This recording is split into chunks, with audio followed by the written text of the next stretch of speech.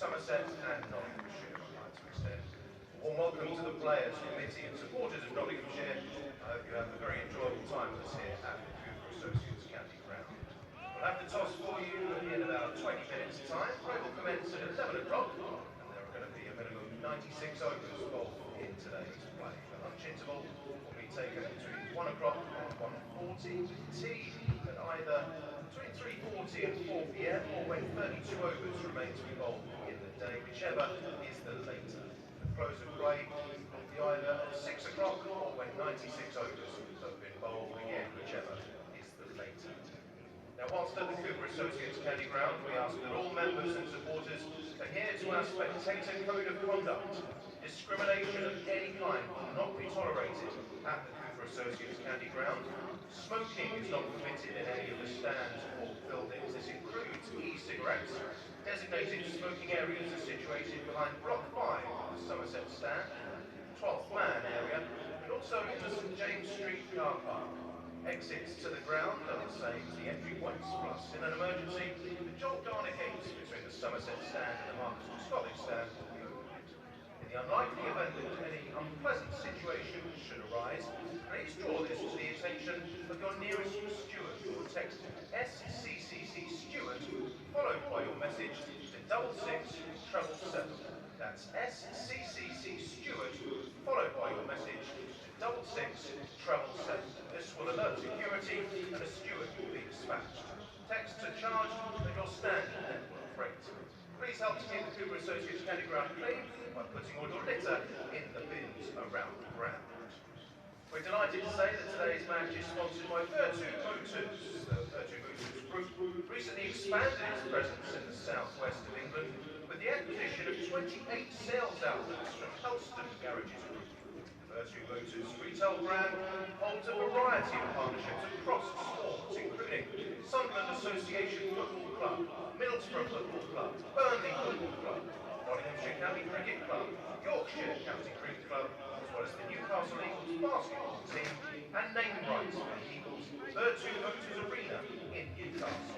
Virtu Motors operates a number of dealerships in the southwest, including Volvo Taunton, Virtu Land Rover Taunton, Virtu Jaguar Taunton, BMW Bridgewater, and Mini Bridgewater. And the thoughts of everyone associated with Somerset County Cricket Club and Somerset Cricket Foundation and with the family, friends and clubmates of Barnaby Webber at this difficult time. 19-year-old Barnaby lost his life following the tragic events in Nottingham recently. As a mark of respect, the flag of the Cooper Associates County Ground will fly half-mast during this match, and both sets of players will wear black armbands. We ask that all members and all spectators join the players in observing the minutes of pause before the match begins.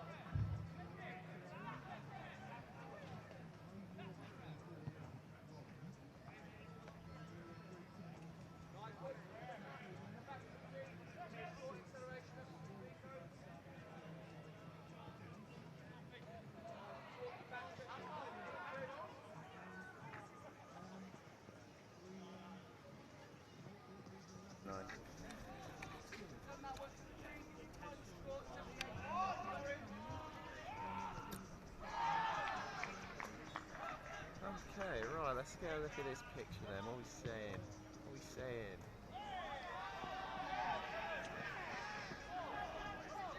No, it's nice. It's really nice. And like, it's so nice that we're this close to the boundary because we'll get some lovely little shots. Some lovely little shots. So we play it through. Yeah.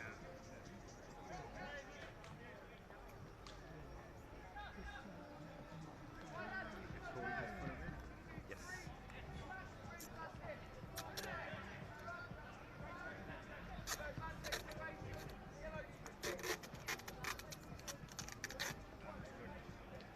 Is it Andrew up there?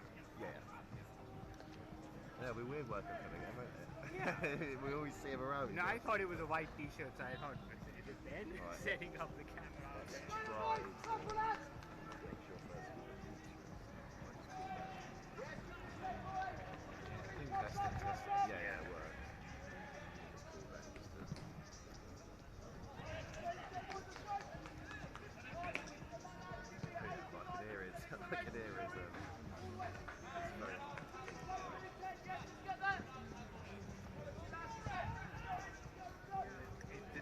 How did the slow motion go, yeah? All good? We were asked to change, we asked to drop the TKC footage. Oh yeah. I tried to convince Ben, like it's a good shot. He gets out, but it's a good shot. Yeah. And he was like, no. So I changed it with changing the TKC. Hey Ben, sorry to interrupt. I was just hoping you could just confirm like the picture on cam 2 and also the video for back.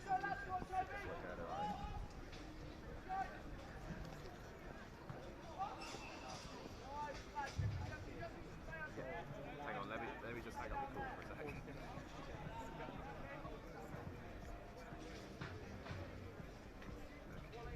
Testing 1 2. Can you hear me, Ben? I can hear you loud and clear. That's very good, isn't it? Fantastic, good stuff.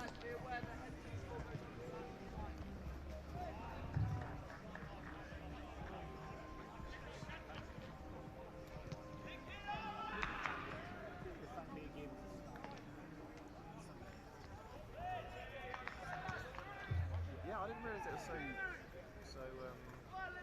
Yeah, they that's changed the it. Kent game. Yeah. Oh, I thought that was a quarter-final. That's just Sky doing that game, I see. Do you know when the quarter-finals will be? 5th or 6th. Oh right, so Thursday it's or proper Friday. soon after. Okay. That's it. I need to book it off work.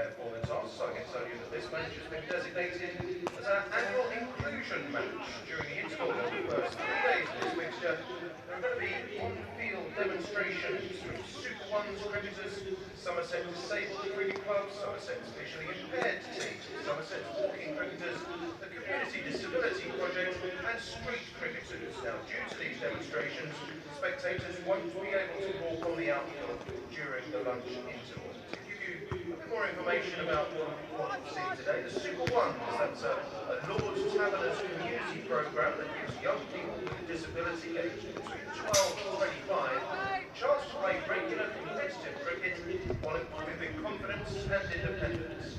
Somerset Cricket Foundation ran a number of disability cricket sessions across the county where young people can receive coaching and allows participants the chance to compete against their peers and enjoy the benefits of playing sport. Hubs can be found in Bath, Bristol, Bridgewater, Taunton, Weston-super-Mare and Yeovil.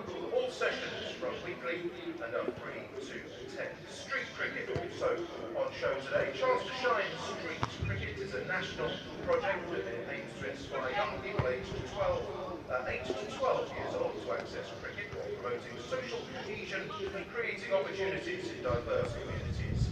Somerset Cricket Foundation delivers weekly street cricket sessions at local pubs in Yeovil, Bridgewater, Weston-super-Mare and Taunton.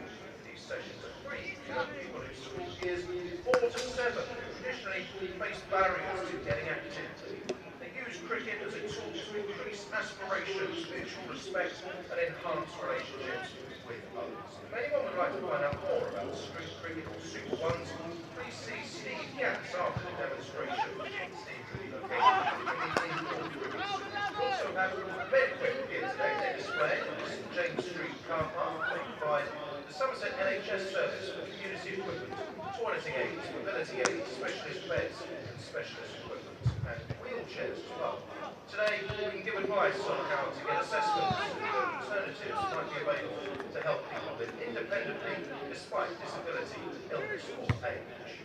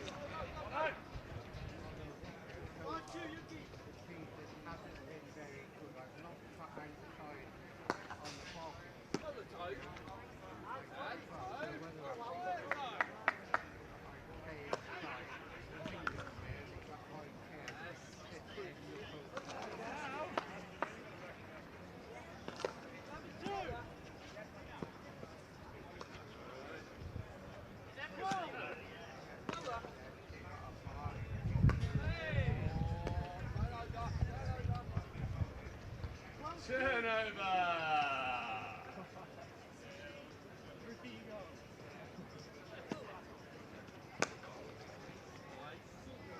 Wake up, Slater!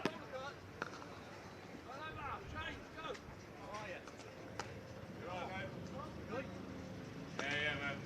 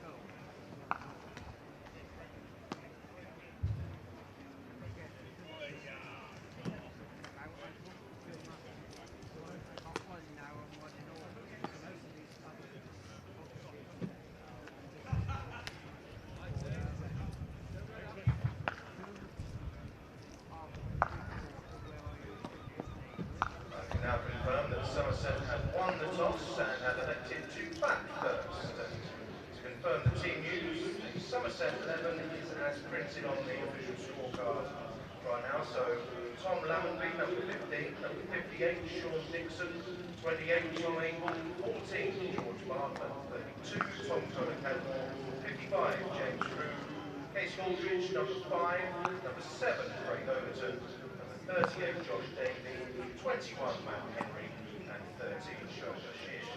For Nottinghamshire, there's one change compared to the official scorecard at the moment. That's Matt Carter coming in for Calvin Harrison. So if you don't have a scorecard, the names and numbers are number 26, Ben Slater, 99, Asim Hamid, 14, Matthew Montgomery, 33, Joe Clark, 45, Lyndon James, 5, Stephen Mulaney, 23, Tom Moores, 20, Matthew Carter, 16, Brett Hutton, 28, Jake Hall, number 2, Dane Patterson. Reminder that the order that they're listed on the scorecard and the order that I've just read out doesn't necessarily relate to today's batting order.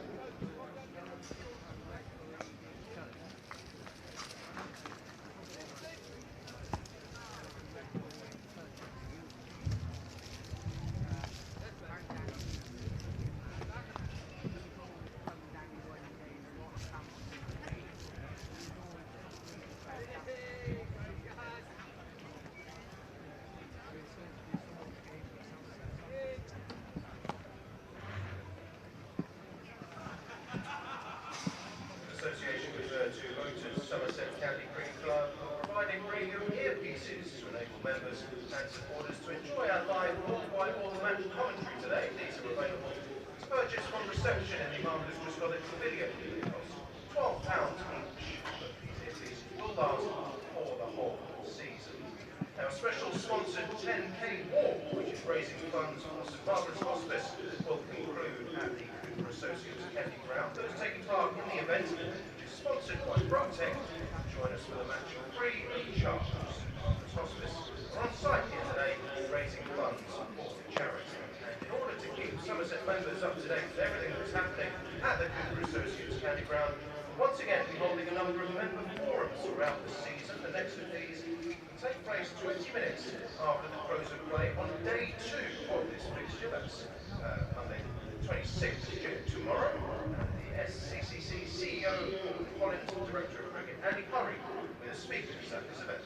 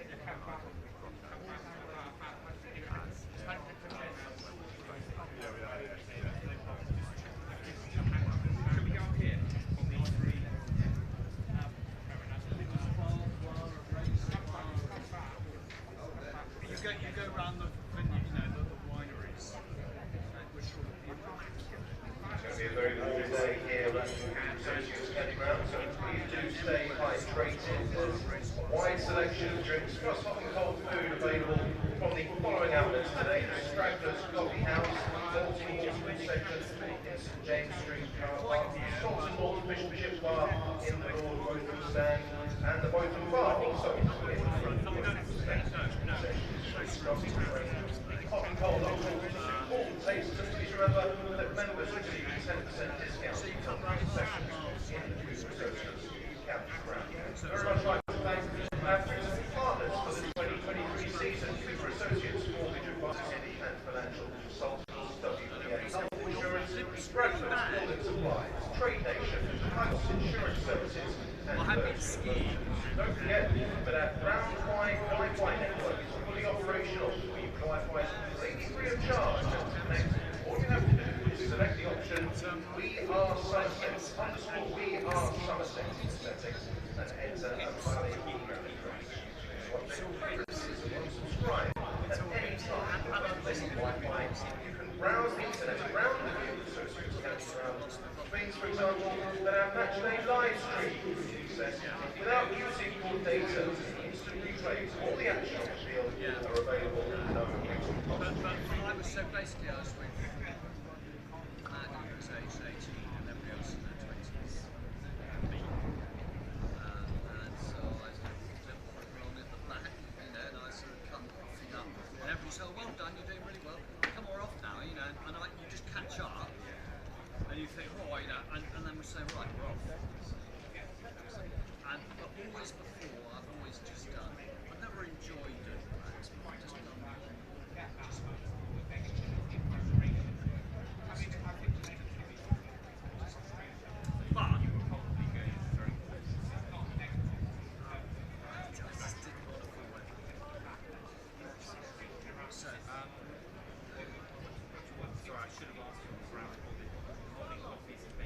Associates County Ground this morning for today's championship match clash against Nottinghamshire. I'm just out here on the pitch. The teams are all ready. The toss has been won by Somerset, and Somerset have elected to bat on what looks to be a very even service, as you imagine here at Taunton.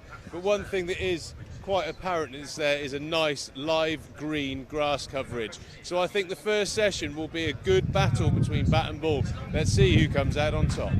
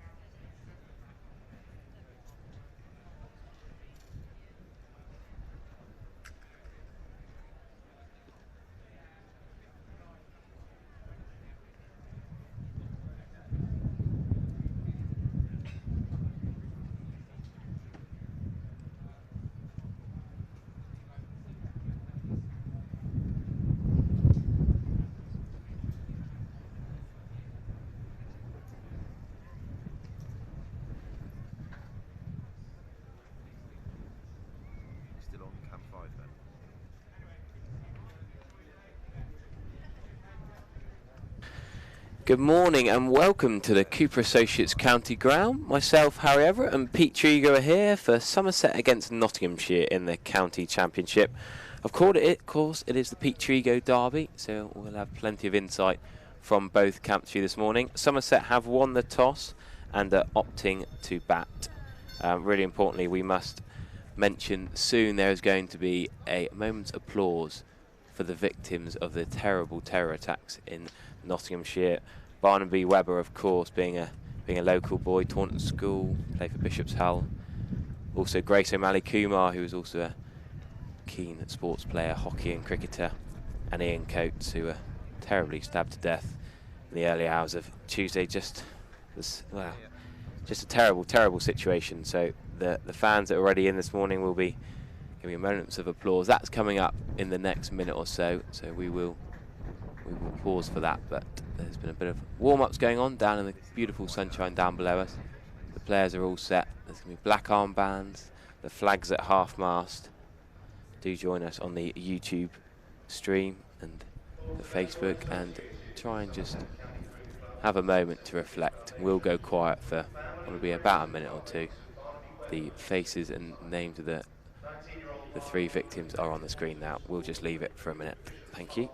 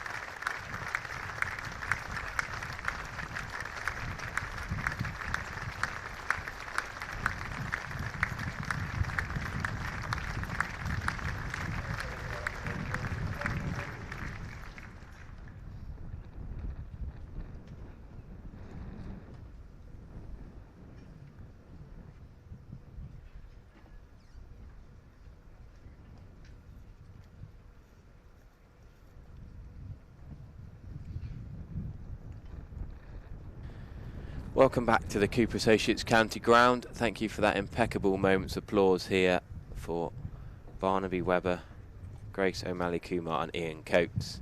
So if you missed our little prelim, Somerset have won the toss and chosen to bat. My name's Harry Everett. Pete Trigo is alongside me. Who? Pete Trigo, come on, I'll let you introduce yourself. You don't mean me to say your name. Good morning, everyone. Just to reiterate Harry's very eloquent words there. Thoughts are with the families of the affected. That terrible night's violence in Nottingham. But to the action today as the umpires stroll out into the middle. We have Rob White and Paul Pollard making their way out to the middle. I've done a pitch report that's available on the club's social media channels. It's a good-looking pitch. It's got a real good grass coverage, but there is a very interesting-looking patch outside the off stump that the players out there were calling an oil spill. Yes. So I think it's fair to say both teams are hoping for a little bit of action for the off spinners that are in play today.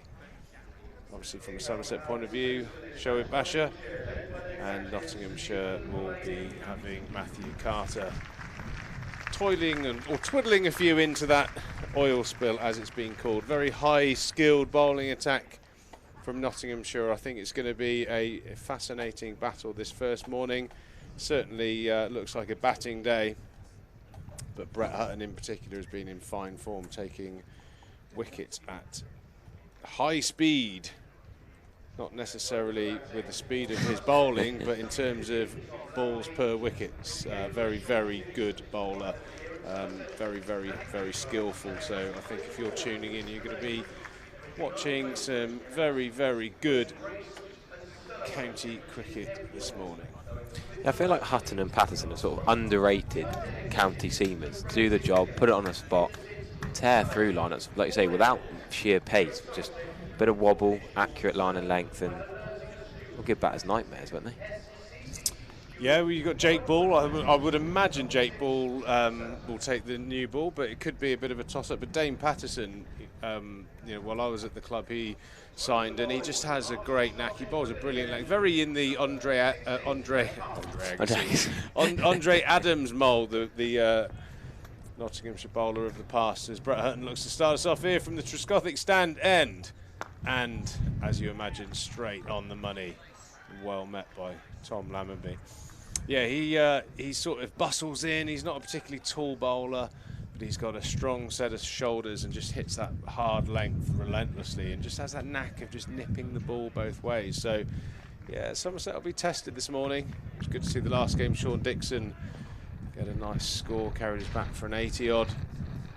Lammonby looking to regain his form from the Bobulus Trophy a few years back, as that one nipped sharply across Tom Lammonby. So a bit of movement there, as predicted, off this live grass. Yeah, a bit of green tinge to the pitch. Bit of talk about, oh, Somerset play T20s, of course. It's that weird sort of time of the year when we've got Ashes going on, we've got World Cup qualifiers, we've got County Championship, we've got T20 Blast. You don't really know what game of cricket you're going to wake up to each day. So many friends I was talking to didn't know the County Championship's being played today, but we should announce, slightly different, there's the Duke's ball's been ditched. So, well, the Duke's ball's been put under a little bit of pressure, let's say, with the ECB deciding to trial the Kookaburra ball. That is the ball that's used all around the world, and I think it's going to be a little bit of a contentious move, really, because that was the one thing that Somerset in England always used to have up their sleeves when touring teams used to come and play Test cricket in England. That we used the Duke's cricket ball that swings a little bit more, I think it's fair to say, has a bigger seam.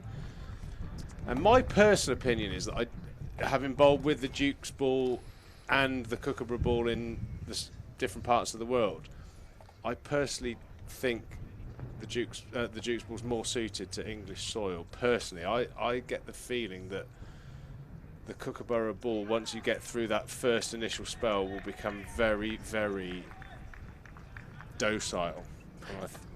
I'm not sure, but this is why it's being trialled, I suppose. So it's going to be interesting viewing. But my gut feeling is that if you don't strike with a new ball, you're going to be in for a long day.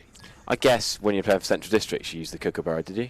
Is that your main use of it? Yeah, I think the Kookaburra, in my opinion, is a better ball on bouncy wickets, whereas English wickets on the whole are a little bit sort of flatter, sort of bouncing trajectory-wise. There's more nip, more swing available in the conditions, the overheads. I would say the Kookaburra was more of a bounce nip ball, whereas the Duke's ball was more of a swing ball.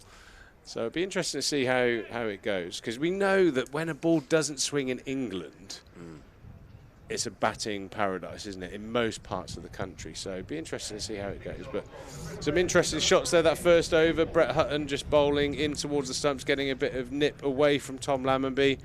Some leading edges into the offside. So there are signs that it's going to be a challenging first session here at the Cooper Associates County Ground. Yep, Jake Ball's going to take the new Kookaburra ball from the Marcus William was Brett Hutton. He bowled those 6 balls below us, and now it's going to be the River End Jake Ball, slightly taller. Will hit the deck bowler, I guess, but Lammonby is going to be still on strike, the left-hander, having taken that single. 3 slips in place. Interesting sort of catching mid-wicket, quite a square mid-wicket. Quite a square mid-on as well. Looked like played down completely the wrong line there, Tom Lammonby. Looked quite a long way away from that, but you don't mind that. That was a bit of a Trescothic leave, I Yeah. think. You know, he was very famous for playing a nice tight line, but comfortably inside the ball as a leave. I've been trying to tell my teammates I've been doing that the last few weeks. I think we'll give Lammers the benefit of the doubt for that one, but definitely a little bit of nip on offer here. Going to be a fascinating morning. Jake Ball back after a relatively long layoff with injury, so he'll be keen to get back into the flow of things. Has had a number of wickets in the 2020 games that he's been playing since coming back from injury. We'll be looking to pick up where he left off with the red ball, even though it is this week, as we are saying, a slightly different red ball. Yeah, even dare I mention my own playing in New Zealand, I noticed at the Kookaburra I'd never face seam and bounce like you're saying, like it. I struggled, and then having played in Devon for years where the ball doesn't do very much, suddenly playing in Somerset and the Whipple this year, the Duke's ball moving so much, I've been struggling in trying to change my technique, and it's scary. For non-cricket fans, you wouldn't realise quite how much difference a ball would make. Still the same weight, still pretty similar looking really, but slightly different ways of making the Kookaburra and the Dukes. Yeah, machine made, the Kookaburras, from my understanding. Dukes are all hand stitched, hand sewn, so they have what I'd say a tolerance. They're slightly different. Every Duke's ball is a slightly different colour, slightly different shape at times. Some of them go, and I think the criticism of the Duke's ball is they have had periods where the quality hasn't been there, and they've gone soft, and there's been lots of ball changes. Where the Kookaburra being machine made, they're very universal. And like I said, when I've bowled with them, the seam's quite flat. It's not as pronounced as a Duke ball. Seam is slightly wider, so it'd be interesting to see how it reacts on English soil. So maybe Jake Ball might suit the Kookaburra more. Will we perhaps guess? Taller, get that bounce and nip around a bit. Yeah, potentially. Like I said, adding on to my gut feeling, I think that your classic English county seamers won't enjoy the Duke's ball. You know, the guys that aren't 6'3" plus and don't bowl 85 miles an hour, I think they're the guys that will probably struggle the most. But we shall see. We should mention Tom Lammonby and Sean Dixon are opening the batting together. That's quite a key thing to mention this week, as Lammonby's going to not get a single into the leg side. If you've been, well, living under a rock's probably a bit harsh, but if you weren't aware, Andy Mead had quite a week for the twos at Radlett against Middlesex. 179 off 291 in the first innings, and another 126 in the second innings. So some week of run scoring for Andy Mead. Bit harsh perhaps to be left out, but I guess it was where could you fit him in. Lammonby and Dixon have been okay, sort of not been amazing, but been all right in that right hand left hand combination. Yeah, Dixon has finally shown a bit of form in the 4-day competition. I think that little spell, coming into the 2020 team has freed him up, and he's got a couple of real good contributions for the club, which I think has given him a bit of confidence, and got a carried bat 85, I believe, against Essex. So, yeah, he deserves another crack at the whip. But yeah, Andy Mead's had a great week, and that's all you can do. I think that's what good squads do. You apply pressure to the first team from below, and you wait your turn. That's what good clubs do. If someone's out of form, you've got someone in form to step into their shoes. As Sean Dixon bunts one off the back foot into the offside, picks up his first single of the day. Always a nice feeling to get off the mark. Hasib, for me, quick over the ground there. He looks like he's got more strapping over the fingers than you can imagine, really. Every finger's strapped up. White tape.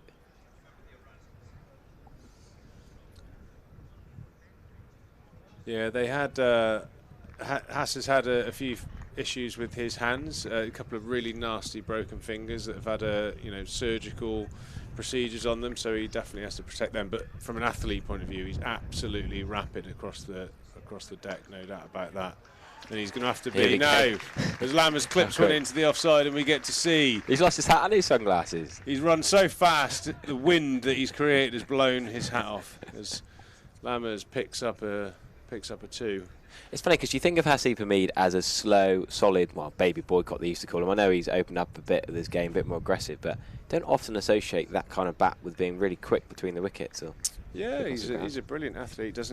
I think when I was at the club, we used to battle off as the two that had the lowest skin folds. He always just pipped me. There's not an ounce of fat on Hass. Really good athlete, trains hard. Yeah, he's a quick lad, to be fair. As we see on the screen at the moment, the in inverted commas oil spill there just outside the off stump down here at the Trescothic end. I think Matthew Carter, the long-fingered, long-limbed off-spinner, will be having a good look at that. I think that might be why he came in ahead of Calvin Harrison. The off-spinner into the right-hander into that oil spill area, I was thinking, because Calvin Harrison I thought would have a good shout at playing today. Yeah, I think that isn't the right line for a leg spinner to right-handed batters, exactly. and obviously wouldn't come into play from a left-hander. Yeah. How many left-handers has Somerset got in there? They've got 2, Rue and Lammonby of note. 2 left-handers of note in the top order. That doesn't come into play for a left-hander, but all the other right-handers will certainly have their concerns over that. And it's not just the fact that the ball might react. I mean, what's happened in the 40 minutes I've been at the ground? All the coaches, I've got a lot of friends out there on the pitch. So I went out to do the pitch report and said hello to coaches. Every single one of them, every single one of the players mentioned the oil spill and asked my opinion. So it might do nothing, but it's in their head. It's a myth. Yeah. It's in their head. There's a psychological game being played here. I was trying to work out. It's almost like it might be flatter. My guess was you've got the grassy sort of county championship pitch. Oh, a bit of a tumble misfield there. Lamby's going to come through for one. Almost like you've got your green county championship pitch with a tinge to it, and then suddenly that oil spill bit might be flat. I was guessing. Well, might skid through or behave a bit differently. The thing, like I said, it's the psychology of having a mark on the pitch that you think is going to play up, think is going to do something. And it might do. There's no doubt about it. I had a look. I had a very close. Well, I've got a bit of a back injury, so I wasn't able to bend down too far, but I got down as low as I could to the surface. It definitely has a different look to some of the other areas. But that could have been created by. That could have been a previous one-day pitch where a left armour would have bowled, and that would be his foothold. So there's that's probably the reason. Most pitches, if you have a look, will be scarred around that area where left and right handers, the delivery stride, the follow through stride onto the pitch will make holes on the pitch. And when the groundsmen then repair them, sometimes they repair, sometimes they don't. The grass grows back slower than other areas of the ground. So these patches are created. You have a look over the square and there's lots of them around. But the thing is, when that first ball goes out there to the right hander, and he wants to cut it because it is a perfect cut shot line. It's probably a little bit, in my opinion, I think it's a bit too short. Actually, I think if I was batting in my crease against an off spinner and he bowled that area, I'd probably be looking to cut that. But there's going to be a little bit of doubt in his mind, as Lammers has no doubt in his mind as he plays a glorious on drive back down the ground past Nottinghamshire captain Steve Mullaney. And all he can do there is chase that one to the boundary rope. First boundary of the morning for Somerset. Glorious way to get your first boundary. That lovely shot. Just timed it, didn't he? Didn't try and overhit that. Beautifully passed. I talked earlier about mid-wicket being quite wide. And mid-on is also quite wide. A normal orthodox straight mid-on. Might be able to stop that. But particular tactic here. Allowing Lamby to play straight down the ground. And he's right up to the challenge. Ooh, that's a good response from Jake Bull. No, I think that's a sort of well bowled, optimistic appeal. Nothing on that.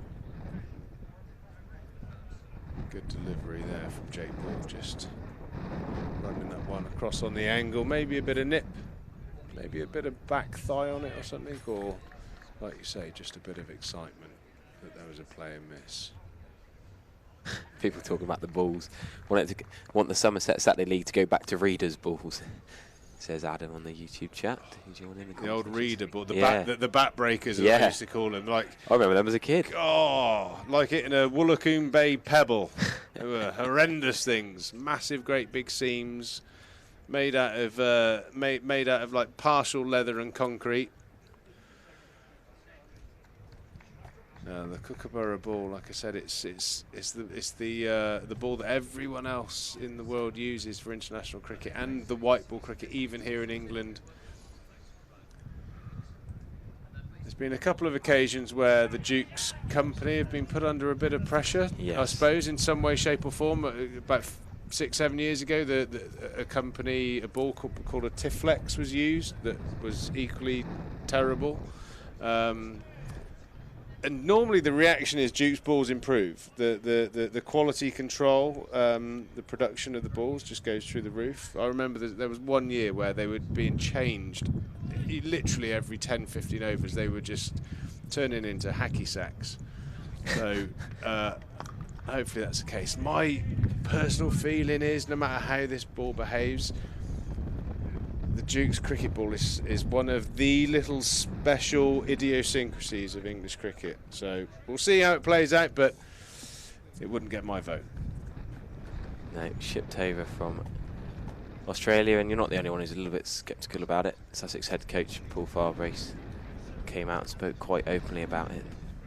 So there's no good reason, he said, to ditch the Duke's ball for the next couple of rounds. Interesting experiment. It's all because of this high performance review from Sir Andrew Strauss, which has not gone down too well in many parts of the country, dare we say. But some things have come out of it, and they're going to try some different things. Hutton continuing to Dixon. No run into the leg side. Just the one floppy hat on display. I was looking forward to... I was hoping Calvin Harrison was going to play. Talked about the oil spillage, which... Well, he'll be a bit gutted if a bit of oil on the pitch has stopped him having a go, but he was sporting the white floppy sun hat. Of course, he's a former Taunton Dean man, King's College. Played at Hampshire as well. Talented young leggy. He's, well, part South African, lives in New Zealand for a bit, and now I'm playing over here. You played a bit with him? Yeah. Yeah, Cal came on trial at Nottinghamshire. Yeah, it's close that. Maybe just a fraction height.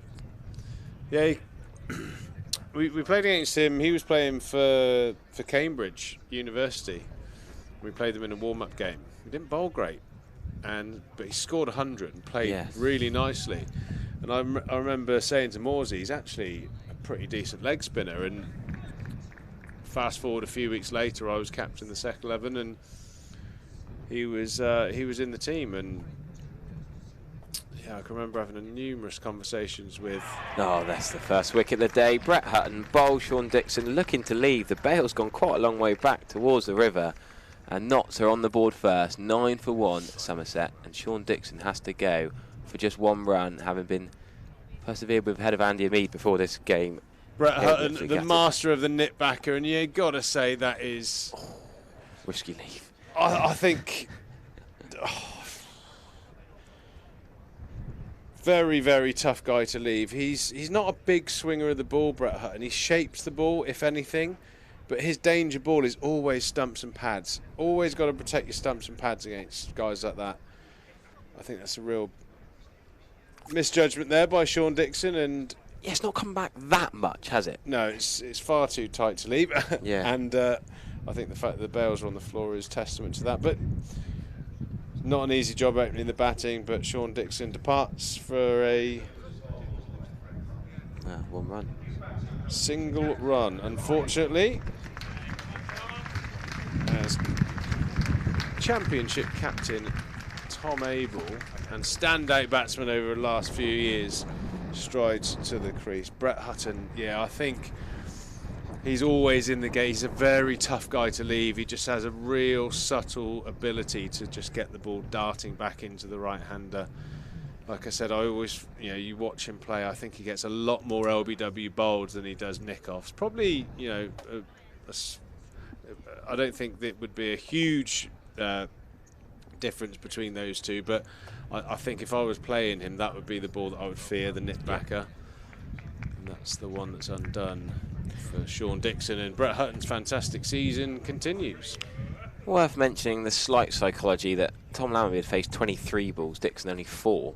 I know it's, you know, rotation of strikes great. Oh, as Abel comes down, first ball, use his feet, get to the pitch of the ball, nullify the movement.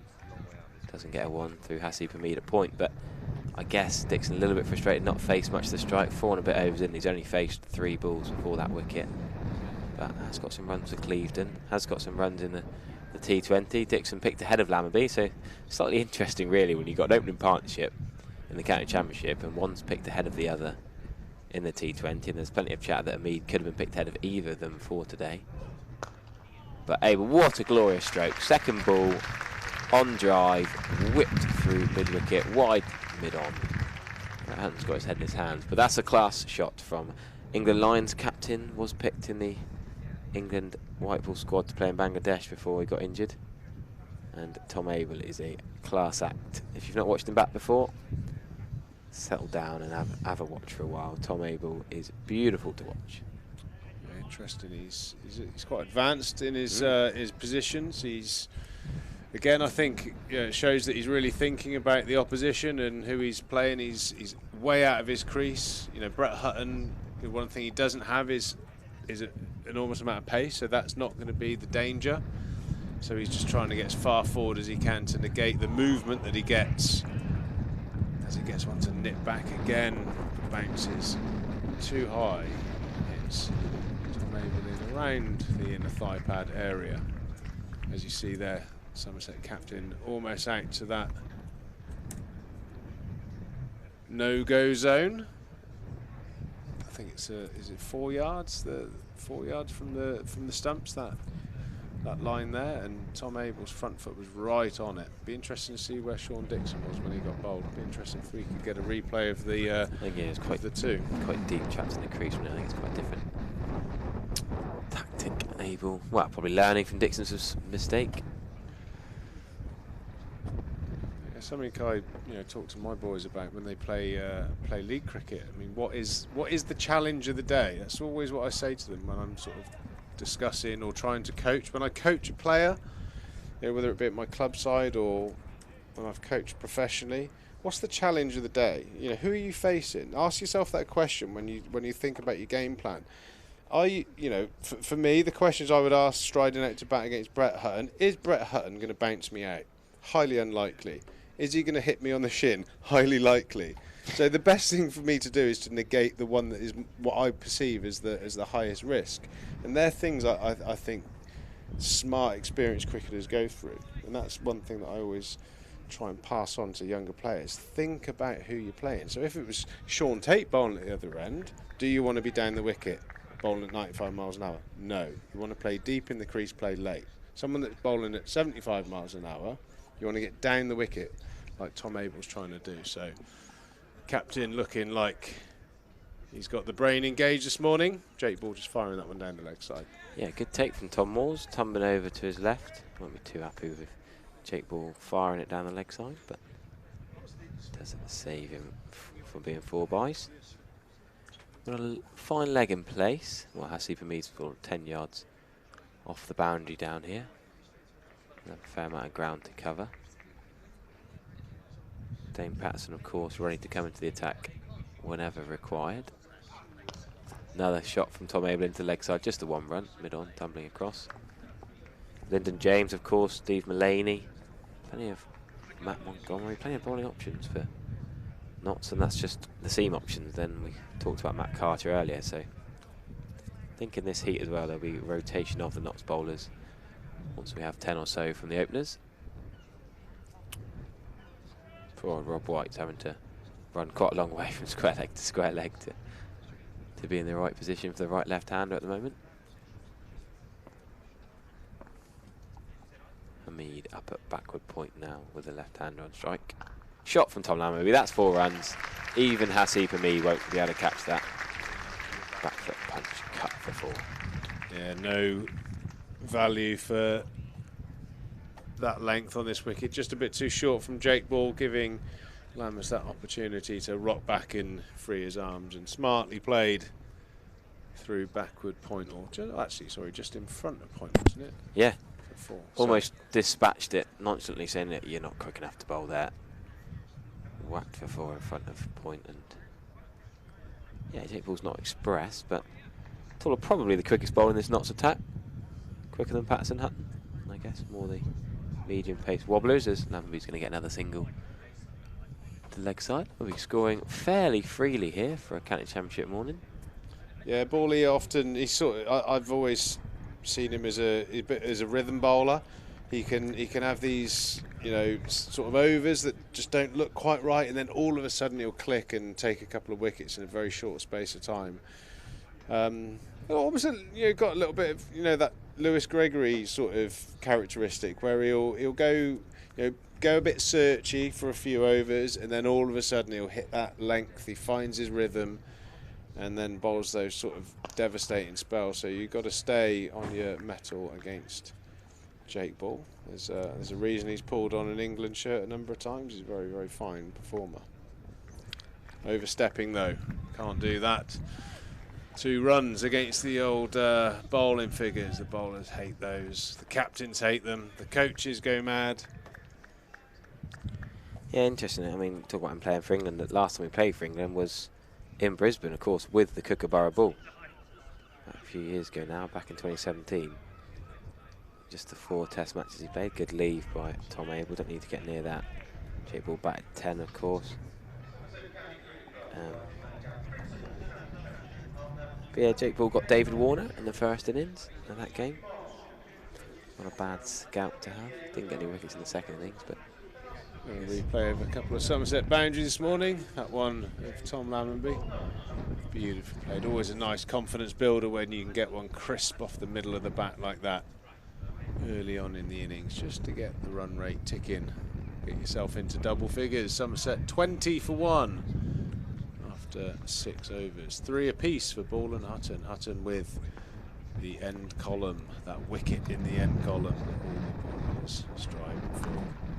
Just into length, a bit too short, and Lammonby again up onto his toes and smartly back foot driven through the covers for 4. Beautiful shot there, and Brett Hutton will know that he's just dragged that one down a fraction.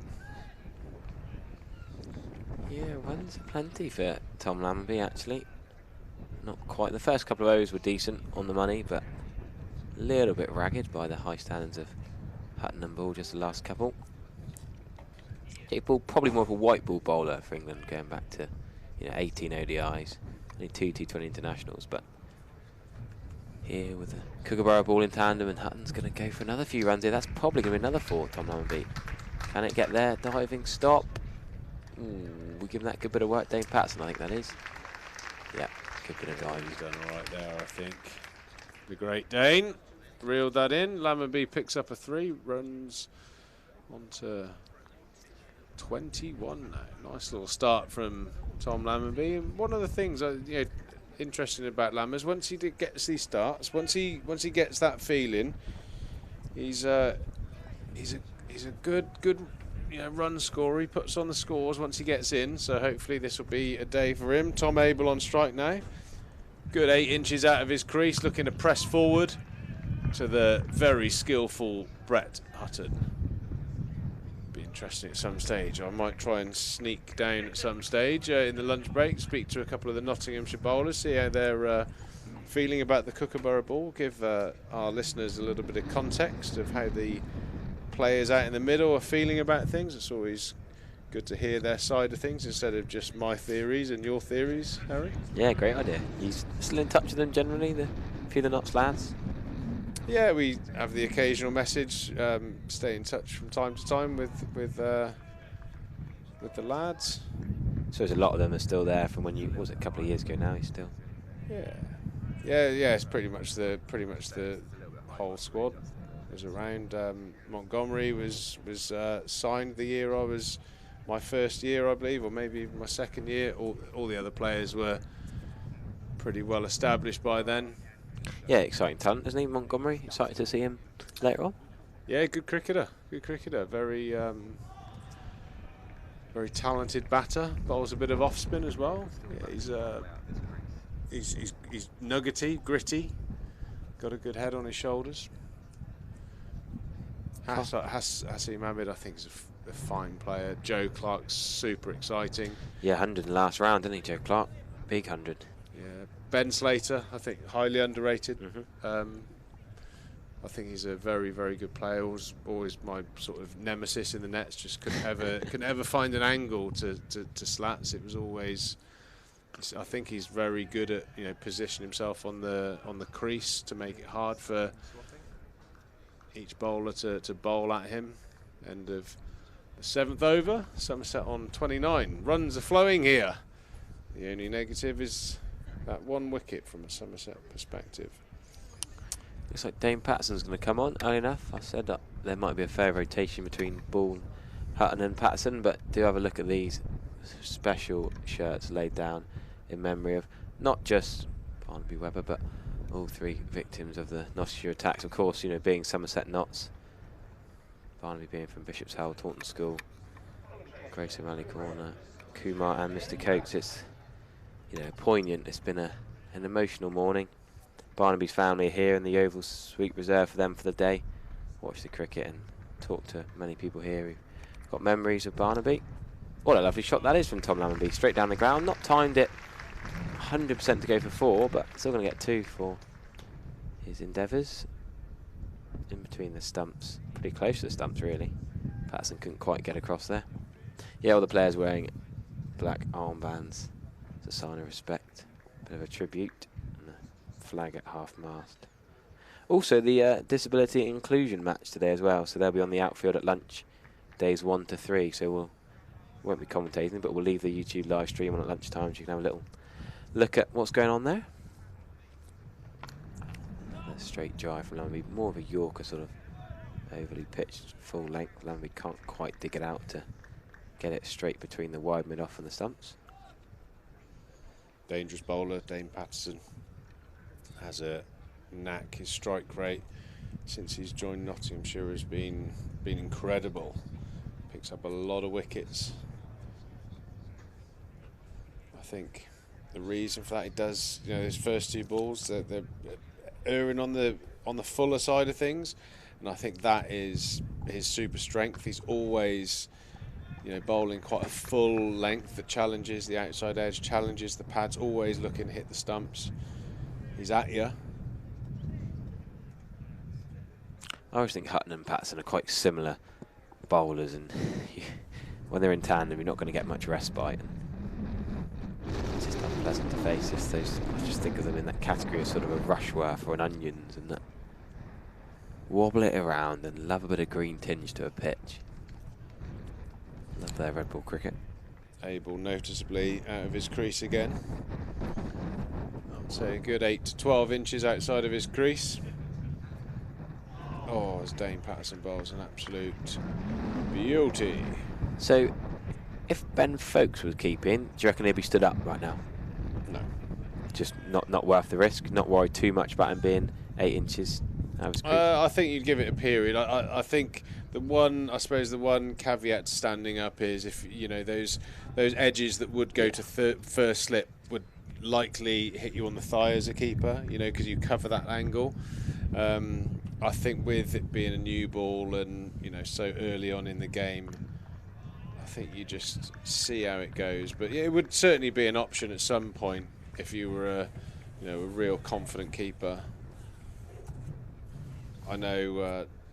I think it's really important to have that relationship keeper to bowler, where that the bowler's happy with you coming up. I think that's quite an important element to it, because not many seam bowlers with a new ball would enjoy the keeper being up.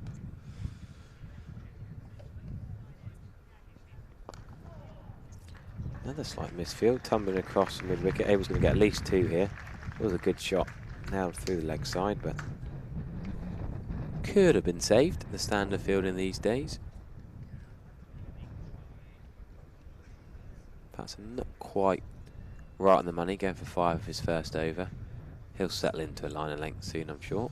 Yeah, just a little bit searchy, a couple of those. He won't mind that. He's just trying to feel his way in. I think it's one thing that doesn't get talked about. There's always talk about batters getting in and having that time at the start of an innings to find your feet. Bowlers have got to do the same. Every pitch is slightly different. your natural length will behave slightly different from here to Trent Bridge, to the Oval, to wherever you are. You know, the wind conditions, the run-ups, the firmness of the ground. You know, bowlers also have to have a little bit of a getting in period. You don't want to elongate that as a bowler. There's some grumpy captains out there, and they're often batters who don't understand that they also need a bit of time. Brett Hutton is one of those bowlers that doesn't take long to get in, and again bowls that immaculate line and length. I think that's the first ball he's bowled from round the wicket, and he's caught the edge of Tom Lammonby and beautifully taken at first slip by Joe Clark. Lammers will be disappointed with that. He's got a lovely start, but if we look at this replay, Brett Hutton bowling an absolute beauty there, just doing enough to catch the outside edge. Somerset 34 for 2. Yeah, we know how good Brett Hutton is, but Tom Lammonby looked good. 24 off 32 balls. It looked quite fluent, really. Hit some lovely shots all around the ground. Quick start for him, really. Remember, he's not been picked for the last few T20 Blast games, so this is chance against the red ball. And just watching the replay again and again here, just pushing forward. Ball fairly well in his box, under his eyes. Could he leave that ball? Decent nut from Brett Hutton. But he'll be a bit gutted. George Bartlett will come out to the middle. Still staying in there for the Somerset side. He's potentially would have been looking over his shoulder. Lewis Goldsworthy, he's not been fit to bowl recently, but did get 51 in the second innings at Radlett in the week. Decent batter who's been pushing to take that spot at number 4, but George Bartlett has been trusted again at number 4, and he's, well, 34 for 2. This is a big chance. We've got runs against Middlesex in the first team championship game round of the year. Talented stroke maker. Wouldn't want it to have been in the 9th over of the game. Yeah, not the ideal scenario for George, and you have to say, batters like George Bartlett are what people like Brett Hutton feast off. Guys that sort of thrust the front pad a little bit, so going to be really interesting to watch this battle. I hope George has just got his timing right. He's got to keep that head up right. If he leans over like he has a tendency to do, Brett Hutton's in nipper, scramble seam delivery will be a big threat. So that was the first ball to George. What a great start from George Bartlett, punching that through the offside. What a shot. Glorious. We saw Lammonby play. That's a great shot over there for 4, but that, yeah, up on his toes, isn't he? George Bartlett quite tall. Willful school lad who's got a good eye for a ball. Yeah. Great ball striker. George Bartlett, I think, is one of the really exciting young batters in the Somerset lineup. 25 now. It's that coming of age time of his life, and he's shown so many times how good he can be. It's just adding that little bit of consistency, and in these tough situations, going to be absolutely vital for his progression in this Somerset first team. Aggressive, step down and whip, and it's going to be proactive here, George Bartlett. I think he's got to be against Brett Hutton, because like I said, George, for all his great strengths, his weakness is probably his front pad. When his head just slightly goes over the line, that ball that moves back in, he gets trapped LBW quite a lot. And I think if you had to describe the standard Brett Hutton delivery, it will be nipping back towards the stump. So it's going to be a really good contest, this.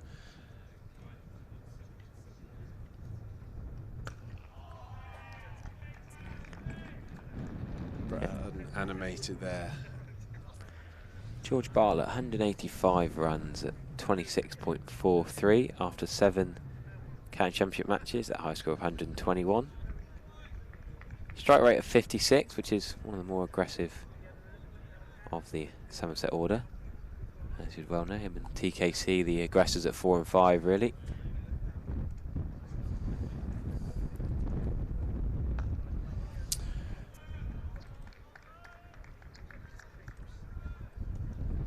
Yeah, we do play a numbers game.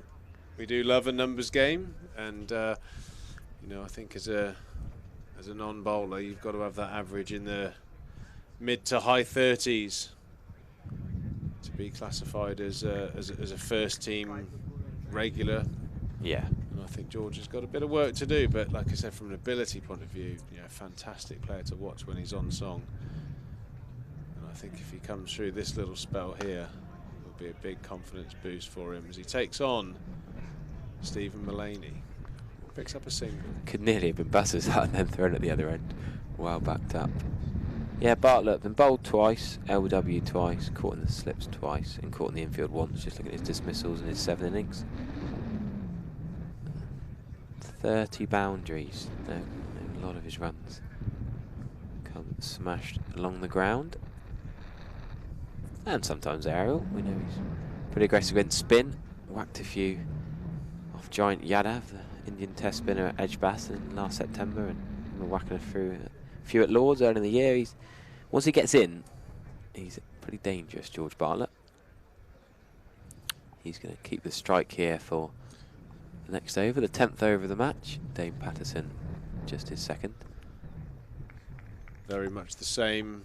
Slightly quicker, I think, Dane Patterson than Brett Hutton. He's another shin hunter. Yeah. As most good bowlers are, that ability just to shape the ball away towards the slips and just have that ball on tap that they can just run back in towards the stumps. Interesting, George Bartlett was bowling quite a lot in the warm-up before play. Has bowled 2 championship overs for 13 runs. Well, as long as it's not the style of bowling we saw that, you know, it was retweeted on social media for that was awful, God knows how long. Was that last year? Probably one of the most horrendous deliveries I've ever witnessed. Well, without Goldsworthy, there isn't a part-time spinner, or, you know, a battery bowl some spin. So I guess if anything happens to Bashir or they want to try something different, I guess he's the next option. Well, as an all-round himself, the words of Peter Robinson, one of my first coaches here at Somerset, his words ring in my ears when you talk about batters offering strings to the bow, lad. That's what he always used to say when he was coaching to the guys that were just, you know, they have their bat and then sit in the outfield and have a drink, and he'd always challenge them, you know, strings to the bow, what are you doing? You're going to be a gun fielder? Are you going to offer some overs? You know, what can you do? Yep, strings to the bow here, George Bartlett does a bit of that sort of bit Marnus-esque, the sort of quite a lightsaber, but after he's played the shot, that sort of no run and wave the bat around a little bit, which has come a bit trendy in recent years.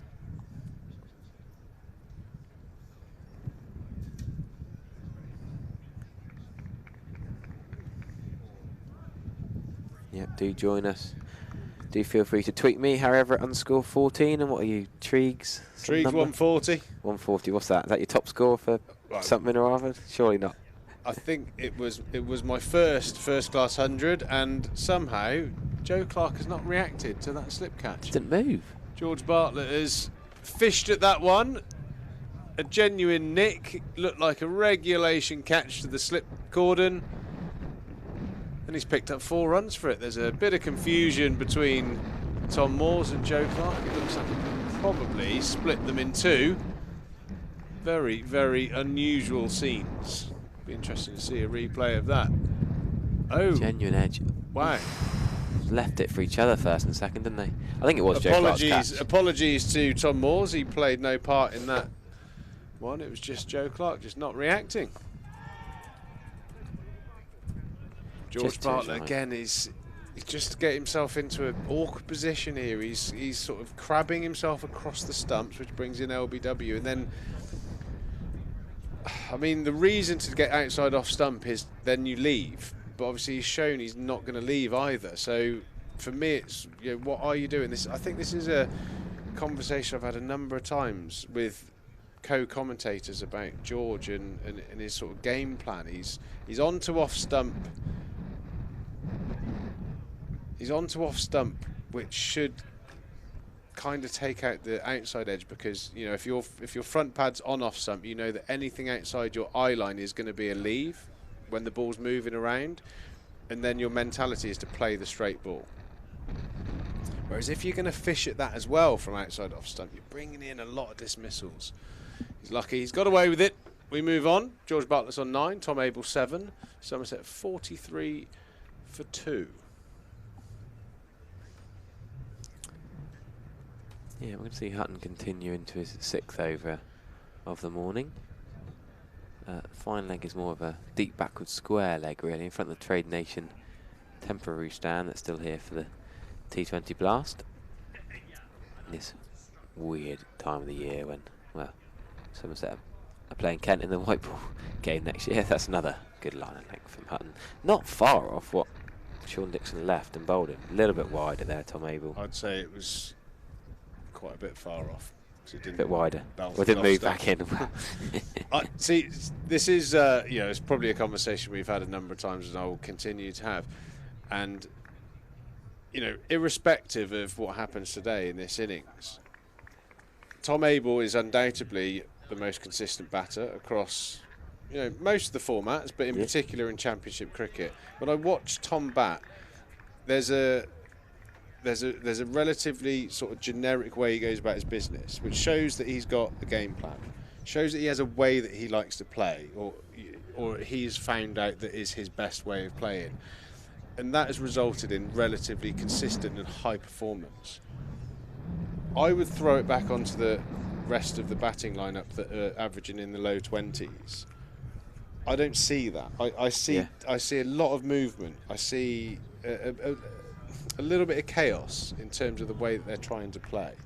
You know, Tom, like I said, Tom is batting on an aggressive off-stump stance, out of his crease, and his mentality is to play the straight ball and leave. That's a clear game plan, and that is the reason why he's a good performer. George bats on off-stump, but still fishes at the wide ball. Yeah. Doesn't leave him, does he, George? So he doesn't leave many balls. Yeah. So it doesn't. The two don't marry up as a good way of going about your batting. So you can always learn from the people that are around you, and I think Tom Abel's a great example of how to go about, you know, a game plan. And I think that they were the conversations. I don't know if it's deemed as old school these days, but you know, whenever a left-hander used to come into the dressing room, you'd park him over next to Trescothick for a few weeks, and they would have discussions about, you know, how he sees the game, the angles for a left-hander. You know, and if you had a player that, you know, had characteristics of someone else in the dressing room, you know, you'd go, you know what, ask him how he plays. Ask James Hildreth how he goes about his business. Amazing how much you can learn from talking to your, not just your coaches, I think, just your fellow teammates. The ones that are successful. Why are you successful? What do you do that's different to what I do? Why are you averaging 40 and I'm averaging 20? Yeah, I mean, obviously cricket's not just a numbers game. As you say, it's quite important. So we look at Tom Abel's averaging 43.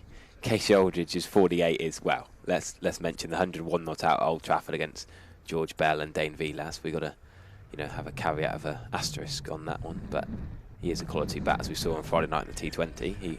He will hopefully turn into a proper all-rounder. Well, I think he showed that last night, didn't he? Yeah. Friday night. Friday night, exactly. He's got some serious ability as that lad, no doubt, with the bat. James Rue, 54, of course we know that. He was the leading run scorer in the Championship for a while. Kola Cadmore's done pretty well, hasn't he? 405 at 33. Yeah. Lammonby, 32. Leach, 31. I mean, some of the lower orders have had a few not outs, which obviously slightly changed the averages, but then you look at Cam Bancroft, who's Aussie Test opener, only averaged 19 in his 4 games he played, 4 innings.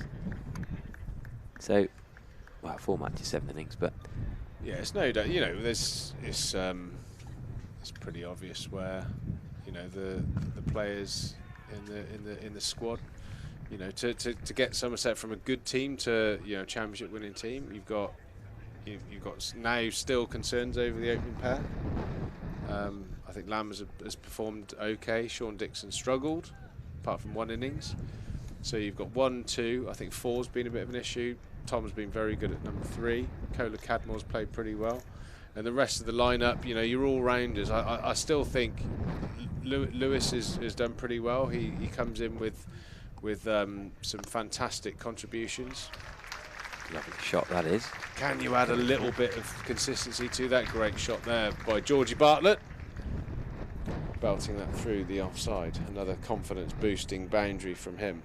Made me chuckle yesterday, talking about Sean Dixon at tea time. Someone told me, we were having tea at my game yesterday, and someone said, oh, Clevedon has scored 426 for 7 off 50 overs. I thought, oh wow, Sean Dixon must have got a double 100. Of course he wasn't playing, he played Friday night and played today. Iraq Thomas whacked a few, I think, didn't he? 63 off 27 balls. Yeah. He can sure move things on. Not Bradley Wiggins, but Bailey Wiggins got 93 or 48. So I was hoping to see Sean Dixon whacking a few. Clearly did get a few the other week, but now he's playing T20s and County Championship. He's not going to have much time for Whipple club cricket. But you'd persevere with Dixon and Lammonby for a while, would you? And you mean he's going to have to keep knocking down the second door? Well, you put yourself. You know, it is a numbers game. You know, it's one of the sports like golf. There's a number behind your performance every single day. Yeah. Whether you've been unlucky or not, it's kind of forgotten very quickly. Yeah. How many runs do you get? How many wickets do you get? Not how well did you bowl, or how well did you bat. Fish from Tom Abel. You very rarely see someone. Yeah, I played really well for 11. Do you know what I mean? So I've said that a few times. I scored a good 9 the other week. Yeah, it's professional sport. You know, there's the pressures of retaining county championship Division 1 status. If you're a batter and you're not averaging over 30, and someone in the second team's just got 200s in the innings, you got to expect the sound of woo, woo, woo, the axe coming. Yeah. It's professional sport. There's no time in a season to be. How many games are we in now? Seven games. 7 games in. Yeah, I mean you're halfway through the season, and if you're averaging 10, you're probably lucky to be on the field. Yeah, Dixon's averaging 19. It's just a reality. 19 before today, so that's going to go down again. Yeah, quality players, no doubt about it. He's a quality player, but like I said, you just put yourself under a lot of pressure, and you're giving the coach almost an excuse to leave you out and bring someone else in. I like Sean Dixon. I mean, that 82 not out he scored, I felt gutted for him that no one stayed with him. He could have got 100, could have gone on to get more the other week at Chelmsford, wasn't it? And ran out of partners, really. Yeah, it was nice to see that knock. Yeah, because like I said, I played enough cricket against him and know how good a player he is. But, you know, half a season of not performing, but there's a second innings, so that's got to be the focus. You always got to look at the next innings, and you've got to perform.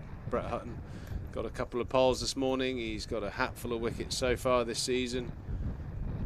You look at the stats. I mean, no one's scored 100 opening up for Somerset yet this year, which is saying something. You think of over the years, Trescothick, even Sapaya, Chris Rogers, Dean Elgar, whoever it's been. There's been no opener scored 100 in 7 matches. Too high, Sean. I thought that was thigh pad. Giving that out, LBW. Bratton's got another. George Bartlett's left that one. I thought it was thigh pad from here. We will wait for a replay, but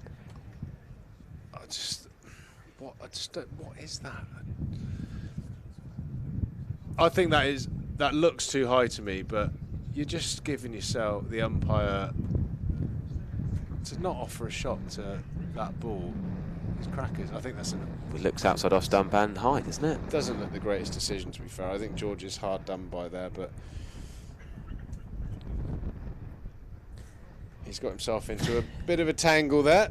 Is that thing about if you leave it, you're more likely to be given because it doesn't look so good? Well, it's like missing a sweep, isn't it? If you miss a sweep, and you won't have to give it, you know, because I suppose the shape that you create when you play a sweep is you'll cover the stump, so the umpire just assumes they're right behind where you've just been hit.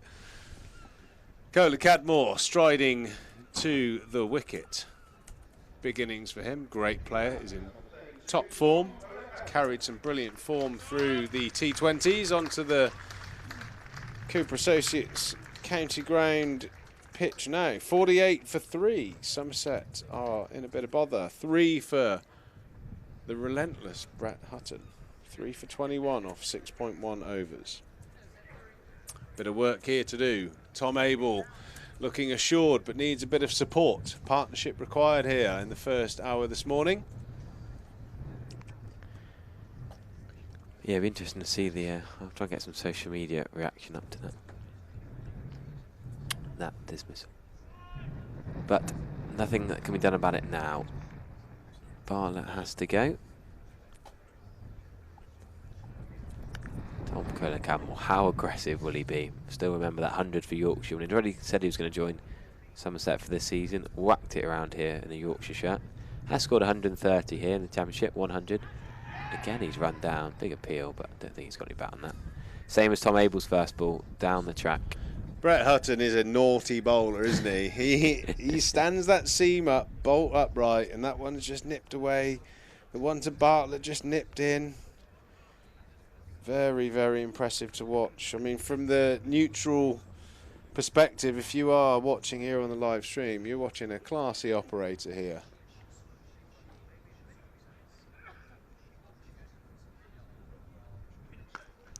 Solid from TKC.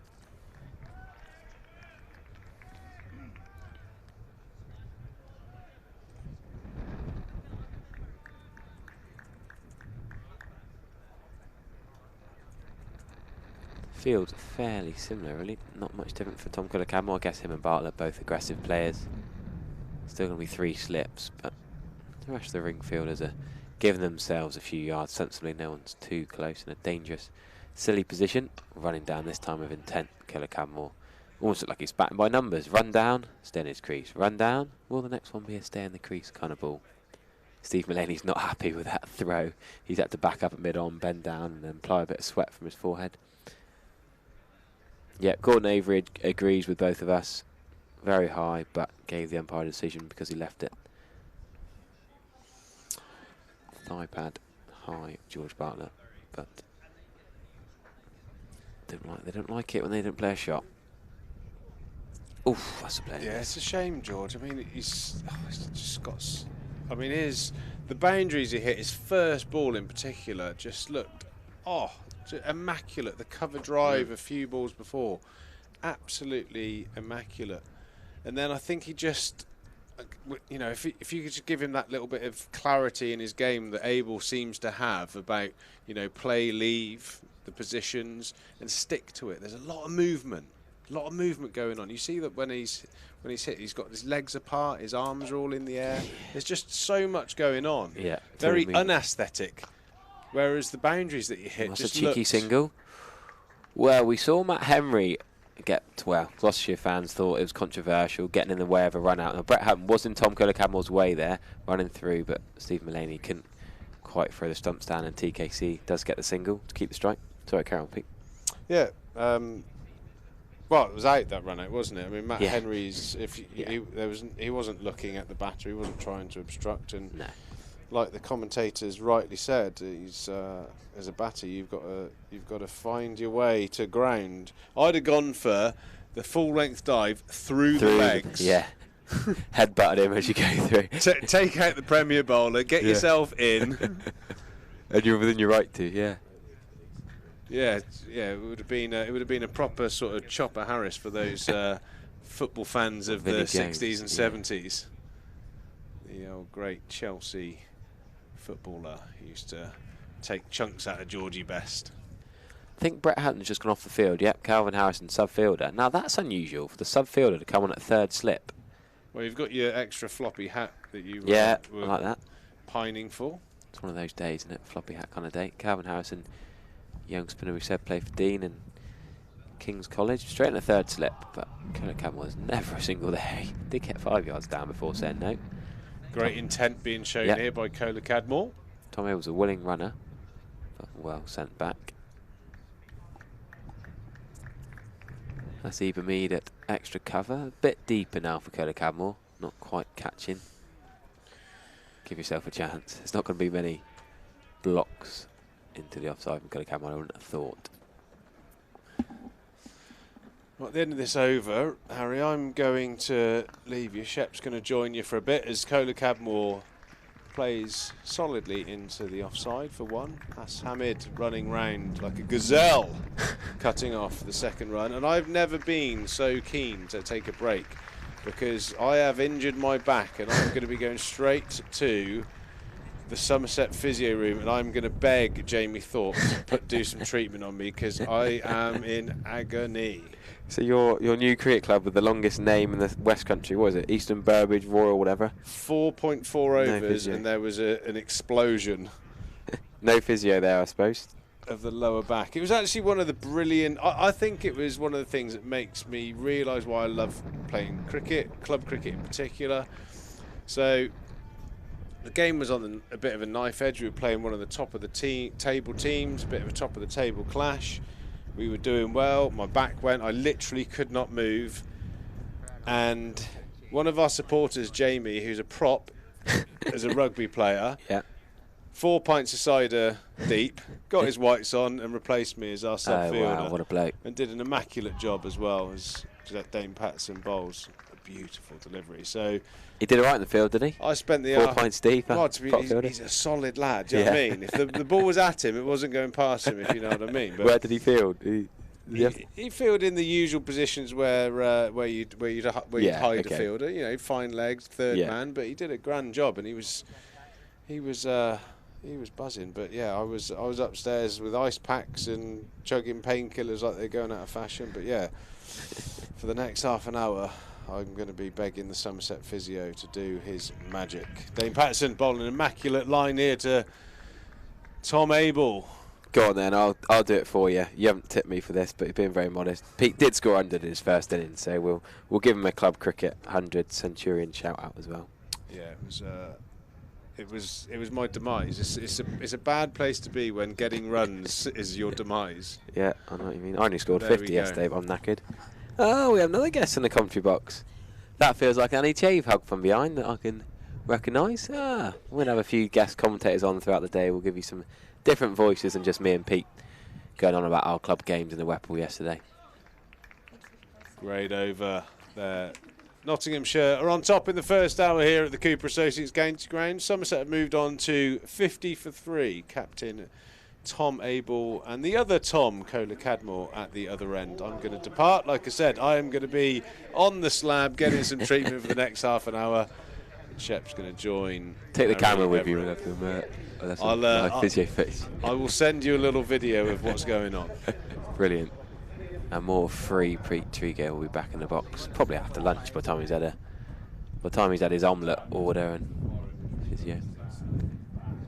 Brett Hutton again then. Still going, Brett Hutton. What a long spell this is. Lovely shot from Tom Curler-Camel down the ground. Mulaney's not going to get that run out. Good single from Curler-Camel. Good running from Tom Abel too. He's almost run 2 singles. He's followed through so far down towards the Colin Atkinson Pavilion. Brett Hutton into his 8th over. 8 straight through. Bowling very well here. And I'll welcome Bright Side of Life podcast man, Ian Shepherd. How are you, sir? You just made me sound like the worst Marvel superhero in Side of Life podcast man. He sounds cool. I was trying to work out a different way of introducing you each time. You could just call me Ian Shepherd. No, that's a bit boring. I've got to give you a proper title, haven't I? Good afternoon then, Harry. Good afternoon, everyone. Good bit of fielding there. Somerset find themselves in the familiar position of losing top order wickets to the new ball. But I suppose the precedent has been set this season that they are pretty good at digging themselves out of a hole, and the personnel that have done that previously are at the crease or still yet to come. So there is hope, and also the Kookaburra does seem to go flat after about 20 overs, and we've got 5 overs and 4 balls to go before that happens. Good delivery again from Brett Hutton. That catching mid-wicket in place just to get in Tom Abel's eye line. Straight to mid-on now and trying to get a bit of pressure. What have we got? An hour until lunch. Lunch will be 1 o'clock, 1 to 1:40. And then tea could be whenever, really. Whenever 32 overs are left in the day. Those you might have forgotten how County Championship cricket works with all the T20s going on, the test matches. There should be 96 overs in the day. Don't think we're going to have bad light today. Cracking the flags down in the West Country. Yes, very odd that they put these 2 championship games in the middle of the blast. I can't get my head around it. Eminently more sense from all perspectives to play it to play the blast in a block and then crack back on with your championship cricket. But I suppose it is nice from the spectators and the fans and the members' point of view just to have a bit of a break from the Vitality Blast treadmill, I suppose. 4 days of just being at the same ground, playing a more relaxed brand of cricket. Abel just knocks that one into the offside for no run. Yep, Surrey hosting Lancashire at the Oval today. Second place Warwickshire at Chelmsford. Hampshire host Middlesex. And Northampton Kent, the bottom 2, are playing. So action. Everyone's playing in the County Championship over these 4 days. Both divisions. That's just Division 1 I've told you about. But only have a slight news to mention. That's a lovely shot from Tom Abel. 4 runs, racing away just to the side of the dugouts. What a shot that is. Yeah, just need to put the bat on that, help it on its way, square the wicket for 4. All along the carpet, nice and easy, no risk. I just wonder after 8 overs, that'll be the end of Brett Hutton's work for the morning session. He's deserved a bit of a rest down at fine leg somewhere, isn't he? Or he might go off the field, to be honest. Yeah, you know the news. He's going into slip, isn't he? Oh, I thought he might have a rest. No, yeah, he is at slip, yeah. His floppy hat on. Yeah, Sam Billings announced that he's going to step down from being Red Bull skipper at Kent. Thought it was a bit interesting. So Jack Leaney is going to lead for the rest of the season. We saw Hammond take over as Gloucestershire T20 captain from Jack Taylor just a few games ago. So there are a few captaincy changes going on. All the signings being announced for next season, which is a bit of a funny period, really. Not like the football transfer window, but well, everybody seems to be going on loan. It's yeah, Don Bess on a one-match loan. Don Bess down That's the to weird Warwickshire for the game down at Chelmsford. It's a full-time job trying to keep up with where everyone's going, and we're still in the middle of the season, so Lord knows what it's going to be like come October when they. We need a Harry Redknapp equivalent in the cricket world, don't we? Like a deadline day chasing them around training grounds. Yeah, who's going to have their elbow at the Range Rover giving an interview to Sky Sports? Peter Odin-Wingy equivalent, anything like that. Oh, that's off an inside edge. I think it's going to be a single. He gets a few inside edges, TKC, doesn't he? I think he's aggressive, running down the track, and manages to get some kind of bat on it, even though he's trying to deposit it into the white sheet under the Virtue Motor stand on the Lordie and Botham stand and the Clonexon, really. Big old white sheet, isn't it? Across both stands. Yeah, new sheet, new this season. Why does one buy such a big sheet? It's not the one from the garden shed that you do your painting on, is it? I would imagine. Well, it's cleaner and tidier than one. I think you'd have to go to some sort of sailmaker, Chandler, or something like that. Annie Chave at the back of the box says it might be from Joel Garner's bed, but. Well, Dad was telling me yesterday about some 7-foot basketball player with size 20 feet, and I could only think of it as the Joel Garner boots in the Somerset Museum. I thought of straight away. I thought, wow, that's a scary thought. What are they, size 16, is it, Joel Garner's boots? Something like that? Something daft. Yeah, go and have a look. I haven't done a shout yet. Mike from Ilminster, of course, is on the YouTube comments. He'll be over in the museum at some point today, I'm sure. So go and give him a visit. Lunch and tea is normally a good time, and you don't have to miss the action. Otherwise, I hope that they'll have the live stream on in there, so if you do wander in during the play, you can still listen to our tones if they're of a dulcet variety. I think the live stream should, the museum should show classic matches while the game's going on, just to give you that real step. Maybe on non-playing days, I agree. In time feel. Yeah, I like that one. On a playing day, surely they can have that song. I was sat at the back of the box, quite interested in hearing what sort of Trees was saying about.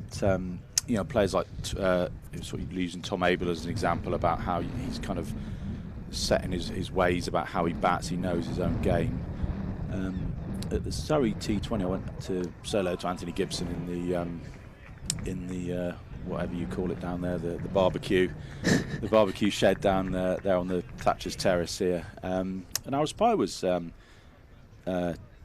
just sat outside and had a really good chat with Aaron pretty much for the whole game. And as it does, the subject of Somerset's batting always comes up, no matter who you're chatting to. It can be the checkout girl in Waitrose or Tesco's. It immediately comes to mind if you're a Somerset fan. But a word that he used for some of the guys who are struggling is identity. They haven't quite found their identity yet, and although it's not really a specific term, you can't really define it. You kind of know if someone hasn't got that, and if somebody has. I mean, if you look at the two batters out there at the moment, Abel and Kohler Cadmore, you'd say that they both know their game pretty much inside out. They've got their identity, and that's something that I feel that somebody like Bartlett, maybe Lammonby to an extent. I think Lammonby's getting there, but Bartlett just seems to me he's not quite found it yet, and it's not quite clicked for him as to what he needs to do. Certainly, I think one area he can work on, not just because he was out LBW today leaving the ball, but in previous innings, he looks to me like he doesn't quite know where his off stump is on a consistent basis. That's probably going to be, not helped by the fact that he is shuffling not just down the wicket but down and out towards the offside as well. Agreed. Yeah, I think we talked about that earlier. It's that Tom Abel knows what he's doing. He's playing it if it's straight. He's leaving it outside off stump. George Bartlett looks bit more muddled. Once you're confident you're in form and you're a quality player, you've got your game plan. But Jake Ball is going to take over from Brett Hutton, who bowled an immaculate 8 overs straight. Good effort in this heat. And straight away, Jake Ball is slapped to mid-wicket by Tom Kohler-Campbell. I don't think there's a shot he plays. It isn't a slap, really. Not meant as a negative as such, but he just almost hockey slaps it everywhere. But it's part of his plan, isn't it? It's not a shot that he's played because he's been dotted up for 4 or 5 balls and he's getting frustrated. He's confident in his game plan, and that makes you confident in your movements. And when you're confident in your movements, everything's just a little bit crisper. Everything's in sync a little bit more. Ball's in again. That's a terrible ball from Jake Ball. How that's not gone for 4 to the get on the ground quite knows. Wide, long up. Slap straight to Hasib Hamid, who's got all these taped up fingers, does well to stop that actually. Good bit of fielding because that was fairly racing. Jake Ball not quite got his radar correct yet. He bowled 3 overs from the far end for 15, and now he's going to try and settle in from here, but hasn't quite yet.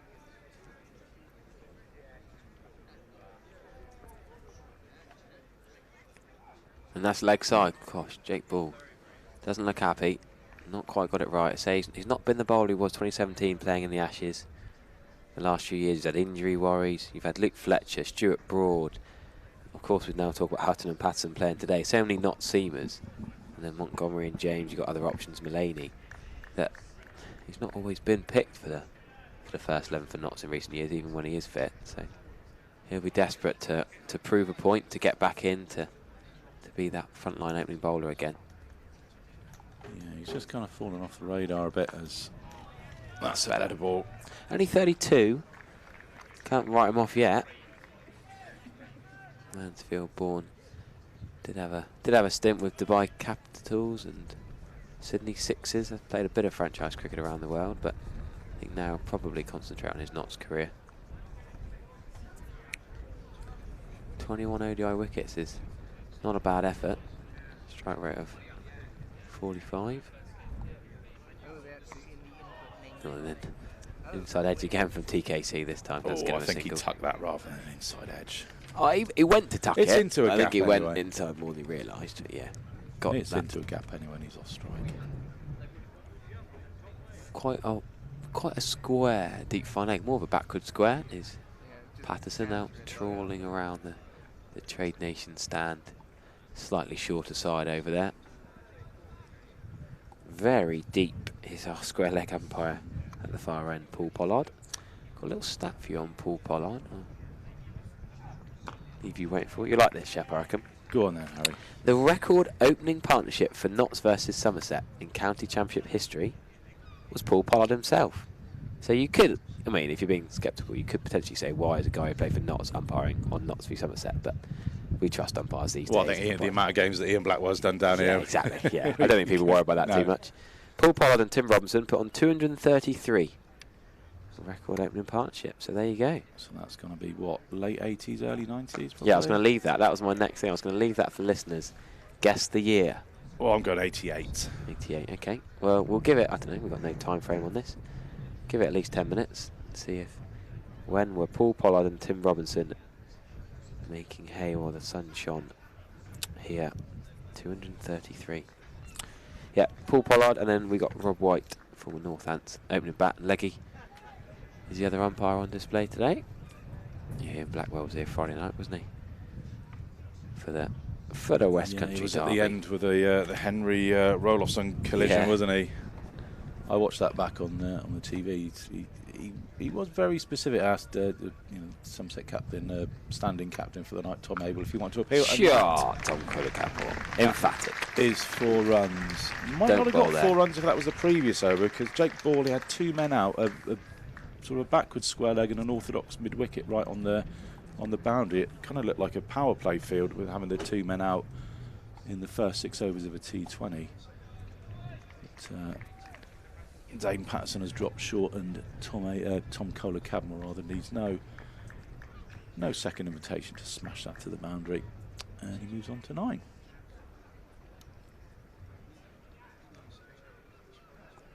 Deep fine leg. Jake Ball is a little bit squarer out by the groundsman's hut, just between Gimlet's Hill and the Somerset stand. That's going to be exactly where the ball goes next. He'll probably stop the 2. Yeah, he will. Good crowd in today at the Cooper Associates County Ground on a sunny Sunday. Gimlet's Hill looks full to the rafters, as it often does on sunny mornings like this. The regulars will be queuing up like they do at Lord's on the morning of a test match to get in their regular seats. And a good spattering around the ground as well. Always my favourite, Gimlet's Hill. Even as a teenager, I'd love sitting on Gimlet's Hill. I'm probably lower the average age, dare I say. But it was one of those where I wouldn't come in 2 hours before as a 14-year-old or whatever I was in the school holidays, but I would then probably wait till 5, 6 o'clock. A lot of them will leave to get home for tea or whatever. A lot of those guys will be off to the ring of bells at lunchtime, but they will be leaving the bags there. Yeah, well, sometimes I then go and borrow their seats for a little while, keep them warm. But got to do your lap on a county championship day. Got to do your lap, try different vantage points, see different angles. It's funny, you can pick up different things from different spots around the ground. Oh, just out in front of his front pad there, Tom Abel. He'd rather play that a little bit later, more in line, but gets away with it. Outside edge to Hasib Hamid at cover.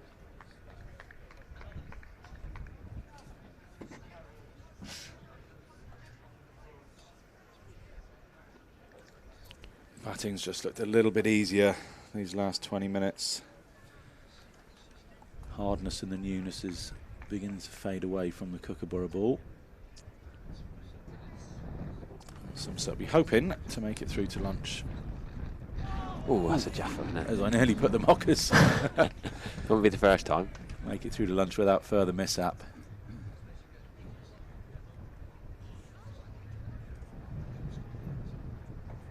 Charlie, Notts fan, who, well, he'd say Somerset would be his second team, on Twitter has tweeted me saying, us Notts fans recall George and Tom, that would be Bartlett and Lammerby, making centuries at a freezing Trent Bridge in 2019.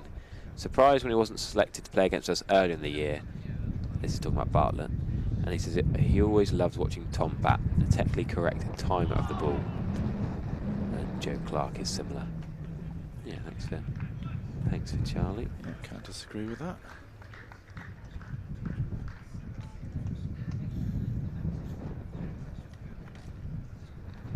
Other news from around the county grounds I was going to give before we even into today's update, just a bit of other sort of transfer news.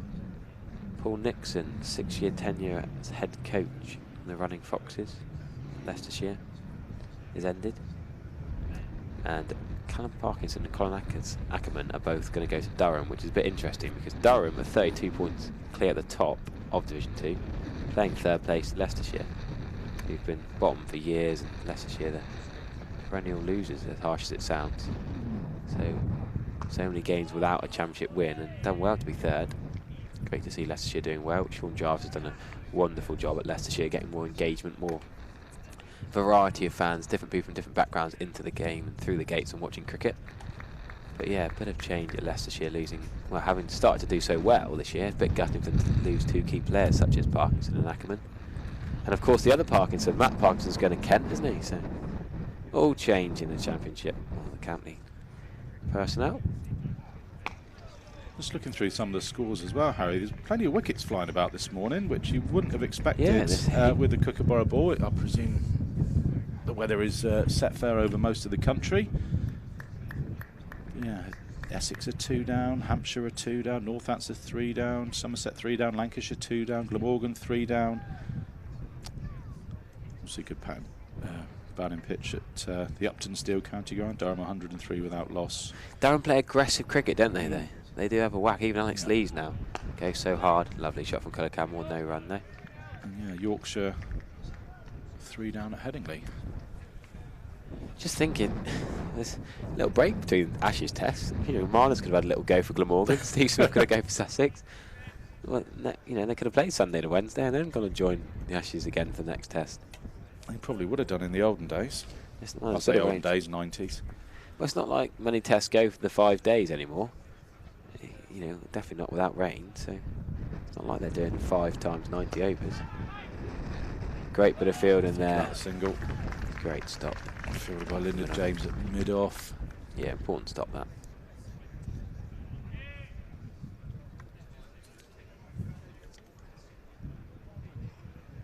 like quite a bit of a breeze today. See the trees just rustling around in the car park next to the Colin Atkinson Pavilion. Yeah, there might be a bit of rain and showers spreading eastwards apparently later in the day. Hot with thunderstorms, so that's going to be 4 runs. Killer Cam. I don't think he's going to get that then, James. Or he might do, he might. Oh, yeah, actually. Didn't time it. Didn't time it through his hands at it. Just seems to come off the... So often he does manage that, doesn't he? He doesn't time it, but because he slaps it, it often goes before, even when he doesn't get the full middle of the bat on it. Yeah, Sam Curran took the new ball for Surrey. He would have bowled with the Kookaburra, of course. Lancashire skipper Keith Jennings is back in that game after his hamstring injury. Remember him getting plenty of runs against Somerset in recent innings. Oh, don't remind me. Of course, that was the only way he was getting off that field. Yeah, was injured. Southport last year, injured. Against Somerset this year. Yeah, sorry, the only team to have inserted the opposition today. We'll talk about the weather. Normally about first in the sunshine, but having a go with the Kookaburra early. Where are they? That's the oval. Interesting. Yeah. Well, it seems to be working. Lancashire 2 down for 39. Wells and Bohannon back in the shed. Look at that, just down below us, that is. Enjoying, well, the sun's just gone behind a cloud, actually. The Thatcher's deck. I got my Thatcher's bucket hat, actually. Yes, and you have you worn it out yet? Because I couldn't seem to get it off your head on Friday night. Well, I don't think I could wear it in the field yesterday. That's all I've done since Friday night, really, is play cricket yesterday and then back here today. The Somerset lads were wearing them when they came out to do the autographs after the Gloucester game on Friday night. As Tom Abel just tucks that one off his pads. Lovely little leg glance down for 4. Patterson just straying onto leg stump where you don't want to be to a player of Tom Abel's quality. Yeah, don't bowl there. To Tom Abel.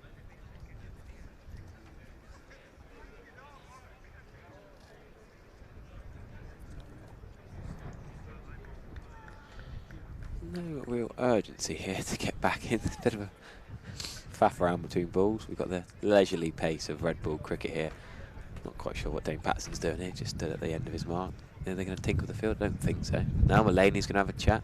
Not worried about over 8 yet here. They'll make it up with Matt Carter later on, I suppose. But 19 overs in, what are we now? An hour and 18 minutes is... Not great, really, is it? You think it should be 14-ish an hour? Okay, so we've got Brett Hutton. Yeah, Brett Hutton's gone off to a... That's not a slip or a gully. Leg second slip? Leg third slip? Yeah, I'm going to call it a leg third slip. That's pretty much where it is. I think if you're any narrower, you're probably going to be risking a collision with the keeper if he comes across and... It's basically following the ball, isn't it? It's what I had previous schoolboy cricket, yeah. I mean, he wouldn't have caught it anyway. It was going down. You know, he would it straight to the ground before clipped off his legs off the front foot. I mean, Tom Abel's not necessarily a player who you think is kind of vulnerable to that. I have seen him get out a couple of times in recent years. Maybe it's just to get in his head a little bit. Yeah, try something different. Here's Patterson again, and he was bowled that one a little bit straighter, just seeing if Tom Abel wanted to try and flick it. He doesn't, just defends it up to mid-on.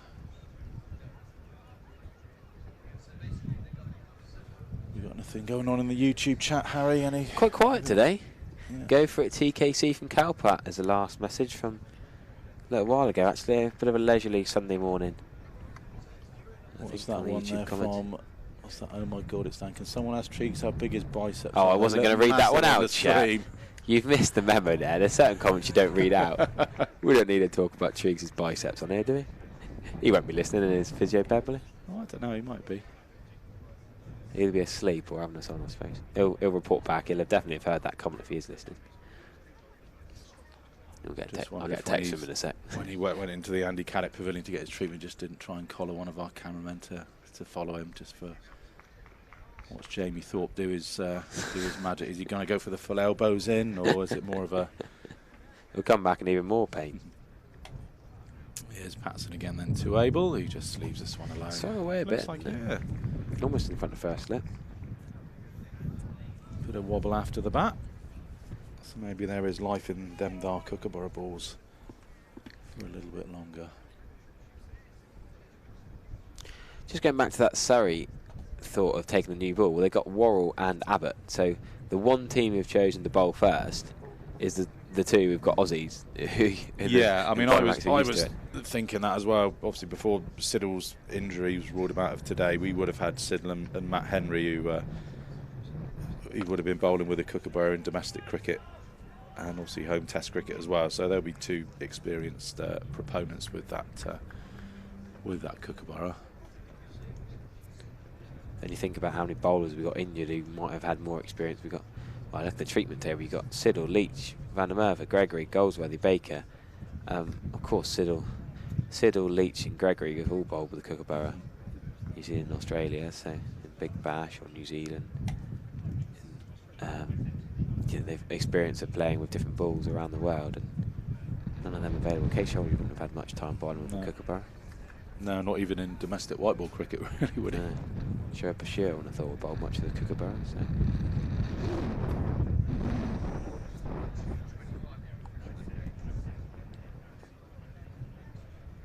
Where's Agar at Kent, of course, another Aussie senior who's done a bit for the Adelaide Strikers in South Australia with that. Ball starting his 6th over, and that is driven handsomely. Your 12th fielder by Lyndon James. Could there have been a single for the misfield? Maybe, but don't run to midfield as the old adage. This day and age they often do.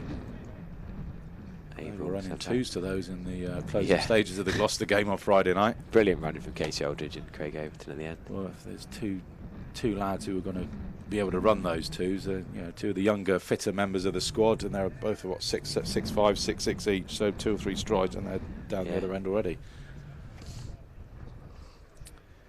Yeah, 2 fielders out on the leg side then to Tom Kohler Cadmore. We've got a fairly sort of a forward square leg and an orthodox fine leg.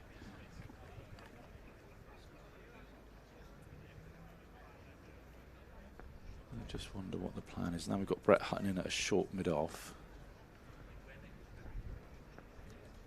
Yeah, see what the plan is straight here. mid-off, isn't it? Across it stumps. Okay, Cadmore down the leg side. Jake Ball just not getting this right, is he? 5.1 overs now. 18 runs. That's not a wide in this format, but it was a long way down the leg side. And if that man at fine leg was there for saving runs, you'd think he'd be more towards in front of the Colin Atkinson pavilion, where that boundary's appreciably shorter. I don't think it's a plan for him to bowl on. I think it's just a poor ball. Well, if he's trying to get him out, that is the shorter of the 2 boundaries, so I wouldn't want to be bowling short there, because TKC will be whacking you into that car park for fun. And that's probably what, 60, 70 metres maybe, that boundary. That's certainly well within TKC's hitting range.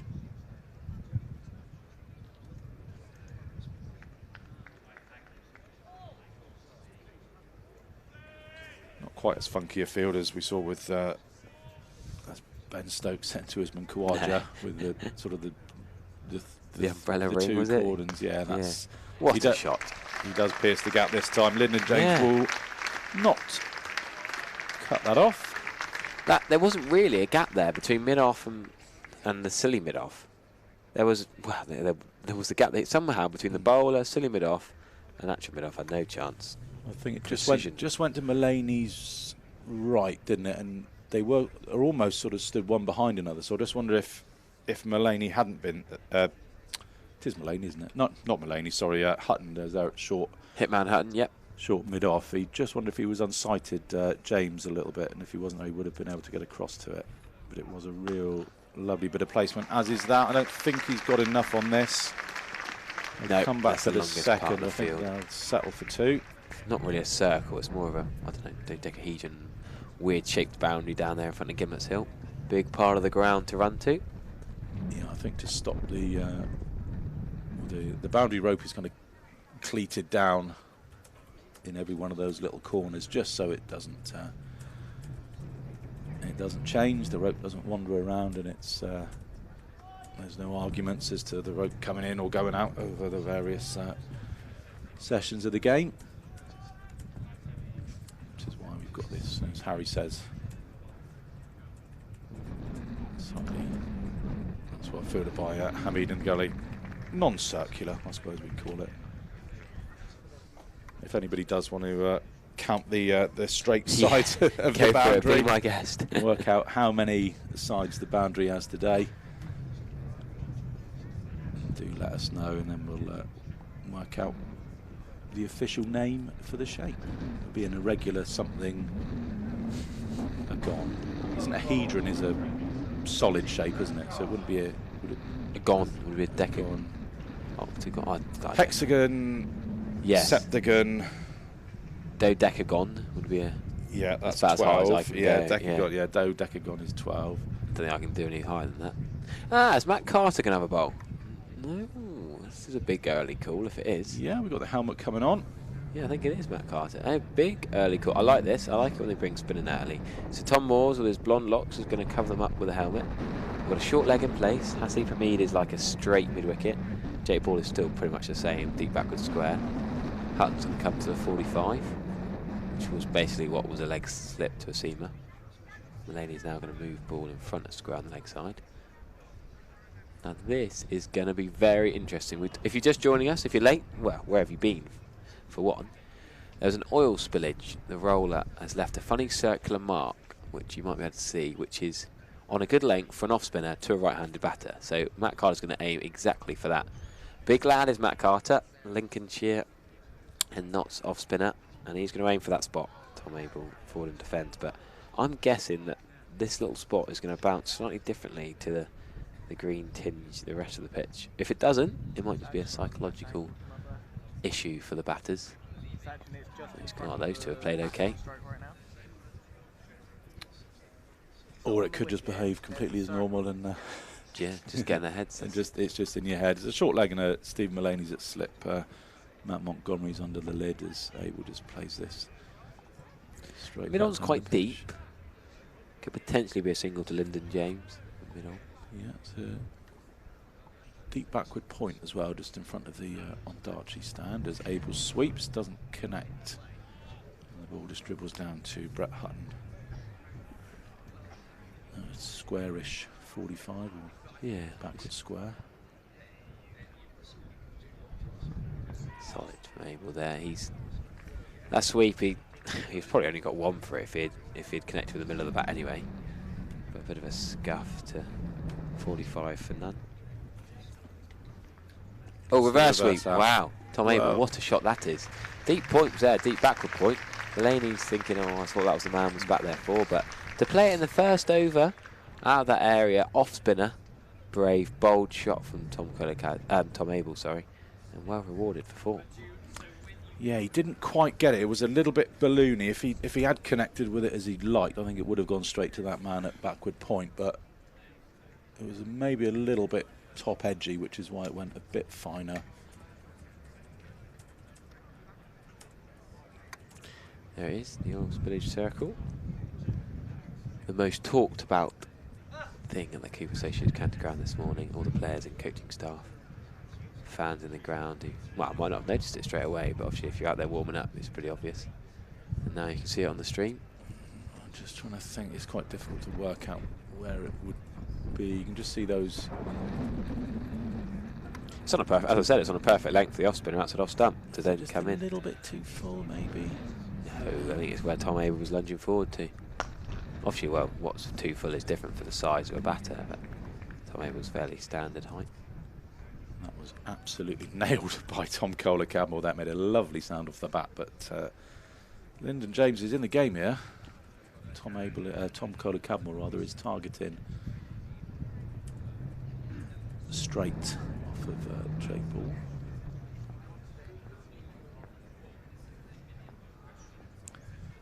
Big man, 28 on his back, in again to Kohler-Cadmore. This is full. Looked like took a little bit of pace off on that one. TKC just knocks it into the covers.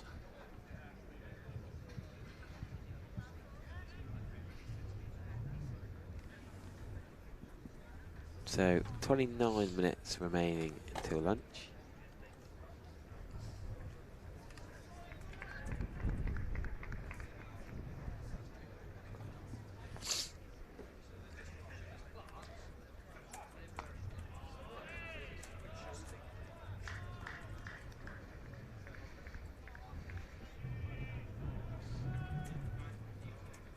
Do keep messaging in on _14 on Twitter or on the YouTube comments, or message the Somerset Podcast Twitter, I suppose. You'll have a... Yeah, just at Somerset Podcast.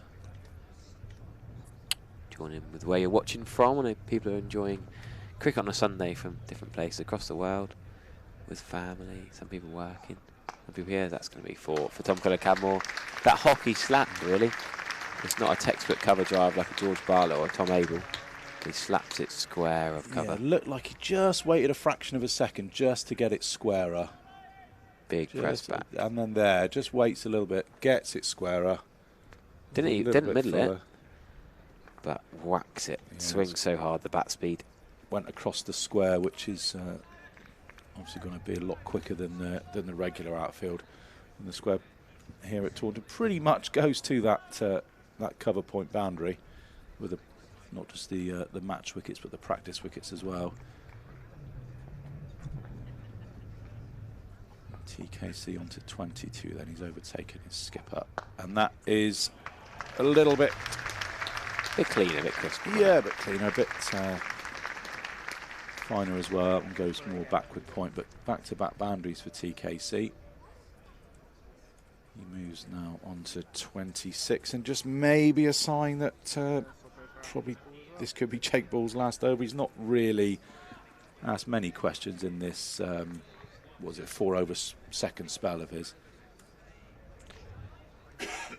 Yeah, Jake Ball's just not been quite there, not been on it so far. 6.5 overs, 32 he's gone for already.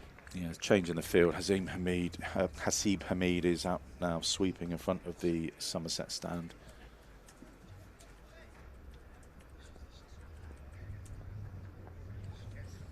Two out on the leg side and Hamid out at deep point. As Kohler Cadmore just covers up. And that's the end of Jake Ball's 7th over. 88 for 3, then partnership up to 40. With probably, touchwood, a little incident, Harry Everett. Yeah, 88 for 3 out of 23. Yeah, I'd say it's in the balance so far.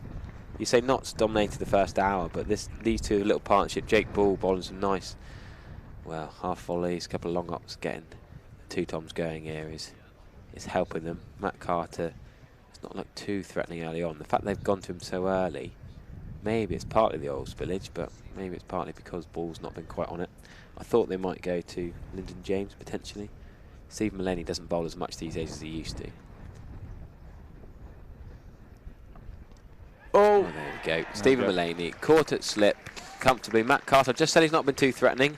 Maybe that's the oil spillage circle you can see outside the right-hander's off stump. Just skidded on a little bit flatter, and Tom Abel is caught at slip. The Somerset skipper has to go. Lovely action from Matt Carter. Yeah, just went to drive it just a little bit away from his body. I think that's the first victim of the oil spillage circle. I think that's the first scalp. It is, and it's the first victim. I did touch wood when I said without incident, but that's a big breakthrough. Tom Abel the biggest yet. Tom Abel, yeah, the key man, got to 19. He was overtaken by Kohler Cadmore, who does play his aggressive strokes, but I think that's the oil spillage, the flat surface skidding. Having a look from the side on here does. Yeah, he doesn't quite get out in front of his. Head's not quite there, is it? Mullaney, comfortable catch. Big celebration. His head just looked like it was just maybe coming up a little bit. He wasn't quite down on the shot like he wanted to be.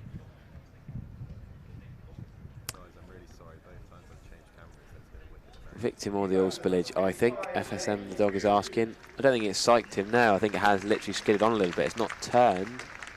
It was like, I don't think it was an arm ball. It was a normal off spinner, but the bounce you get from a green tingy pitch, a normal pitch, and then from a flatter oil spillage pitch, which I think is more like a T20 pitch, skidding on a little bit more. You know, think of Van der Merwe on a white ball pitch, which just bowled darts and skid on. Almost looked like that, and then Tom Abel edged it straight to Mullaney and brings James Rew, top run scorer for Somerset in the county championship, with 598 runs at 54.36. James Rew's not scored a daddy 100 yet. All 3 of his 100s have been less than 120, but that's what happens when you bat number 6 and run out of partners.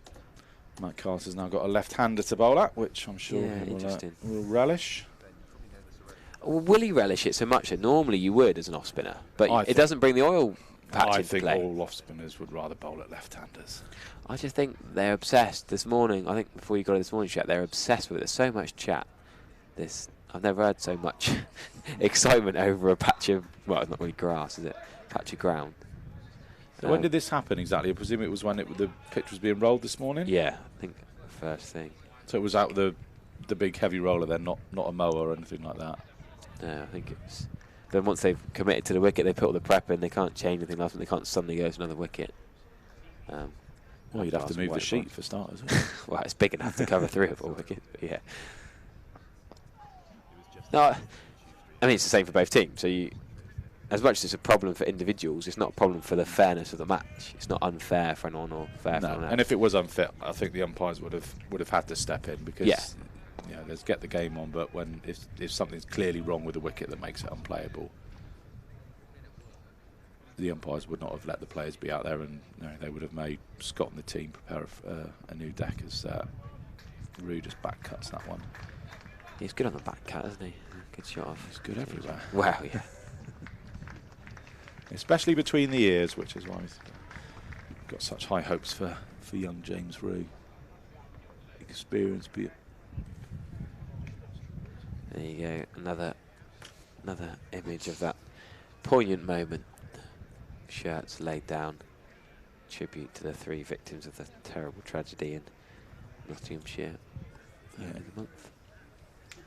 Very, very sad. Both flags for Somerset and Notts being flown at half-mast on the Andy Kelly Pavilion as well. So big chat. It's going to be a change of bowling. Yeah, Jake Ball's just not.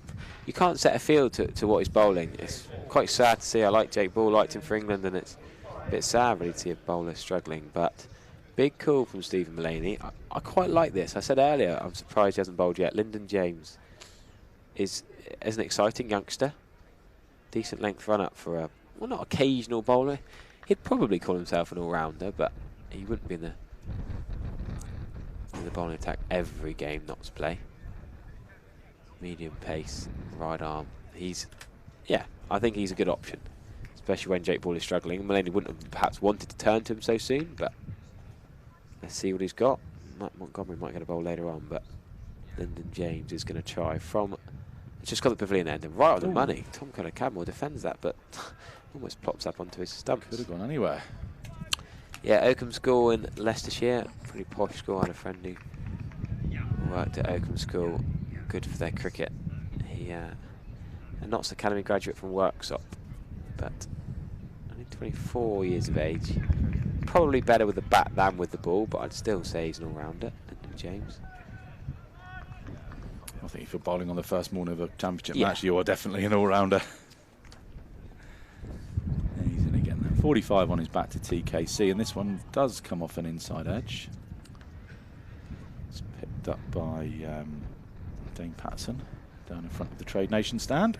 Last first-class game, he picked up 1 for 76 against Warwickshire. High-scoring game. That was when Sam Haynes scored 100, 571 for 9 declared. So Lyndon James did get through 20 overs then.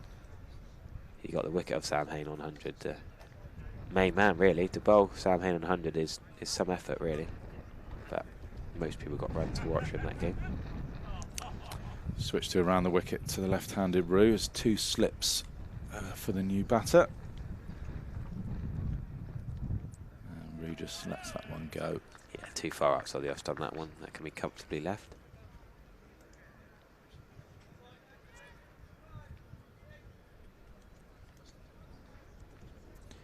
Yeah, no, big fan of Lyndon James. Made his first class debut back in 2018 against Essex. Not had a massive amount of runs with the bat. Has been playing the T20s. Not got any wickets in his last 4 T20 games. He's in again. This is full. Defended by Rue up to mid-on.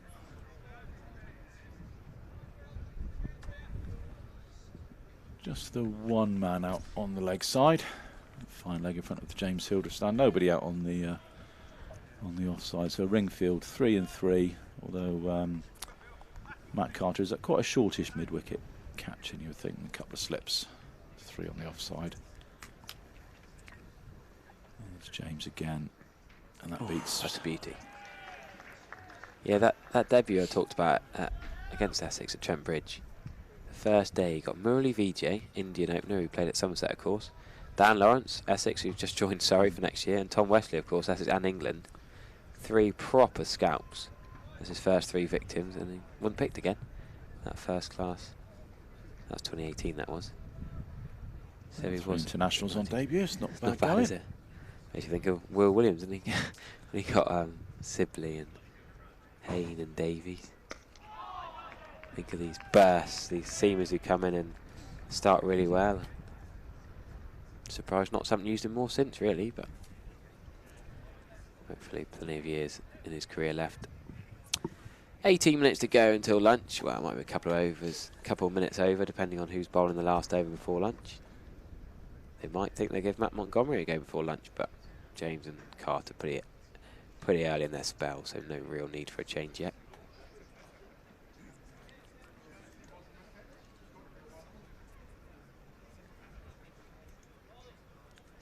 Stands around the ground will probably begin to empty now. To see a few people heading out of the or heading towards the Brian Rose gates, probably towards the Ring of Bells for their Sunday lunch. Her favourite comment of the day on the YouTube. Amy Matthews, Polly's daughter, big fan of the stream. She said, "Maybe it's the start of a new form of cricket, multi-surface cricket." I like that. This is talking about the oil spillage and the. Well, back in the club cricket days where you could bowl 23 overs from one end, you'd always have one end of the pitch would be left green and one of it shaved absolutely bare. I think it was Tony Allen up at Bideford would have his end. Tony Allen and Jack Neville, I think, up at Bideford is always the one that seems to stick in my mind from days gone by. Jack Neville would have his end bright green, and then they'd shave it completely bare at Tony Allen's end.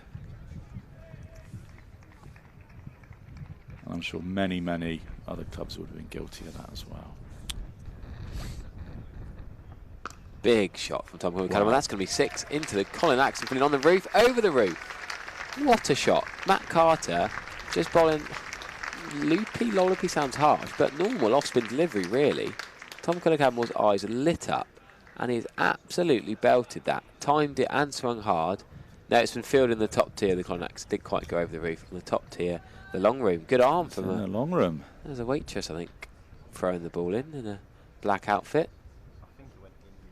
Get my binos out. Yeah, it's good cricket from Kola Cadman. Although, you know, lunch is looming, you've still got to play your game. You can't just let yourself be bowled to. You've got to move the game along and ask the fielding side questions, and that is his natural game. And that is a low risk shot. If there's no real spin on the first morning here at Taunton, and if it's in your slot, as they say, it should get the lot, and indeed it did. It's in your arc out the park, I suppose. No, cracking shot. Shot in the morning, I guess.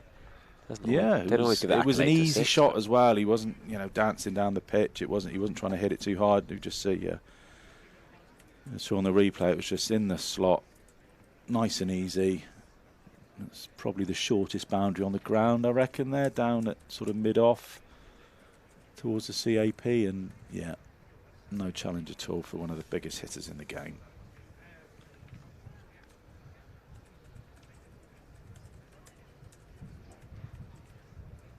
I think these two will complement each other very, very well.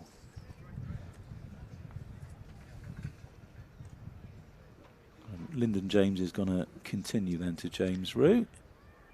First over just going for the one run. 14 minutes to lunch here at the Cooper Associates County Ground. On what is a lovely, lovely summer day. Around the wicket then. Solid from Rue, isn't he? Just dogged in defence. Applies himself, doesn't he? Yeah. He's got that identity. He just looks like he's played this game for 15, 20 years, doesn't he? Real special talent, James Rue.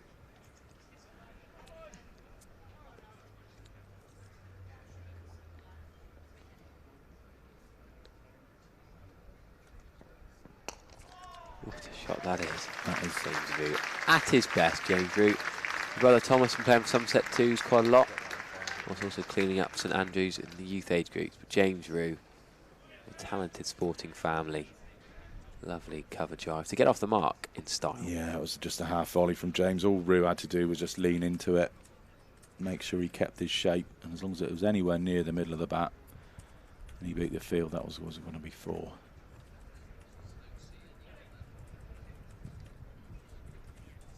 It's a lovely way to get off the mark. Just brought a man across from square leg to a slightly sort of a staggered cover, and that is a genuine edge. Soft hands, I would say, kept it down. Well, I think it would have gone to a third if he'd have been there. Brett Hutton with a despairing dive across. I enjoyed that attempt at the root shout. I was fortunate enough to get a last-minute ticket to Edgbaston on Tuesday. A phenomenal day of Ashes cricket, even though Australia won. It wasn't the boos ringing out, it was rude as Joe Root was bowling very well, actually. It took a cracking caught and bowled off Alex Carey, with Moeen Ali barely able to bowl with his damaged index finger. But there, James Rue is a new shout. Rue. I think we'll be hearing that a few more times over the next 20 years here at Taunton. Where's Tractor then? Let's try and find Tractor. Well, the usual place he's stood is actually been taken over currently by the inclusive match. The disability cricket side is going to come onto the outfield at lunch. They're all ready to go. Yeah, I've spotted him. They're ready to Middle go. of Gimlet's Hill, and he's moved along this way. He's straight to the normal, isn't familiar faded maroon Somerset Somerset floppy hat, white t-shirt. Checking the Kookaburra here. That is interesting. All this chat about the Duke's ball not lasting and this, that and the other. I know TKC whacked in the Colin Atkinson Pavilion, but that was over 5 balls ago. Now Rue's cover driven and soft-handed edged it to Colin Atkinson gently into the advertising hoardings. I can't see those shots doing any damage. Still a little bit of a sandy area, about 2 or 3 metres in front of the LED board on the Colin Atkinson Pavilion. I just wonder, maybe it's scuffed it a little bit. I wouldn't have thought so. Certainly not enough for the umpires to be having this much of a look at it. Whatever the outcome, that it's been tossed back to Stephen Mullaney, and they've been told to get on with it. Yeah, get on with it. The ball's still red and round.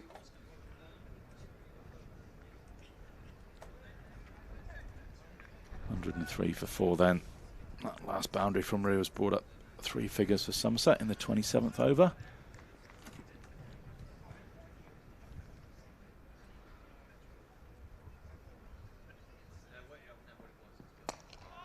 Lovely shot. Bit of fielding. Straight. TKC had to get back. Yeah, I think it was deliberate from Lyndon James, trying to get that misfield stop onto the stumps.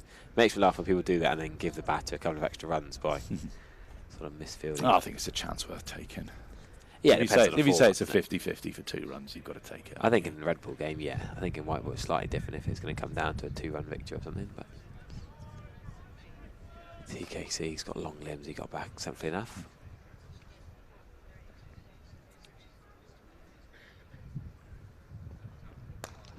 Shot chased through for nothing. That's interesting. Cover point, really. There's no point, no backward point. Well, there is a very backward point. A very backward point and a very forward point. There's more of a cover point. Yeah, Carter's in there short on the drive catching. That's fairly normal standard, that, isn't it? That extra cover, big presence. I'm trying to work out why they're... I think he's going to back foot punch in front of square or cut behind square and maybe nothing orthodox square. We'll see with the pace of Lyndon James being slightly different to that Jake Ball, I guess. Not quite as tall, not quite as much bounce.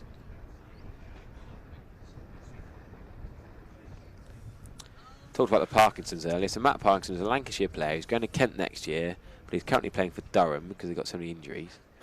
And against his brother Callum, who's playing for Leicestershire. So you've got the Overton brothers, you've got the Curran 3 brothers, and the Parkinsons all playing in the county championship. It's a family game, is cricket. Yeah, I think with this loan system, though, it's just getting a little too incestuous for my liking. Yeah. It's just the players are all over the place, and you just don't know. Sam wrote a very good piece about it for the cricket paper. The Cricket Touch, you mean, not the cricket No, the paper. cricket paper. Is he writing for them as well now, is he? He's writing for everybody. He's our Sam. Is he? God, I tell you what, he's doing a bit for our local parish council newspaper about the bins in a couple of weeks. He doesn't know it yet, but I'm going to get him to do that. The day's not right, is it? Yeah, I mean, it just seems too flexible for me at the moment. I think. Yeah. I think a loan needs to be a minimum period. Ooh, just short leg would have been interested for half a second or two there, but it just sneaks past him, and Rue gets the single, moves on to 9. Yeah, it just seems to be too flexible. I think you need a minimum period. I think there needs to be a bit of qualification there as well, as in, you know, if you've got 3 or 4 young seamers queuing up in your academy and your second 11, you can't just then go, don't fancy them. We'll get Jack Brooks or Josh Davey in.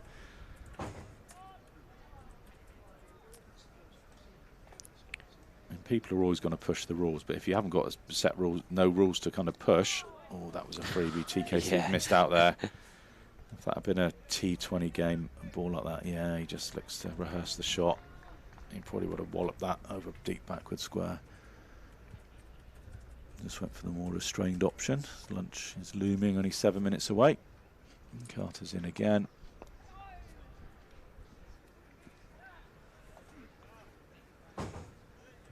Dealt with easy. So what we're going to get here, we've got 1 ball left in this over. We'll probably get 3, maybe 4 at a push in before lunch, I'd say. And no, didn't carry.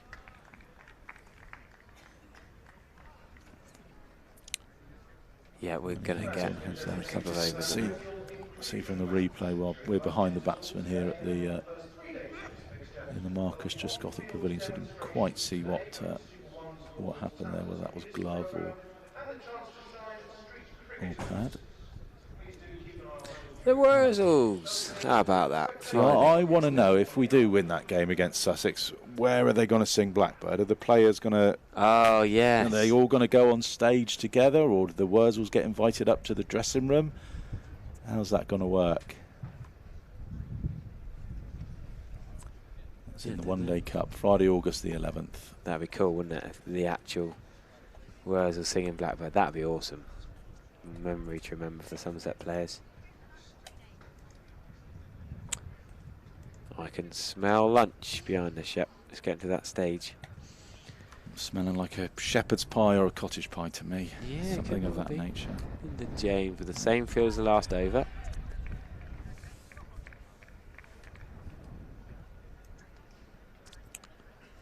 Keaton Jennings went LBW to Abbott, Lancashire. So had lost 3 early wickets for the Kookaburra ball. Abbott, of course, as we mentioned earlier, used to bowling with it. And Michael Afton's son, Josh DeCairns, is having an early bowl. James Vince whacking him around. Those leggies, didn't he? Yeah, I didn't think he would bowl on the first. Just like his dad. Well, his dad was a very promising leg spinner till back issues. But to bowl a leggy, stopped him bowling. Bowl a leggy at 12 on a day 1. Oh, what a bit of fielding that is! Matt Carter, absolutely superb. Got a mate who played with Matt Carter in the Lincolnshire League, and so he's a hell of a character. Loves to drink and whacks the ball with the bat, and good club cricketer, but doesn't mention him as a fielder. And that stop there, he's pulled out a blind. The crowd catches it straight into the ground. Oh yeah, it's a drive in the ground. James whacked it there, didn't he? Hit it very well.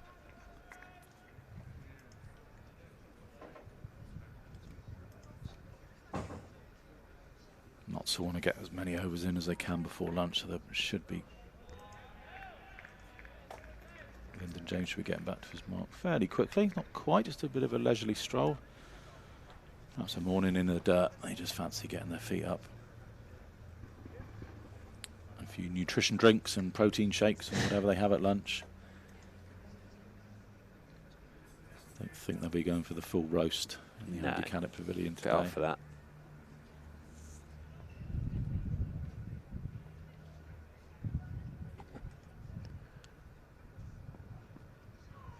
Bit too wide that for Lyndon James. Rue can comfortably leave that. Make him play, you'd be saying if you Steve Mulaney, I'd have thought. Yeah, actually he's gone straight away around the wicket to Rue. Seems to be the modern way. Around the wicket, straight away to the left-handers. I know Stuart Brawl to David Warner is the example cited of that. Flintoff to Gilchrist back in the day. But that's about getting that ball on that line outside off stump and then just getting it to go away, which is easier said than done.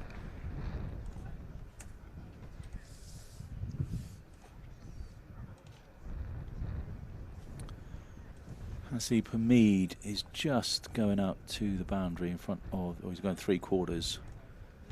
Just wonder if they want to give James Rue the single here. 1 ball left in Lyndon James's 3rd over. They want Carter, the off spinner, to bowl at the left-hander. Rue for potentially the last over before lunch, rather than the more destructive TKC. If they whiz through this, they could get another over in, but I'd be surprised if TKC doesn't hit a boundary. You see, that's going to be the difference with it. If there's a boundary in this over, it will be the last over before lunch. If it's a maiden, they might get another one in. De Cares did get James Vince, LW 35 actually. 12:58 now, so the clock's just ticked over. It would have to be a Jadeja style over. Yeah, super speedy, and 2 Somerset batsmen have just finished their chat, so I'm sure TKC is going to do a little bit more gardening than he would usually do at the beginning of an over. 2 men out now, so we've got long off, long on. Oh, that just sneaks past his short leg. There was a man at Cow as well. I think that was for 2 reasons. One, to obviously discourage TKC from or stop him getting a boundary, and 2, if he does hit one out there, it's going to give him that single, and Carter will get to bowl at the left-handed Rue. So kind of a bob each way there from Stephen Mullaney. So slip and a short leg then. Is Carter around the wicket, and Rue just leaves that one alone. You see, that's turned enough for a day 1 pitch. A little bit of purchase.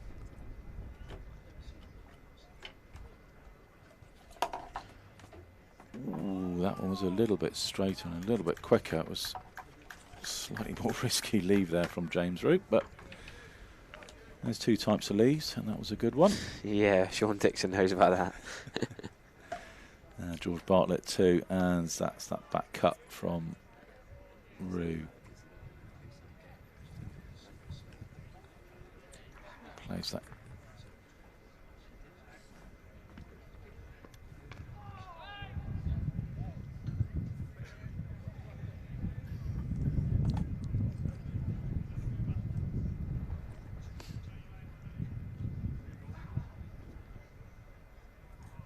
Here we go then, last ball before lunch, and Rue is solidly in behind that. We gone, their clock has just ticked over to 1 o'clock. Yeah, I think that will be lunch. Tom Moores was sprinting down the other end, but stopped in his tracks as the umpires have called for lunch. That, Harry Everett, I think you probably say is not his session. Yeah, but decent fight back from Somerset towards the end. But yeah, 4 wickets is always going to be in favour of the bowling side. But bit of excitement at lunchtime. The Foundation have put a lot of work in, an exciting chance for 40 minutes of enjoyment on the pitch, on the field. It's an inclusion match here at the Cooper Associates County Ground. The lunch interval of days 1, 2 and 3 will all have disability cricket taking place on the outfield. So do enjoy your sandwiches whilst watching on the YouTube stream, or if you're here listening in the in-ear radios, thanks to Virtue Motors, have a watch of them on the outfield. We'll be back in about 38 minutes time to talk you through the second session of the day. I've been Harry Everett and Ian Shepherd. Thank you very much.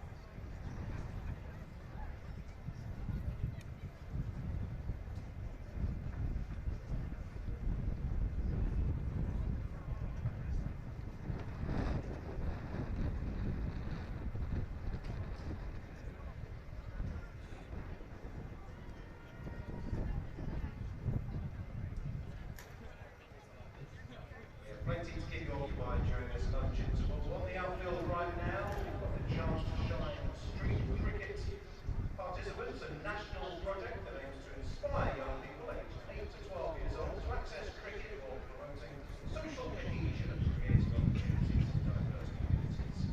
Somerset Cricket Foundation delivers weekly street cricket sessions at local hubs in Yeovil, Bridgewater, Weston-super-Mare and Taunton. These sessions are free for young people in school years 4 to 7 who traditionally face barriers to getting active. Use cricket as a tool to increase aspirations, mutual respect and enhance relationships. We also have the Super Ones, a Lord's Taverners community programme that gives young people with a disability aged 12 to 25 a chance to play regular competitive cricket while improving confidence and independence. Somerset Cricket Foundation run a number of disability cricket sessions across the county where young people can receive coaching and our participants a chance to compete against their peers and enjoy the benefits of playing sport. Hubs can be found in Bath, Bristol, Bridgewater, Street, Taunton, Weston-super-Mare and Yeovil.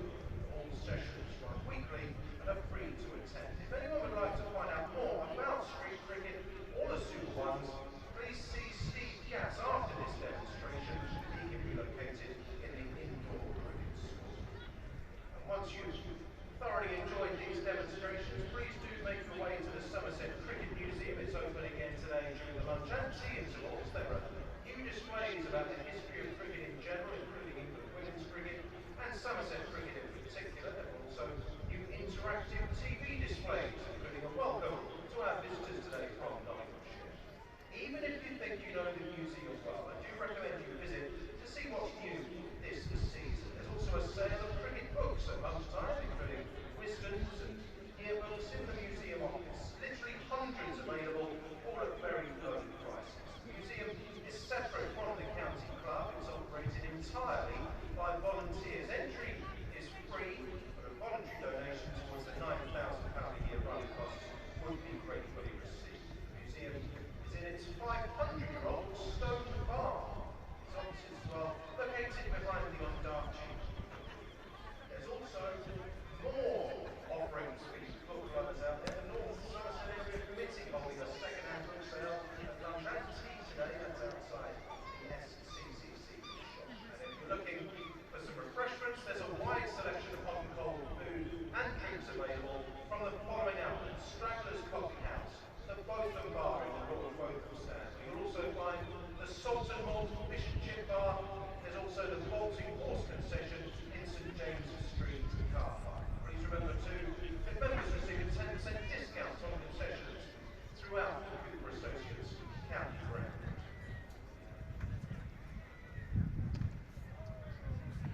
Ground is now a cashless venue. We've done that because we believe introducing cashless payment will see big improvements in respect to reduced queuing times and improved customer service on busy weekends.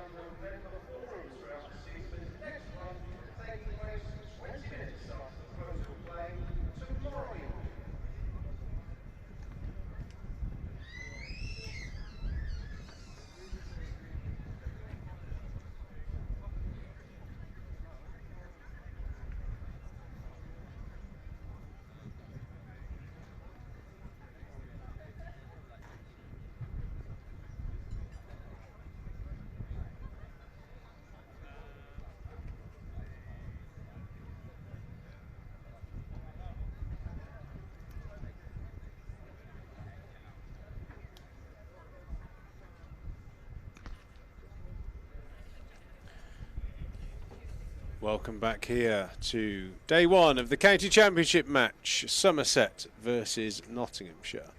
Somerset will shortly be resuming their first innings on 106 for 4. You'd have to say that the run rate has flowed, but the wickets sadly have also flowed. 4 wickets so far. Brett Hutton, the standout bowler in the morning's play, and the umpires are just about to step over the white line onto the field. Robert White and Paul Pollard, followed by Stephen Mullaney and his band of merry men. Sorry about the Robin Hood. No, very good. We've not made any Robin Hood jokes yet. So. Well, I thought we'd better have one anyway. Yeah. The Outlaws are on the pitch. The voice of Sherwood Forest. There you go. Well, you were going to do some research for us about the Kookaburra Ball. You're going to chat to your mates at lunch. Did you forget? I spent my time off with acupuncture needles in a very sensitive area. It was so sensitive I can't see it, and that's the only clue I will give you. There's your teaser, Somerset fans. Yeah, I was in a bit of strife. Very, very kindly, Jamie Thorpe, Somerset Physio, done a bit of treatment on the old man's back, and hopefully that will see me right for at least the next session of commentary. I guess Harry Everett and the Somerset batters, Tom Kohler-Cadmore in particular, sprinting out to the middle. Yeah, that massive 6 into the top tier of the Colin Atkinson Pavilion just before lunch to Tom Kohler-Cadmore. He's rebuilt, I suppose, with Tom Abel, but then taking the aggressive stance that he always does with James Rue at the top run scorer for Somerset in first-class cricket this year. At the other end with him. Right-left-hand combo. Bit of a chat from TKC and a couple of the Notts fielders as they're walking out to the middle. But yeah, Notts will say they dominated the first part of the morning session. Bit of a fight back from TKC, but still Notts on top so far. Yeah, myself and Pete will be with you throughout today. Sophie Luff and Sam Dowling and Vic Marks will be back on Monday, Tuesday. And very shortly we've got Richard Latham, who's seen more days at play at Taunton than all of us combined, maybe even including Vic Marks. I would say that's probably true. So it'd be great to chat to Richard Latham in a short while. Dane Patterson starting off proceedings and hits Kohler-Cadmore on the shin first ball, but he's so far outside off stump. He's just snuck outside the line. That is incredibly tight. Yeah, top start from Dane Patterson, who operated from the River End before lunch. Interesting the change in ends. Yeah, most of the main seamers seem to preference the Trescothic stand end. The prevailing winds often helping over the shoulder here from this end. Lovely shot from Tom Kohler-Cadmore. Beautifully into the ball with the full face of the bat through the covers. I think that was a very marginal call LBW-wise, the last over, just outside the line. He does take a very aggressive stance, backs himself to hit that straight ball. Kohler-Cadmore away for this session. Yeah, imperious start. Tom Kohler-Cadmore, well, first ball to Patterson, second ball to TKC. Whacks it through that long boundary. There's been a lot going down there, a lot of traffic through the area towards Gimlets Hill. Biggest area not quite going for 4, holding up a bit in, wouldn't say lush long grass, it's not rained that much lately, but outfield not fully lightning across down there. And what we're going to see now with James Rue, the left-hander on strike. 3 slips in place, quite close. Leg stump, but head into the ball from James Rue. Yeah, noticeably slower after the relaying of this surface, a lot lusher than it used to be. Back in the day, it would be browned off this time of the year and the ball would pick up pace. I'm not quite sure how that's even possible, but it certainly seemed that way. If you got one through the infield, it would be shattering into the advertising boards. You wouldn't even have to chase, but different times now with this very nice grass coverage we finally got here at the Cooper Associates County Ground. If you can cast your mind back 6-8 weeks ago, we had a lot of sand and poor areas, but the ground staff have done a great job and the ground's looking in beautiful condition. Yeah, just chatting to Gordon Hollins at the lunch break. CEO, he's busy couple of days here with all sorts going on at the Cooper Associates County Ground. The disability and inclusive game at lunchtime. Days 1 to 3, the tributes to the poor victims of the Nottinghamshire attacks, and plenty of fans coming in to watch over the next few days. Who's going to get single down to Hasib Hamid, who's got some miles in already. Charging around, left, right hand, just ticking over the strike, rotating the strike and messing a little bit with Dane Patterson's line here. Jake Ball struggled before lunch. Carter was turned to quite early. Lyndon James was turned to quite early before lunch. But Dane Patterson and Brett Hutton are quality seam bowlers. Wobbling around, bowl good areas. A little bit leg side. No, that's a interesting appeal on the catch. Well, short stint, I don't know over stint. We'll bring Richard Latham in to chat to you, Trees. Cheers, Harry. First over completed. Quite a bit of action there. A few runs, a few nice shots, and a very close appeal for LBW. Cola Cadmore, Tom Abel both opt for the aggressive off-stump stance outside of the crease, trying to get outside the line and leaving well. Welcome, Richard Latham. Lovely to be with you, Pete, and watching the scene of your many triumphs. Well, yeah, triumphs, tribulations, blood, sweat, tears. Matt Carter starting the afternoon session. But never dull. Never dull. Oh, and Matt Carter strikes straight away. A inside edge onto the pad from James Rue. Will be disappointed for that. Matt Carter has just bowled a nice, slow spinning delivery there. Dropped it onto the length, and James Rue has prodded onto the pad, and that is not the start that Richard Latham wanted to see, and every other Somerset fan in the ground. Unfortunately, familiar scenes here in Somerset's first innings. 110 for 5. Nottinghamshire very much on top. Yeah, you're right, it is an all too familiar story, and I thought winning the toss today on a beautiful day really at Taunton, fast scoring pitch, looks as though to me it's a decent batting wicket. I think some of the batting's been pretty ordinary, to be honest, and 100 nod for 5 is the opposition are right on top. Yeah, I mean, I think it's a worthwhile conversation for us to have. Like I mentioned, you've seen a lot of different players of different styles play out here at Taunton, having success and some not having success. I spoke earlier with Harry about the obvious, successful batters in the order at the moment, in particular Tom Abel, Cola Cadmore, James Rue. They cover that off stump, but they do it to leave well.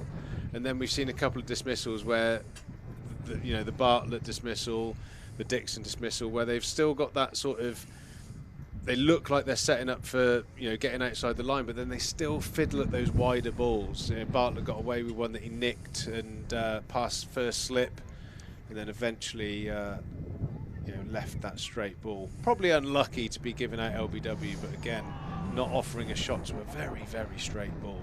It's just it feels like there's an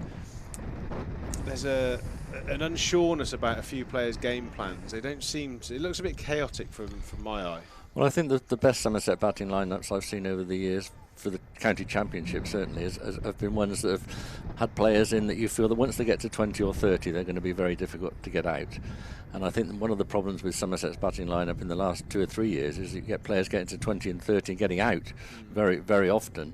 They don't ever seem to be quite in and quite sure, like you say, where their off stump is sometimes. It's a frailty they've got to put right, and of course they thought they had addressed it with the signing of Sean Dixon and Tom Cola Cadmore, and it's not worked out, to be fair. And there are players in the second 11 making runs, and it's very difficult selection at the moment because those who are being given a chance are not really performing. Cola Cadmore's done very well in T20. I think he's a really good player. We've seen some great shots from him today, but he's a player who plays shots whatever the situation, and that's fine. What you need then around him is more Tom Abels, who and James Rue, to be fair to him, who when you think when they're on their game, they get in and they're likely to stay in. A few of the others, I don't see that.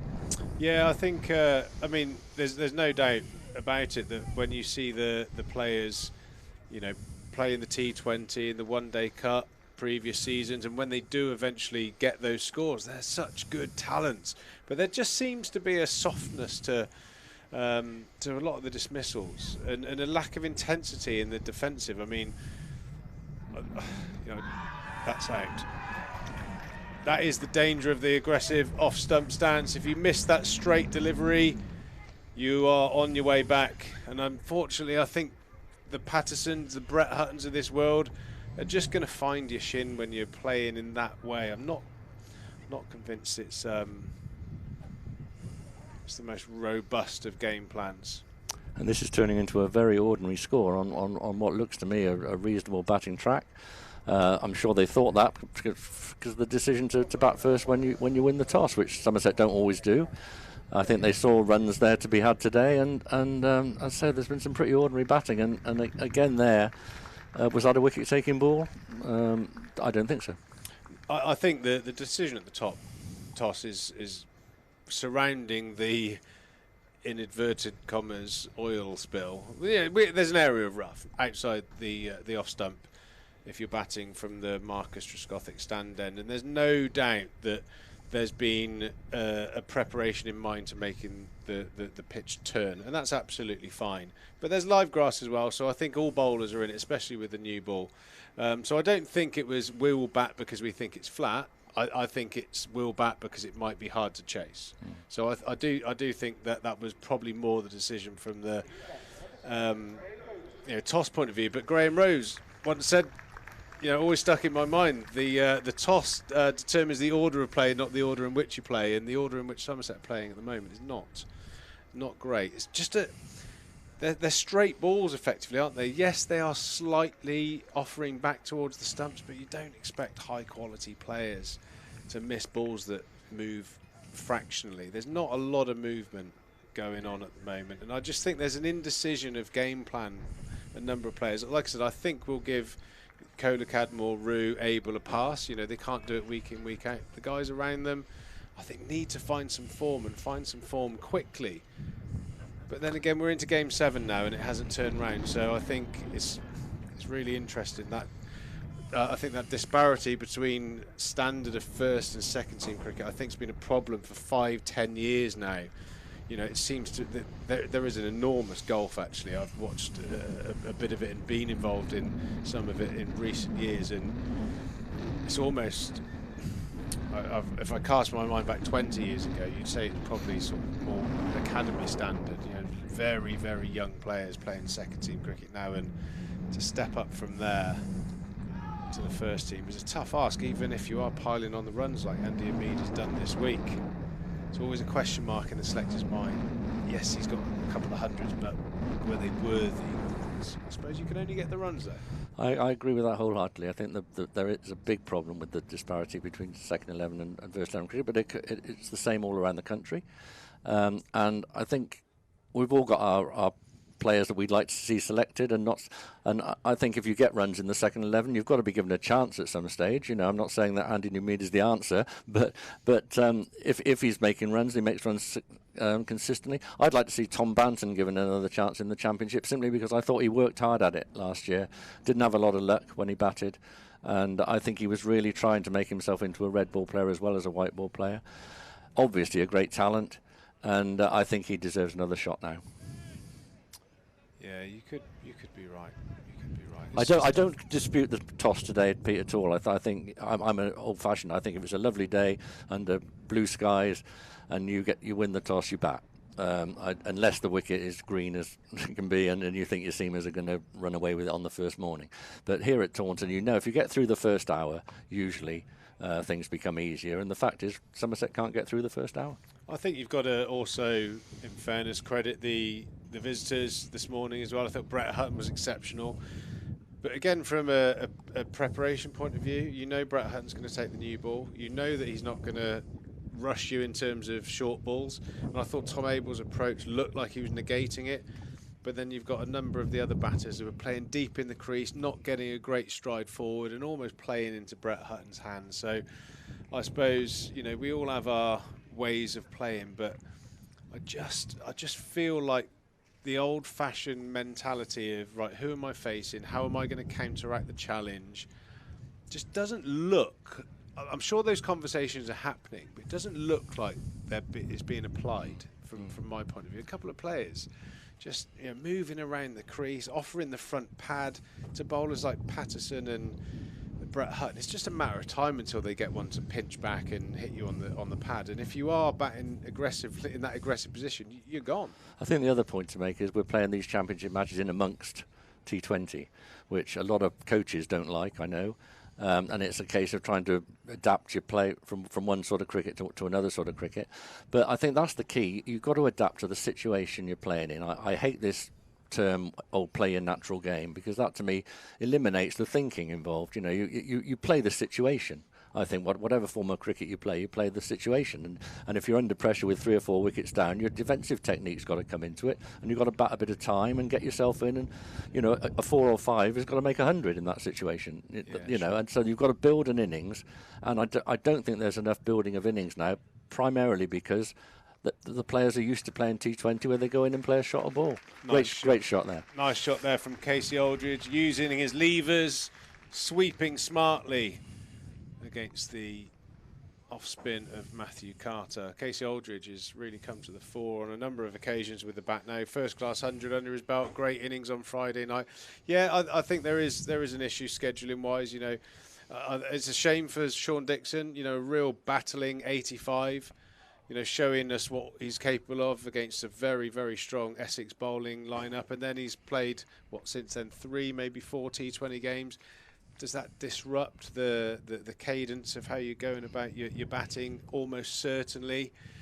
But I think, that is the challenge of a modern cricketer. I think, the media and everyone's been waxing lyrical recently about the ebbing and flowing of the first Test match and the attacking style of cricket, and then the defensive thinking batting of Khawaja. And, this is why people love long format cricket, because there are scenarios, there are games within games all the time, and I just think that the better teams have those thinking players who don't just have, as you said, one way of playing. Absolutely, and it's what makes me a great fan of county championship cricket and Test cricket, and I'm not so keen on the shorter formats, because I think the thinking, the art of cricket is in the longer formats.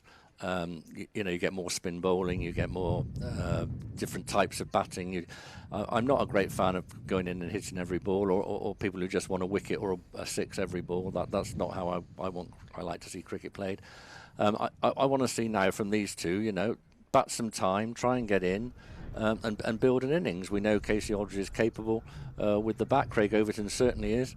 But they can't come in and just play a shot or ball and then say, well, I played my natural game, or the coaches to say, well, he went out and played his natural game. I absolutely hate that expression. I think you've got to play the situation you're in for your team. Yeah, well, these two, I think Friday night did a magnificent job. They played the situation. They ticked the runs down beautifully. Casey played the slightly bigger hand, but Craig came in, and he's such a good player. He plays lovely straight down the ground. Sometimes, like the previous delivery there, that he's inside edge, plays a bit on the up, but hopefully these two can get together, because they certainly have a lot to offer with the bat. Both of them good sort of 7s, 8s, I would have said, in terms of like how I would see them, as batters at the moment. Casey, I think, really does show some high quality with the bat for a big fast bowler. So hopefully a partnership can be the reward. And like I said, they've certainly got some good feel between them from Friday night's chase against Gloucester. Dane Patterson, though, a very canny operator, and will be hunting out those extra large men's pads. But this is what we want to see now, the people who follow Somerset. We want to see the guys who play their shots in T20 and do really well and show the talent they've got. Can they adapt to this situation? And actually now, you don't want Notts to be batting later this afternoon, because that's the best time to bat at Taunton. Final session there. And Somerset have got to use up some time now as well. And I think that's another thing that's gone out of the game a bit, is batting time. Because time has a big influence on these games. And if they come in and the sun is shining and they bat in the last session today, I would expect Notts to bat well. If you keep them waiting until the morning, then you might get a bit of cloud. You might get, and the mornings when the pitches do the most here, and that can make a difference. But with already 6 wickets down, that's sounding pretty fanciful, to be honest, for Somerset. But I like Josh Davey as well. I think Josh Davey is a very underestimated batter. He came to us as a batter, as if I remember, who bowled, and he's very handy down the lower order. So it's not all up yet, but as you say, we do need a partnership here. Great shot from Casey Aldridge across the stumps and back down the ground, using his levers again to punch that positively back past the bowler for 4. Yeah, I suppose the beauty about this game, it ebbs and flows, and you never know what a good first innings score is until the opposition have played. But I know from experience of playing for Nottinghamshire, I think about the lineup and Slater, Hassamid, I think those two in particular, guys that really do look to bat in that kind of easy tempo. If there's a bad ball there, they'll put it away, but they're very good at negating good bowling, and something that the Somerset batters just don't seem to be getting right for the last, well, let's be honest, couple of seasons really. It was always going to be enormous shoes to fill, the Trescothic boots, in fairness, and I think it's probably not fair to expect anyone to do that, but I think 2 or 3 years on from, 3-4 years on from his retirement, I think you can then really appreciate how good he actually was, because opening the batting is not an easy job, and Trez, most days in a Somerset shirt made it look very easy, and the average players like myself down the order certainly reap the benefits of his starts that he used to give us, as Aldridge employs the slog sweep, gets set away for another boundary, playing positively. But can he play positively for a length of time? That is the key, Richard. Absolutely, and much more easily said than done. But I just want to see the right sort of attitude. If he sees a ball to hit, fine, but not hit your way out of trouble. I've never seen that as a great policy for long term. Certainly, it might work once in a blue moon, and you probably did it a few times. But you've got to be sensible in this situation, as I say, and just defend the good ball. And if you see a bad ball, dispatch it. Yeah. I mean, yes, I think I speak from relative experience about being on the offensive, but I played numerous knocks where it was very much the opposite, and sucking up pressure and seeing off a bowler, or I've always rated myself as a relatively good player of spin, especially in the latter years of my time here at Somerset, where you had to sort of get through periods of cricket. And I know that numbers don't always tell a story, but I was an all-rounder, and my Somerset record was average in the mid-30s, but obviously contributed with the ball. It's something that I suppose you look back now and you go, actually, if you got a 6-7 that's averaging mid-30s, happy days. You appreciate that now. Top form of averaging 30. And that is the issue. How long as a player, and it's not about hiring, firing, dropping and putting into the team, but as a player, you've got to, at some stage, the penny has to drop at some stage that your career in the game, your place in the first team, if your average starts with a 2, is going to be under threat. And I don't know. I see the same kind of innings all the time. I don't see a. I mean, it's almost frustrating, really, because I know how I trained and played with the lad when he was coming through. How talented and potentially brilliant someone like George Bartlett is, and that is so lucky. Matt Carter has dived across, and he's got the turkey drumstick thumb part of his hand to the ball, and it's just popped it into the hands of Joe Clark. That is going to be an extraordinary looking replay. Hopefully my eyes are as good still as I think they That's are. how I saw it, Pete. Yep. Matt Carter has dived across and somehow palmed that up into the hands of Joe Clark. Casey Aldridge is... Sorry, Craig Overton has nibbled at one outside off stump, caught the edge, but you'd have to say he's a bit unlucky. Very low left-handed to second slip, and I think he just scooped it, didn't he? And first slip finally ended up taking the catch. Is that how you saw it?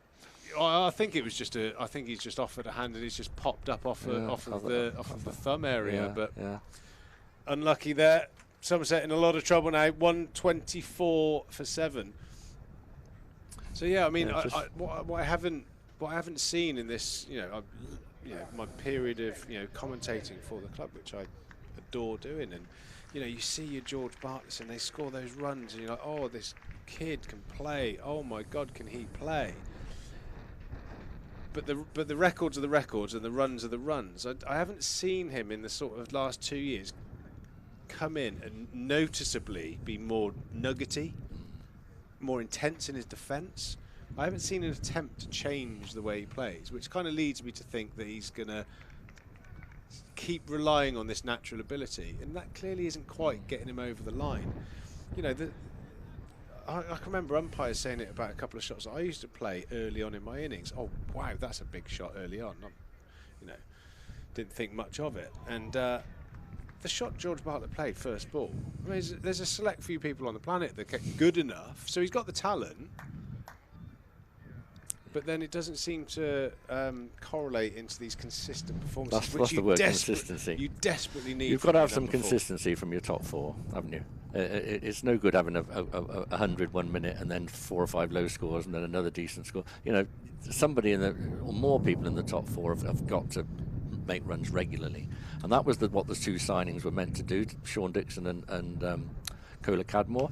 The problem I think with Sean Dixon is that you're signing from the 2nd division, and you talk about the difference between 2nd 11 cricket and 1st 11 cricket. I think there's also a growing gap between 2nd division county cricket and 1st division county cricket. I think for years, Richard, that's been a taboo subject, but I've always felt that was the case. I think the people who have played enough cricket and watched enough cricket, there is a difference. You got as the sort of years turn into decades now of the 2-division system. You've got the test grounds, the powerhouses, the bigger budgets, spending the majority of their time in Division 1, and at the end of the day, professional cricketers are going to chase the biggest wages, and they're available at the clubs that can afford it. And there is a number of clubs now which I think are they have 1 or 2 good bowlers, but they don't have 5. Exactly. And that's what you get when you're playing in Nottinghamshire or a Lancashire or a Yorkshire. That you're going to be up against 5 high quality bowlers week in, week out, and the runs just aren't as easy to come by. Exactly the point I'm making. I think the biggest difference is in the bowling. When you face a 1st division attack, you see off the first 2 bowlers and you get a good one coming on. Quite often in the 2nd division, you see off the first 2 or 3 bowlers and the rest of it is pretty mediocre. Yeah, you've got an 18-year-old coming on. Maybe. I'm not saying that he's not a good player, or potential, but either inexperienced or not that effective, or not as effective as you get in the 1st division, as you're saying. And it's just like football and any other sport. The best players gravitate to the bigger clubs and the top division. And as I say, I think so. A batter coming out of the 2nd division, such as Sean Dixon did, is going to find it very, very difficult, and certainly a lot harder than he was finding it last season. Not to say he won't make the transition. He's going to be here for a while, I think, and maybe he will make the transition. But at the moment, you've got to say his average is pretty ordinary, and but by that 1 innings against Essex, it's not worked out for him. Tom Cola Cadmore came from Yorkshire, so although they're now in the 2nd division, he was used to playing 1st division cricket, and has found it much easier to handle. And I think he'll be a really, really good signing over the course of time for Somerset. Yeah, I totally agree with you. And like I said, I think Sean Dixon and George Bartlett are phenomenal players, and I really do hope they come good. It's just too deep into the season to be talking the same things. But anyway, we can't spend all afternoon talking about what's wrong. We've got a fascinating game on our hands. We've got a wicket that's offering some spin. Matt Carter has picked up a couple of wickets, which I think on day one, I think will be disappointing for Somerset, from a Somerset perspective, to have the off-spinner already in the wickets. 7 down for 125.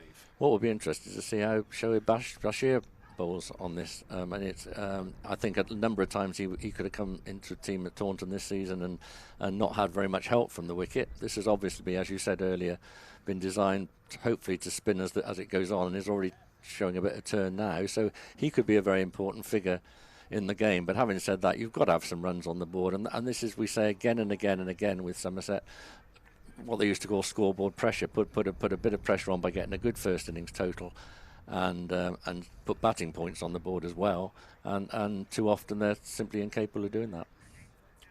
Yeah. But if you look at the T20, how the T20 is going, a lot of people who love their white ball cricket will say the Somerset are having a fantastic season in that, and packed crowds are coming in, and wonderful game against Gloucestershire on Friday night.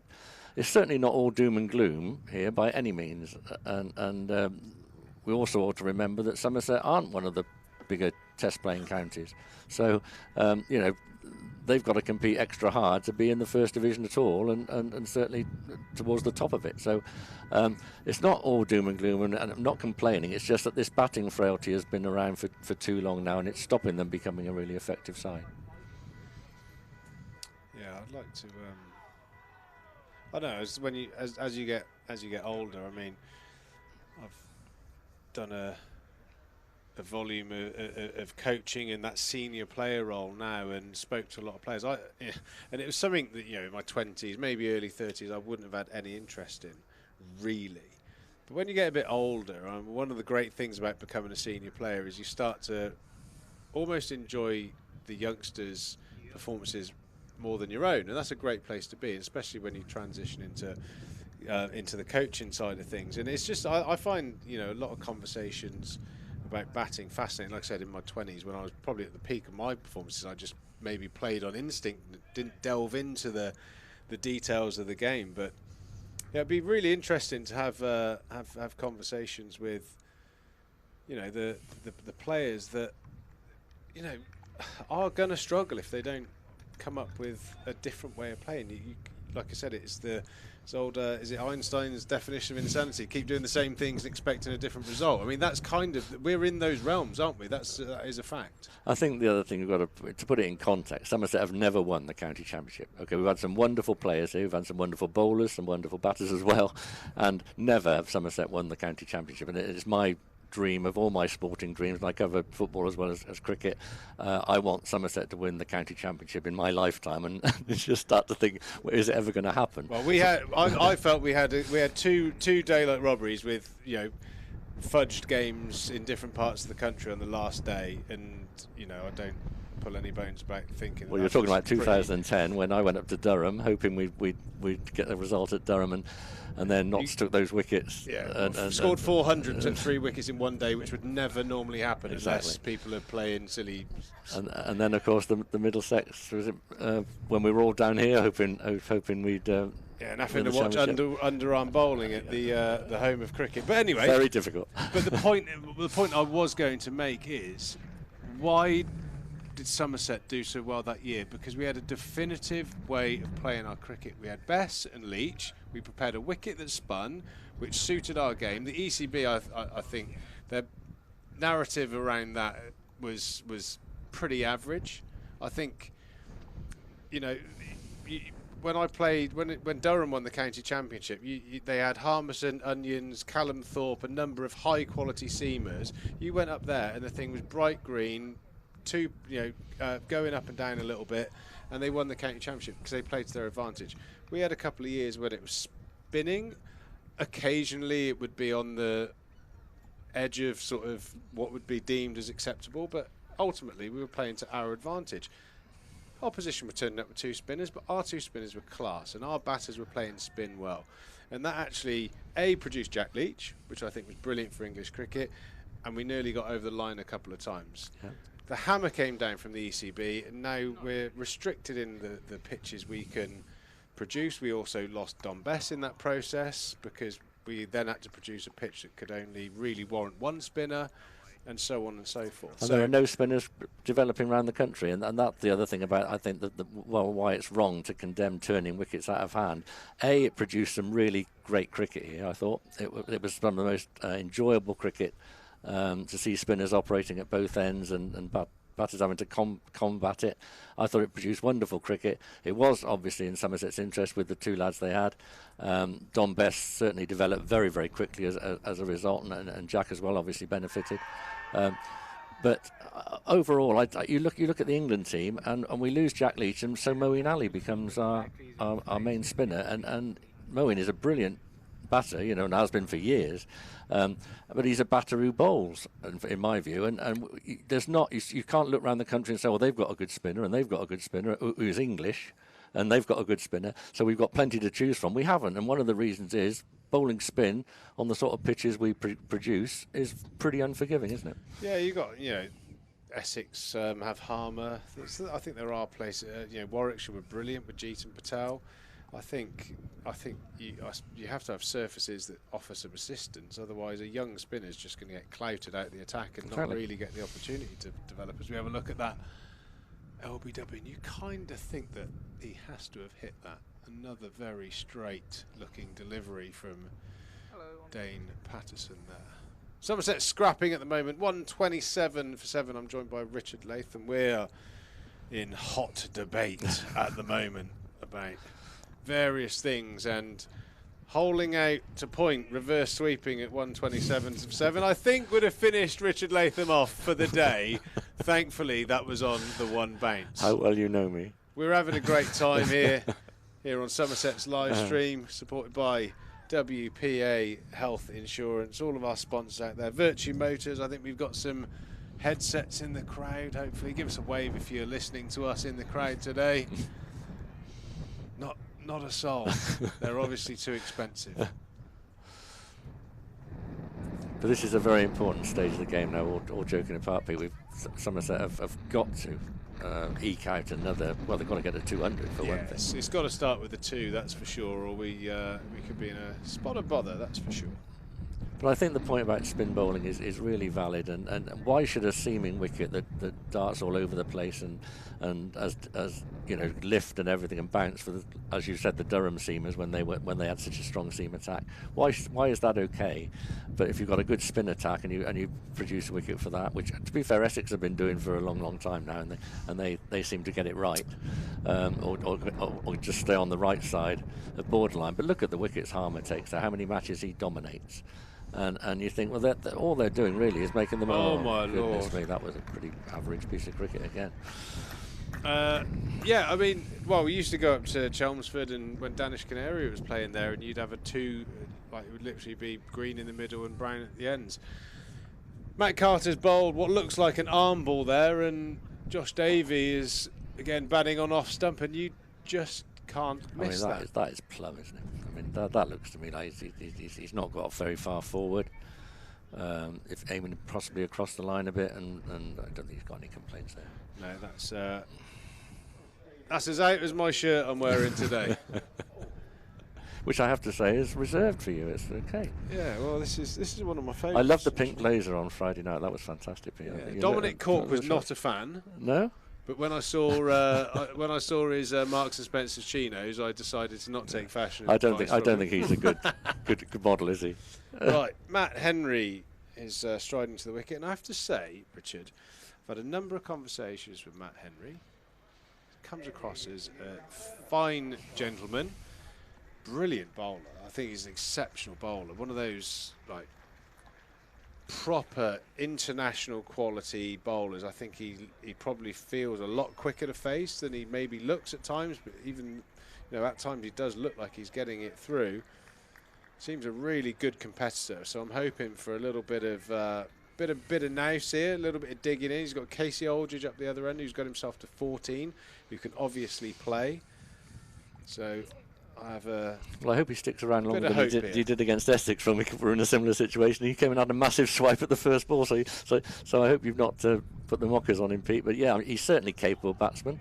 and I hope this is his day. But suddenly 8 wickets down, you're looking at 150 now, aren't you? As trying to get past 150, and I just think what we've seen today, this isn't a 150 pitch.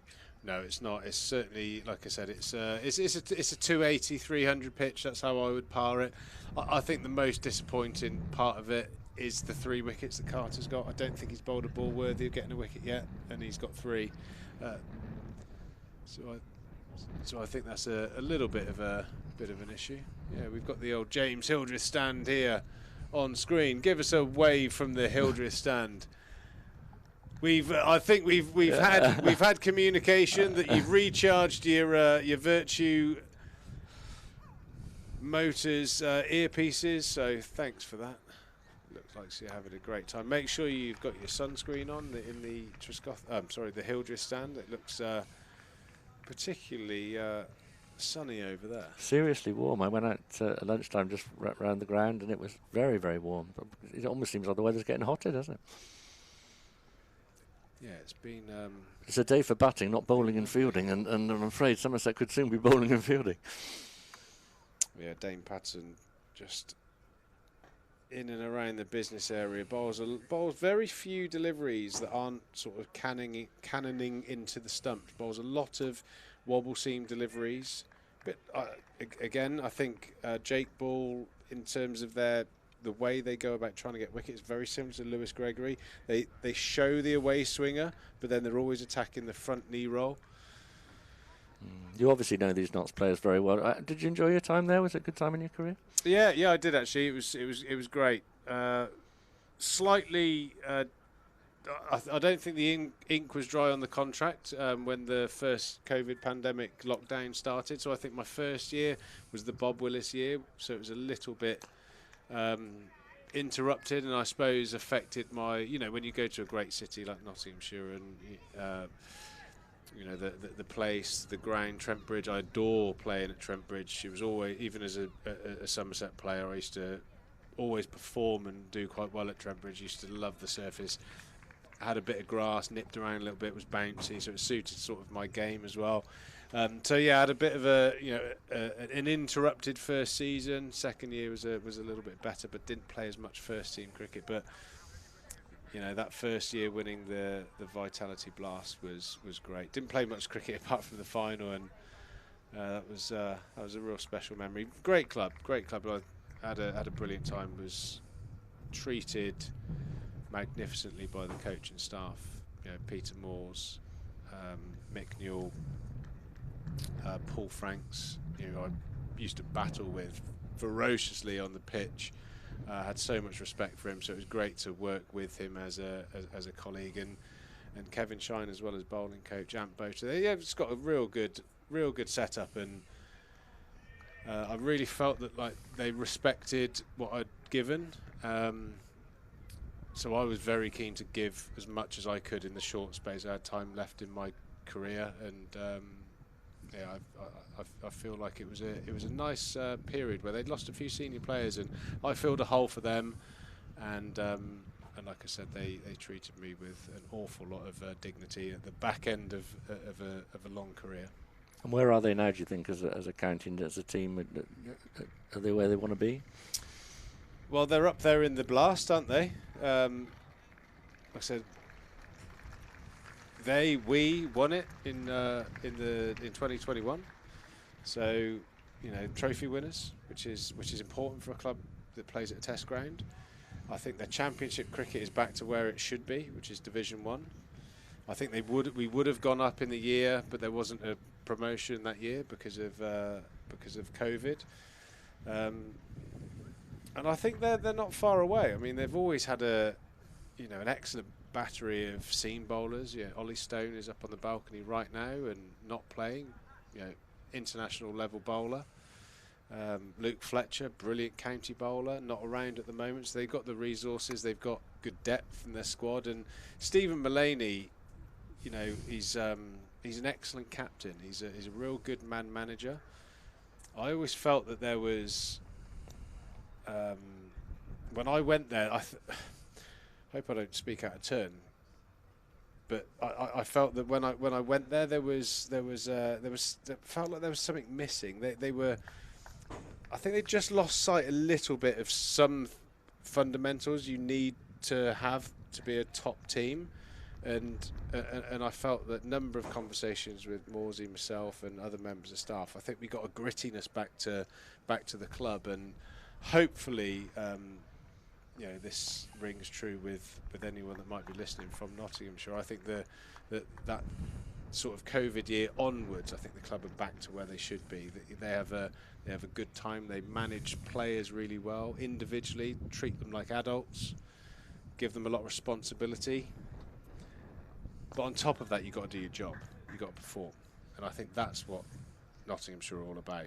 They have a couple of players that maybe aren't in the athlete mould, but they do their job. They get their runs, they get their wickets, and I think cricket's one of those great sports, isn't it, really, where you can maybe not be the greatest athlete, but be a phenomenal performer.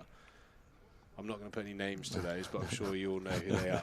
Well, it certainly used to be the case more than it is now. I mean, you used to see some, let's say, interesting figures playing county cricket in particular, but had special skills. I mean, I think of swing bowlers, what the real banana bowlers, when I used to watch county cricket as a kid and growing up, there was a lot of these sort of roly-poly, if you like, medium pacers, but they could bend it round corners. You remember them? You had, in the what I would say was the peak years when Nottinghamshire were winning championships, relative canter. Andre Adams, strong guy, just a strong guy. He wasn't a gym kind of guy, but he was a very strong bowler. You had Mark Elam, probably carried a few too many pounds at times. Phenomenal, skillful bowler, great match-winning performer. Ryan Sidebottom, ultimate pro. Paul Franks, again, brilliant guy. Cricket, I call them cricket fit. Do you know what I mean? They could just bowl and bowl and bowl. They were at you. They'd never give up. They had that relentlessness about them as a team. And like I said, I think they started to drift away from that, hence why they were in Division 2. They lost Reed, Michael Lum, James Taylor, the latter two through injury and illness. So they lost a lot of seniority in that team and maybe lost their way a fraction. But it's amazing how certain little things in an environment can change quite dramatically. And probably one thing that I felt that was something that I did give. I can remember signing for the club, and Ben Duckett, who's doing phenomenally well now, had just signed from Northamptonshire. Had a poor first season for Nottingham, and I can remember conversations along the lines of, you got that bloke in the corner, he's 40. And look at the shape he's in, and you're 24 and you've got all the ability in the world and wasn't in great shape. And that lad, over that winter period, worked his socks off. He went from the lad that we'd probably hide in the field to our gun fielder that fielded at Cow Corner, and his progression through the game, even though he was a very good player anyway, was it's just been watching it from a side, knowing that maybe in some way, shape or form I had a little bit of a part into maybe changing some of his habits. I look upon those sort of influences I've had as something really I look on as from a real proud point of view. And I think, although I'm not a fan, as I say, of T20 particularly, I think one of the things T20 has done is brought amazing athleticism to fielding. You get fast bowlers now who will race to the boundary, dive and try and palm it back, which the old fast bowlers would never have thought of doing. And the catching, Pete, is just unbelievable these days. I mean, Somerset's fielding this season in the T20 has been absolutely outstanding, don't you think? Yeah, it's been amazing, really. I mean, I think it's a multifaceted sort of viewpoint, really, because you've got physios and coaches looking at your premier bowlers diving into the advertising boards, and they're like, oh, do you really need to save that extra run? But there's just a commitment to I think everything that goes on in professional cricket now, and it's transferred itself into even Test cricket. I mean, what they do in T20, they'll do in Test cricket, and then you'll see a bowler chasing the ball. Stuart Broad, very good example, I think, in the first Ashes Test. 2 or 3 times saw him chasing balls that I don't think he may have done earlier in his career, and diving at them. It's almost like it's done without a second thought now, isn't it?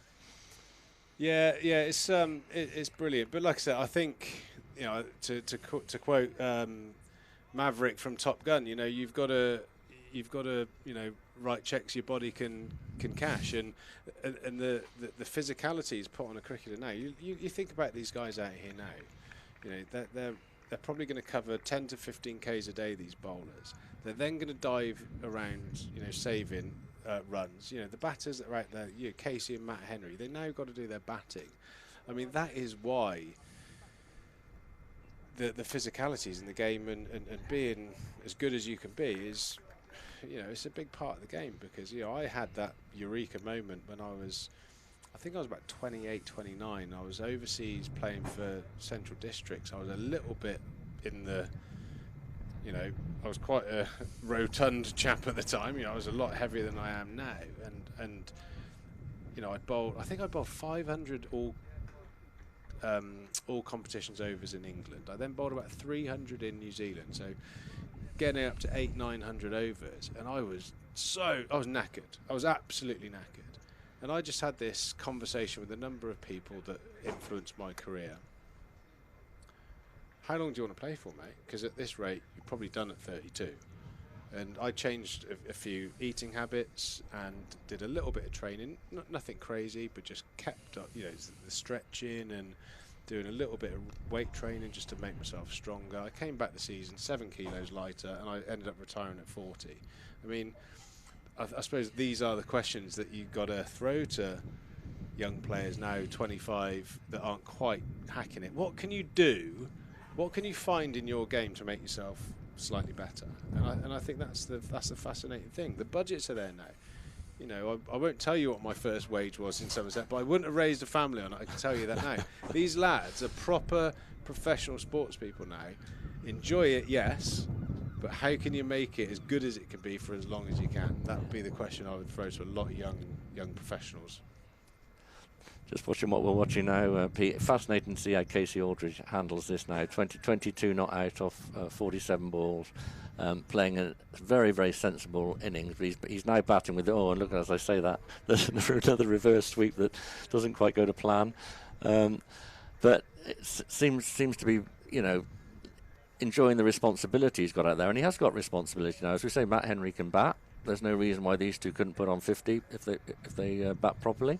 And the other thing I like in all forms of cricket is momentum. And I think even if Somerset only made 190 or 210, if the last two partnerships were good, that takes you into your bowling with a much more spring in the step than it would if you'd, say, gone from 120 to 200 all out. Yeah, great shot there from Casey Aldridge. Brave into the,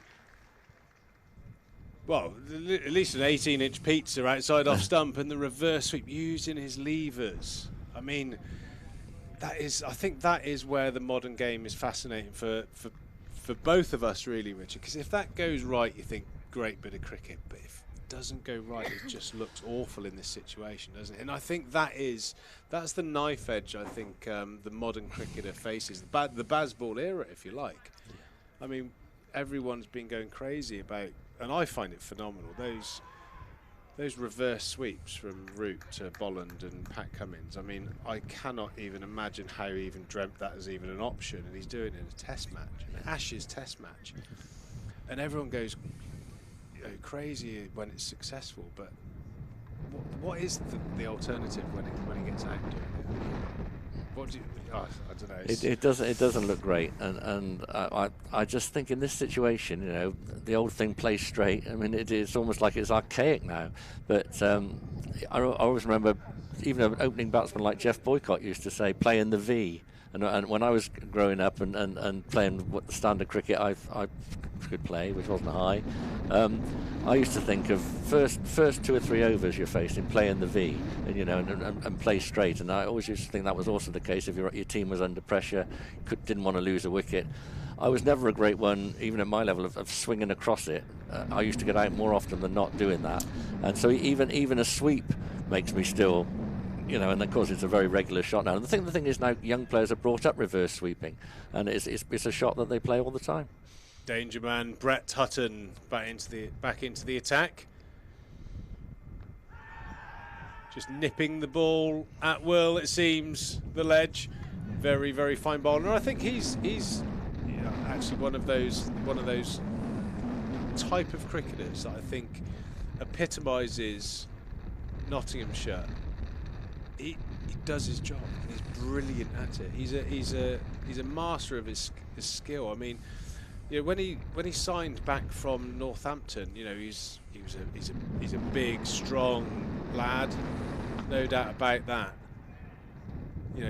He trained, but he looked a little bit reluctant at training. But then I watched him operate. I watched him do his bowl throughs, and I watched his skill level, and I was just like, I mean, this is a guy that averages 21 with a ball in first-class cricket. I mean and he gets wickets on any surface. Master of the skill, and that's what I like about Stephen Mullaney. He'll manage him different to how he will manage a Lyndon James. Lyndon James is one of the modern cricketers, super fit, strong. Will bowl his overs. He's had some England Lions experience now already. You've got Hasim Hamid, and you've got all different types of characters. The one sort of fear I do have on some other environments is almost like there's that generic way of coaching and managing people. It's different people need different things, don't they? Different stimulus to make them want to be better. And I think training for bowling, that's one of my pet hates at the moment. It always seems to be, let's make him quicker and quicker. Let's get in the gym and make him more muscular and more muscular. And it's not always a case of having a yard extra pace. It was done. Certain coaching regimes over the years here have said all about, if you could only put on a yard of pace, and I can think of bowlers it destroyed, without naming names, that were never as effective when they did try and bowl at a yard quicker. Hutton again, nipping one back through the gate, loose shot, big gap between bat and pad, and that is something that a bowler of Brett Hutton's quality will expose day in, day out.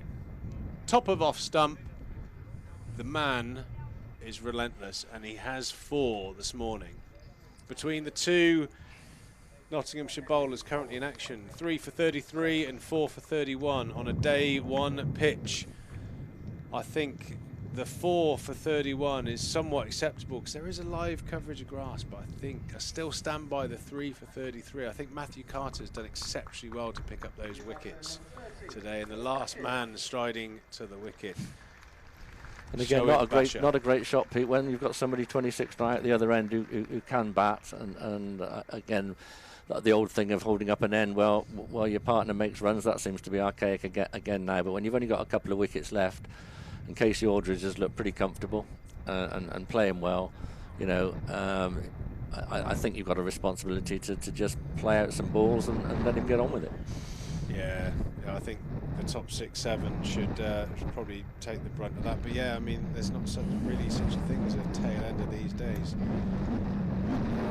No real excuse for sort of loose cricket, but it's just that little bit of sloppiness. Somerset struggling here, 150 for 9. I think, as I said at the outset today, I think the people that are tuning into the live stream are watching some real class operators from a bowling perspective in the Nottinghamshire lineup. Somerset have been undone this morning, and this afternoon they're going to have to back it up with some high quality bowling, no doubt about that. I'm joined with Richard Latham here at the Cooper Associates County Ground. It's 150 for 9 after coming up 45 overs. Nottinghamshire very much in control, but again, we don't know what a pass score is in any game of cricket until the opposition have batted. But I would suggest, and I'm pretty sure the man next to me would agree, that Somerset are a little bit light at this stage. I think they're going to have to bowl well, and I'm sure a lot of people around the ground are looking at Brett Hutton and thinking, Brett Hutton, well, he's not an international bowler, he's not a big name,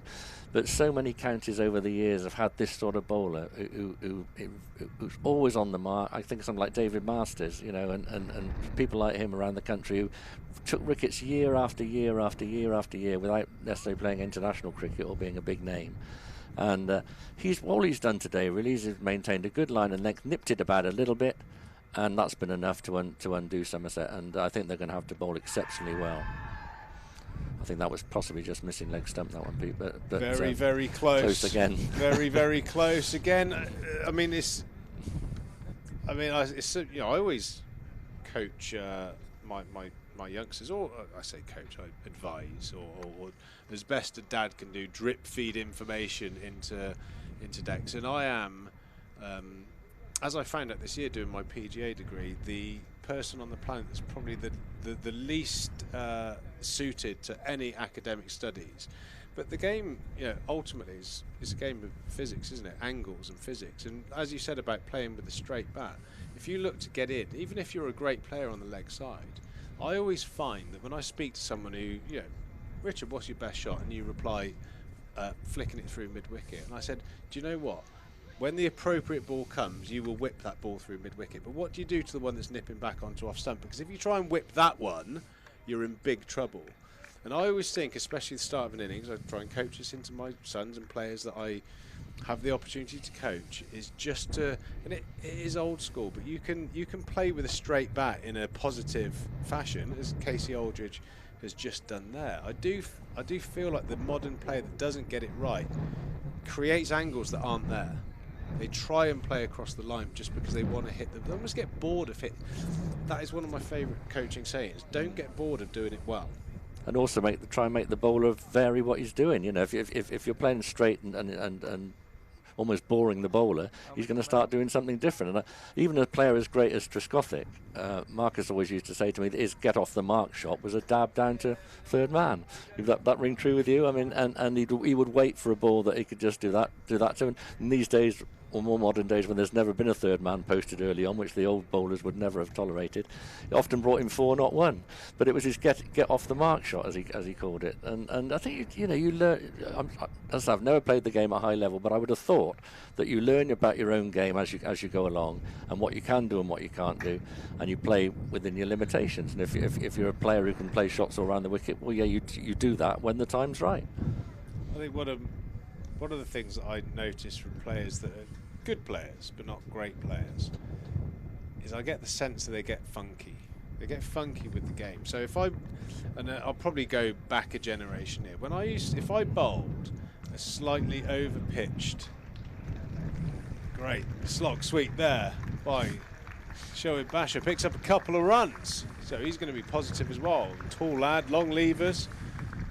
Need a bit of a partnership, I suppose. It's probably gone too far about just digging in and taking time. I don't apply what I said to a number 11. I think a number 11 has got to play the way he plays, and if you think that's the best way of getting runs, then do it. I mean, it's the earlier order that, like you said, that have got to show the responsibility to rein themselves in. Game within a game, though, off spinner versus off spinner. You won't want to get out to Matt Carter.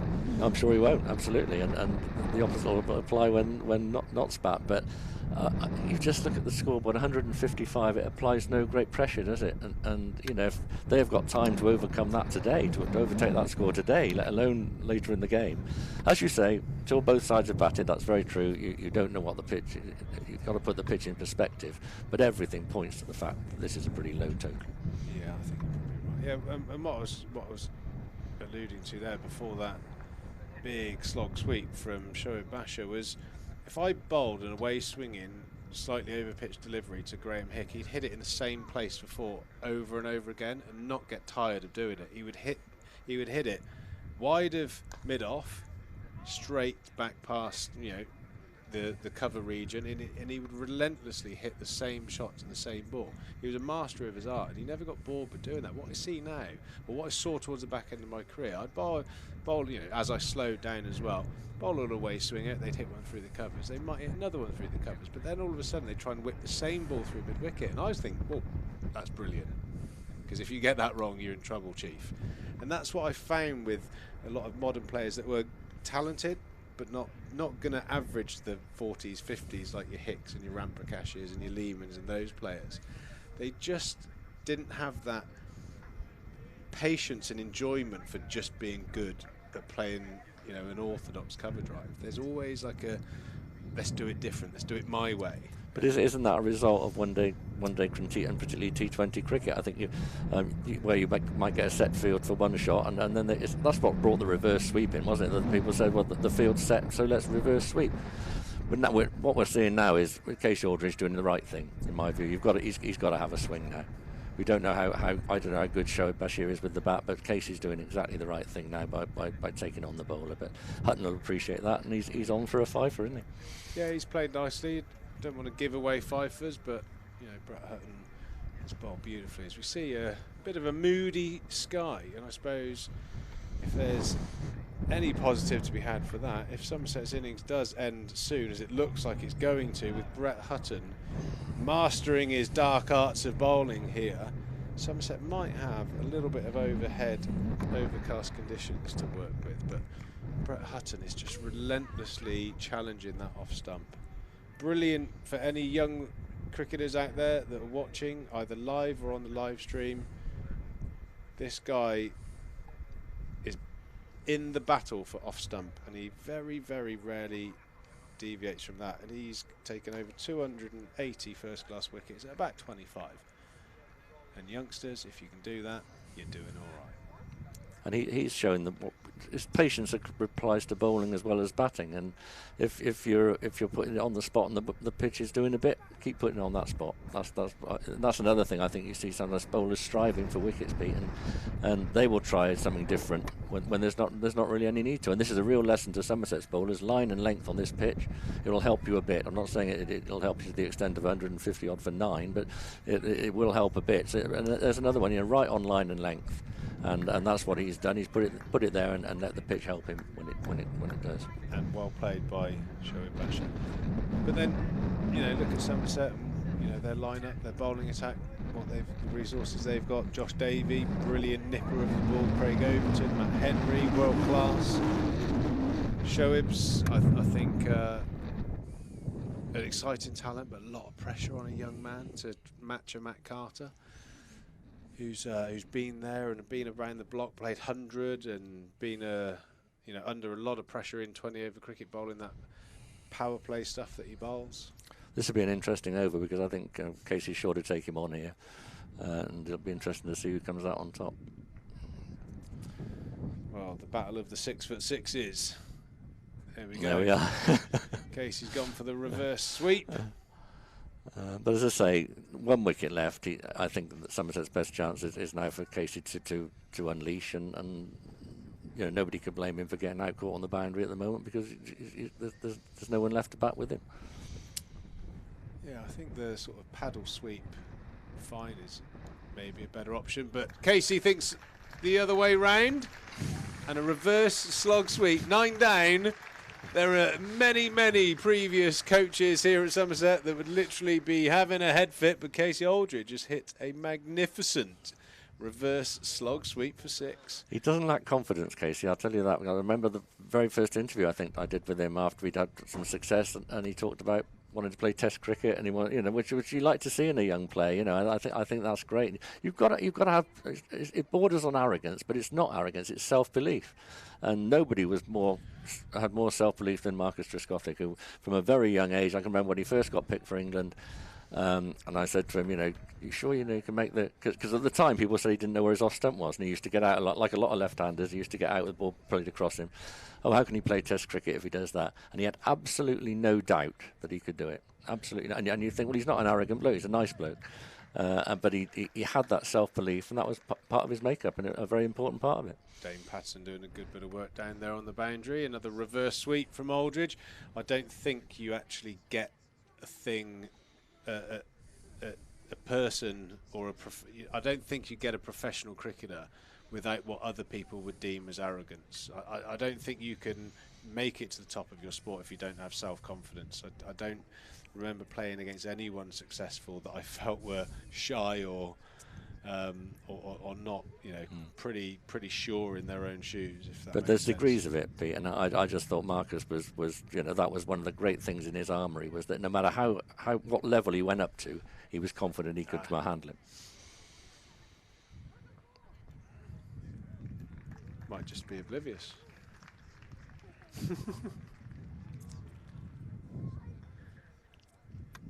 End of another over here at the Cooper Associates County Ground. Somerset 163 for 9.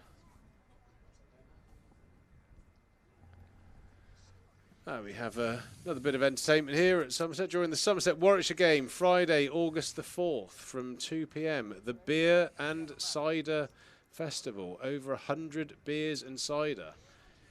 Good luck getting through all of those. Richard would give it a good go. I know one of his partners in crime, Richard Walsh, would have a good go at getting through 100 beers, but maybe in their heyday. Brett Hutton continuing. A Taunton fifer is something that all away seam bowlers certainly have on their to-do list. Can Brett Hutton get it this over? Looks like he has. Yeah, Aldridge down the wicket, going for the big shot. Brett Hutton scratches the edge and picks up a Taunton fifer. 5 for 34. You'd have to say that he's deserved the fifer, but 5 for 34 seems like a mixture of excellent bowling and poor judgment on the Somerset side. Somerset's innings closes on 163, and walking off are some gentlemen that would definitely feel like they've stolen from the rich and given to the poor there. Yeah, I feel for Casey Aldridge there because he's got 35, played really well, and he was left with no alternative than to swing the bat. I don't think, and no shame on how he got out. He's come out of the innings better than most. Again, it's Somerset's top order that have got to look at themselves, and as you say, you can't keep relying on the same players, Tom Abel, even a youngster like James Rue. I think there's more confidence that they're going to stay in than there are when some of the more, certainly with James Rue, than there is with some of the more experienced players come out. And I don't know about you, but I've got huge faith in James Rue. I think he's the best young player we've got. And I love the fact that he wants to play red ball cricket. I love the fact that he wants to bat long. And he's no mean wicket-keeper. And I think of all the youngsters that we've had here, I mean, Will Smead obviously is a magnificent white ball player. But I think if you're looking at someone who might go all the way to Test cricket, I think James Rue is the one. What do you think? Yeah, I agree. James Rue's old before his time, has a good head on his shoulders, plays the situation. I'm going to have no sympathy for a number 7 batter having to slog with the number 11 and giving his wicket away. 35, Casey Aldridge, only improved by Tom Kohler-Cadmore with 38, and on a day one on a pitch that you have to say was green, but certainly not anything more than just a fresh day one pitch. Somerset will feel pretty disappointed. 163. They're going to have a massive job in the second, or the Nottinghamshire's second innings to try and keep control of this tie. I mean, this is a day where, you know, you say in first innings you can't win a game, but you can certainly lose them on a first innings deficit. And my fear is that this day could get out of control if Nottingham should dig in. Well, the fear is it's a good time to bat now, usually at Taunton afternoon, final session. The weather's half decent, pitch is half decent. You're having the best of it. You know, I would, you know, even if Somerset could have batted longer and not made a big score, it was all pretty quick. And to be honest, not a lot of backbone. As Tom Abel uses that word a lot. There wasn't much backbone to the innings or the team, and to be honest, there wasn't. Yeah, but it's about coming back now, isn't it? I suppose it's about some sort of reply. You know, the one thing that we can be confident is Craig Overton is going to be champing at the bit here to make inroads. I think you have to say, with his T20 performances, he's put himself right in the selector's eye again, and I think if he can back that up with some good championship performances, he could find himself back in with a good shout. The way he's been bowling up top with that new white ball has been fantastic, so hopefully he can back that up this innings. Josh Davey getting loose. Matt Henry will soon be coming out for a warm-up. Somerset are going to have to do something special here. Wickets are needed. And let's hope Craig's knee stands up to it, and there's no more fitness problems, because there's no doubt he's Somerset's spearhead, and they'll be relying on him the most. Yeah, agreed. We're going to take a very short break, and we'll be back in about 5 minutes for the start of Nottinghamshire's first innings. You have to say that Nottinghamshire have been high class so far this morning. What will the response be from the Somerset bowlers? Thanks to Richard Latham for joining me. I'm sure we'll get a chance to speak another time soon. Pleasure, hopefully in slightly brighter circumstances. Let's hope so. Thanks.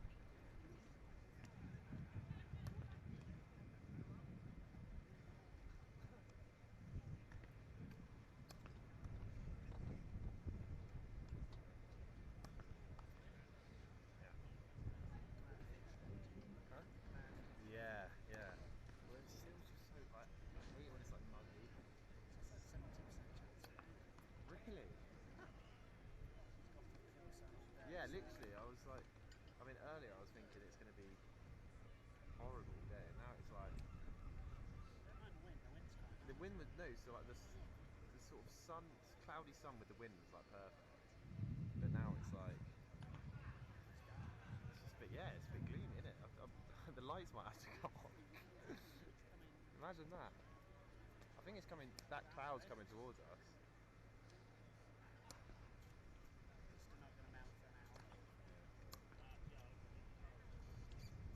I mean, it's getting good conditions for bowling at least, so that's something.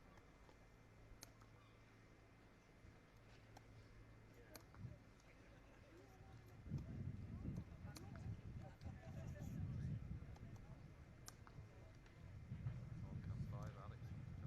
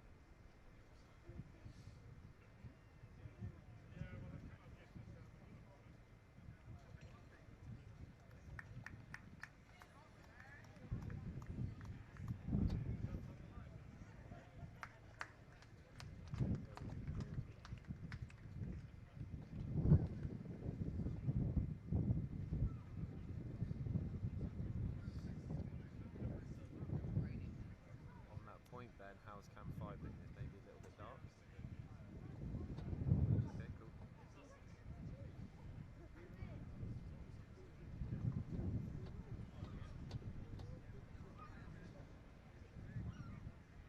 So am I. So am I.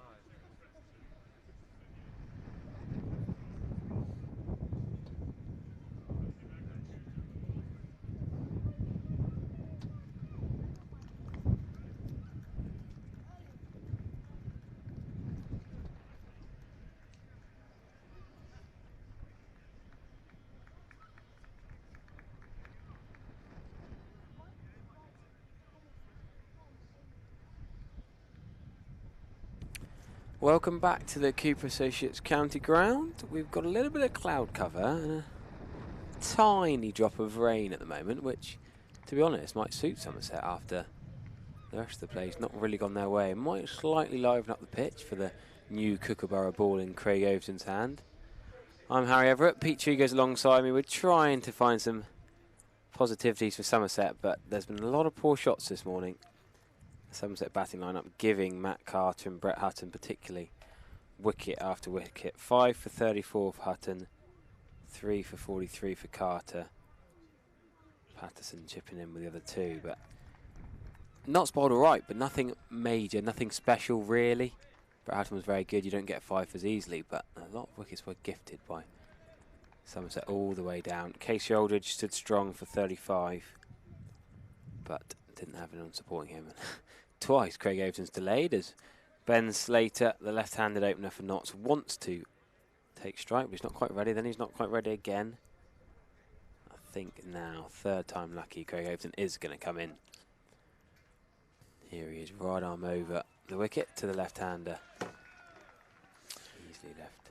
Slater, Hamid, two excellent opening batters in county cricket, facing what you'd say over the last 5 years probably been one of the most excellent opening bowlers, Craig Overton, and certainly Somerset need a Craig Overton-esque spell here to get themselves back in the game, get some momentum going Somerset's way.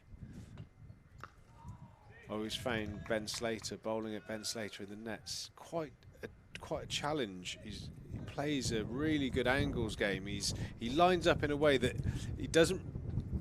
A lot of left-handers who bat where he bats, you feel like you could swing one back and get him LBW, but every time you do, that's an incredible strength of his. But he also leaves the ball really well. It's very hard to get to bowl a wicket-taking ball to him. I always found in the nets, and trust me, I bowled a fair few balls, and that is right on cue. You know, the one that Craigos tried to swing back into slats, and he's just clipped that through mid-wicket for two. I always found, even being a relatively accurate bowler, I just couldn't ever get an area where I felt he was consistently under pressure. Has Hamid, famed for having a brilliant temperament up the other end, so I think potentially a real eye-opener for the Somerset lineup. 3 slips in place.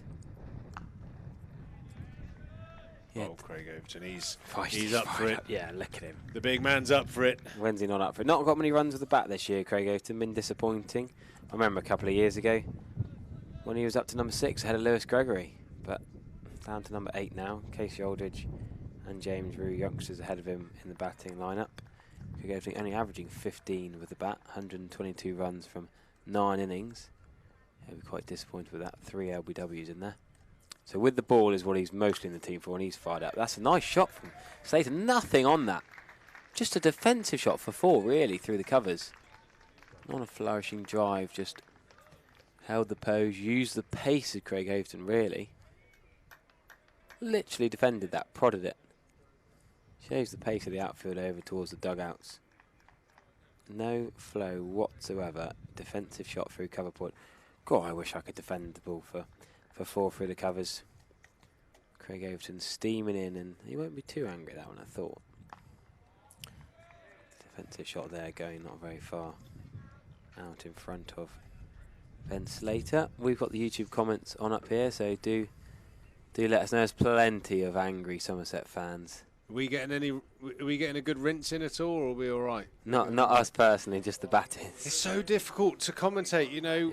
Yeah. For me, you know, obviously partisan to Somerset, but having played and having good relationships with the guys from Nottinghamshire, you try and be objective, but when one side is pretty dominant, it becomes so difficult. You've got to say what you see sometimes in cricket.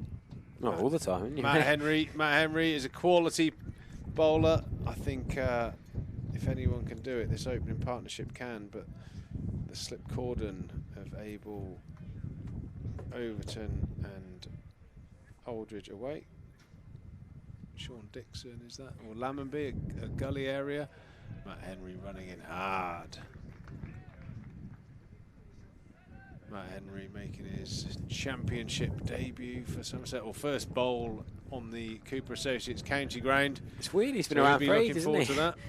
That doesn't seem quite right, the length of time he's been here.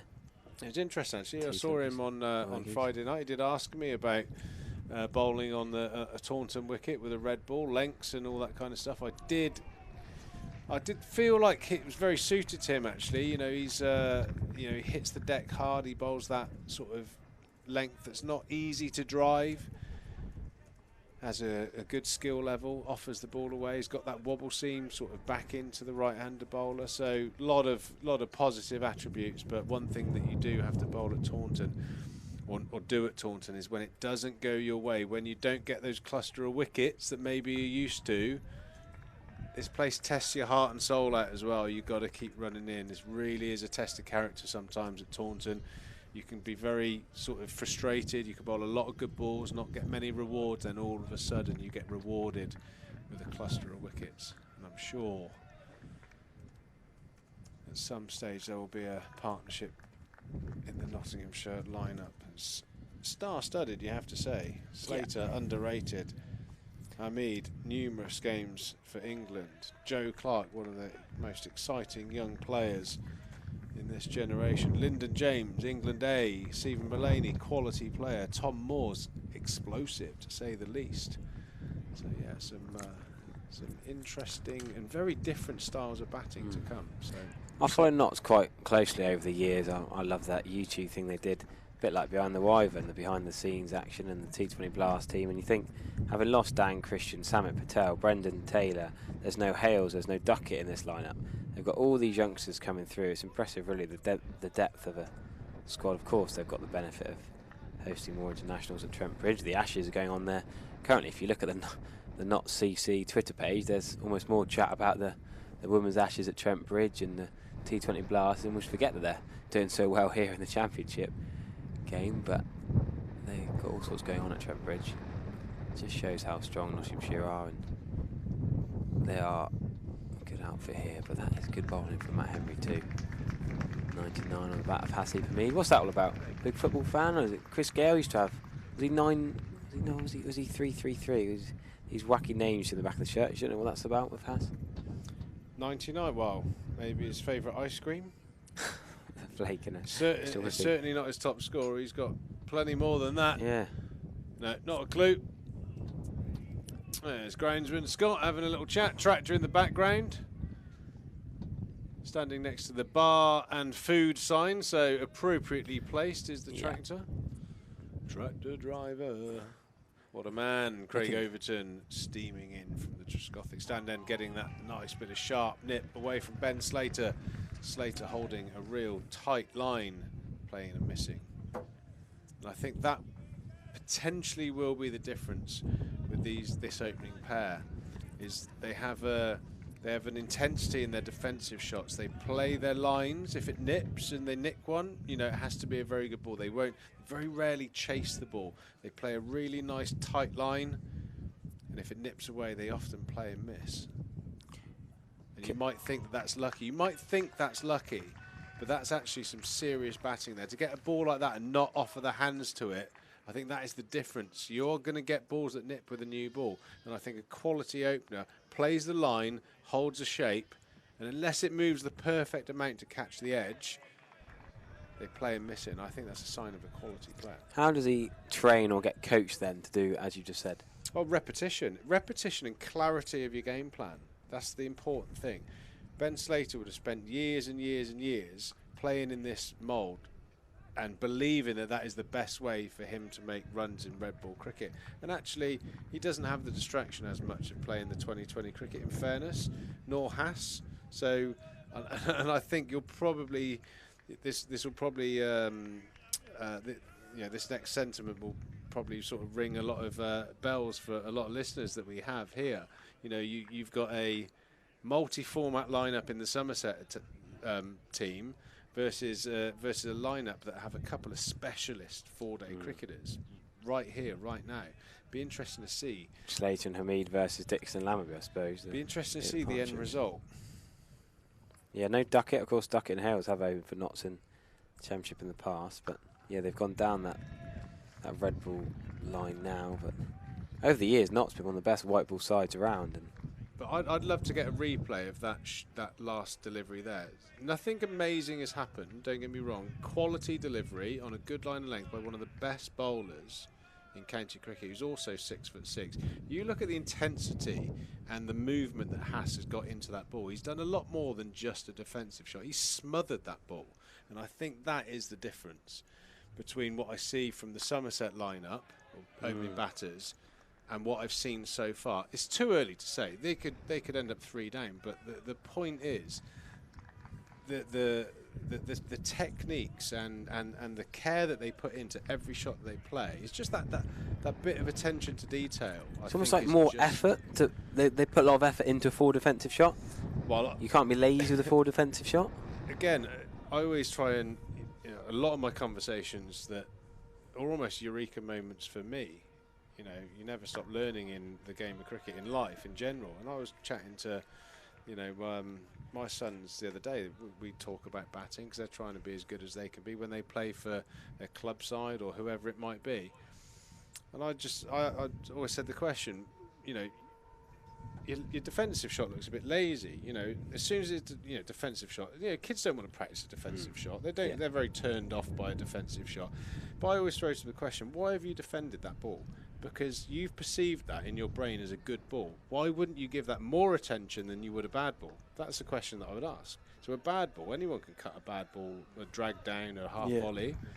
But the ball that your brain tells you is a good ball and a challenge to your wicket, you play lazy. Why? Yeah. Doesn't make sense. Wrong way round, isn't it? Yeah, exactly. Absolutely 100% the wrong way round. So, but I see an intensity in Haas in particular. Nick Compton used to have it in spades. Yeah, absolutely. It used to be like a barn door coming down, big stride, and it would have to be a magic delivery.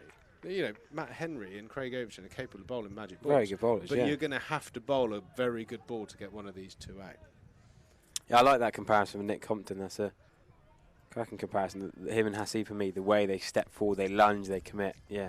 Got a bit of weather here, lurking around the Cooper Associates. The tractor beam of the floodlights has pulled in a little bit of rain. I'm looking at the dark trees in the distance. It is spitting. Something out of nothing, not enough to go off. I agree, but it's something worth mentioning. You're looking for positives for Somerset. Might juice up the pitch a little bit. Tiny bit of water. I'm looking for an opportunity to go for a walk because my back is barking, I tell you. I've got. I was going to post a photo of me on the physio's table, but I've been advised that it's far too graphic. I've got about half a dozen acupuncture needles in a very sensitive area below the waistband, so I won't. Fair enough. Looks like Hellraiser. I'm showing Harry right now, but try and I hope that hasn't scarred me for life. Yeah. No, well, it might have scarred your back literally, but glad you can be helped. 4 slips waiting. Matt Henry steaming in against Ben Slater again, holding that position. Good bowling from the international Matt Henry. Yeah, 2 international bowlers really. International class, played test matches around the world. They're going to be key, but it was Brett Hutton and Matt Carter who did the damage for Notts. Neither of whom have played test cricket. That's a beauty. But again, I see what you mean. That thing, Ben Slater playing inside the line, like Trescott did so many times, but almost controlled inside the line. There's some that play and misses. Only he knows exactly which is a play and a miss and which is a leave. But well, I think so. If you refer back to the Somerset dismissals, where you've got Brett Hutton just nipping the ball a tiny little amount back onto the stumps or the shin. So, in my mind, Ben Slater holds the position to negate the ball moving back into. If it's a ball pitching on the angle on off stump, he's got to be mindful of the ball coming back into him. So he's played that line. If it stays on the angle or it moves away, he knows he's going to miss it. Trez did that for fun. The amount of times commentators got sucked in by Trez playing and missing, and he absolutely wasn't playing and missing. We have some sort of Caribbean vibe going on. There must be rather exotic. This actually matches my shirt. Hold up the coconut. There's no in-ear radio though. We can't talk to the person with the coconut drink. We've got to have more people listen to the Virtue Motors in-ear radios. Who is that with the coconut drink? Good bit of fielding off his own bowling from Craig Overton. Yep, cloud cover but no more rain. Overcast conditions might help Somerset a little bit. There have been quite a few wickets around the country today with this Kookaburra ball. Interesting how potentially perceived to be different.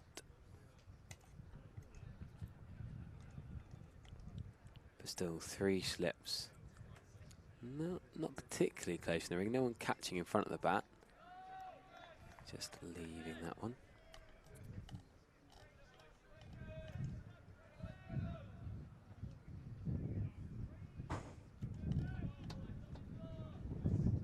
What have we got? Deep fine leg. Quite deep mid-wicket. In the ring, just about what would be the ring, Josh Davey. Shouldn't be a 1 to him, but I guess he's there for the aggressive pull or whip through mid-wicket from Slater. Oh, and that is a play and a miss. No need to appeal for that, Craig, but well bowled. Following through to right to Ben Slater's grill as he's appealing. Yeah, that's a genuine one, no doubt about that. Slater's eyes have lit up to that one. Lucky to get away with that. That's sometimes the difference. Somerset have nicked or kicked every one of Nottinghamshire's decent balls today. So far, all Somerset have managed to do is beat the bat.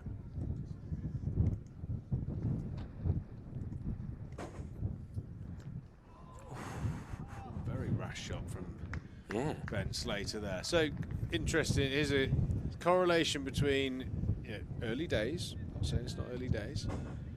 Nearly 5 overs gone. None down. 8 runs.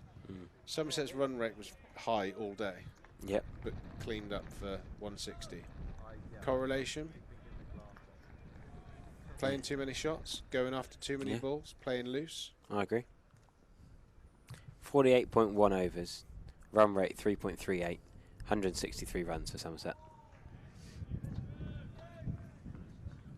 I think the classic, 50 over innings or a 4-day innings is you concede the first hour, new ball, you get through it, maybe lose 1. You know, you're going to get good balls out there, but you take the bowlers into their second, third spells, tire them out, you do the hard work, you get in, you grind them down, and you cash in. The run rate creeps up later.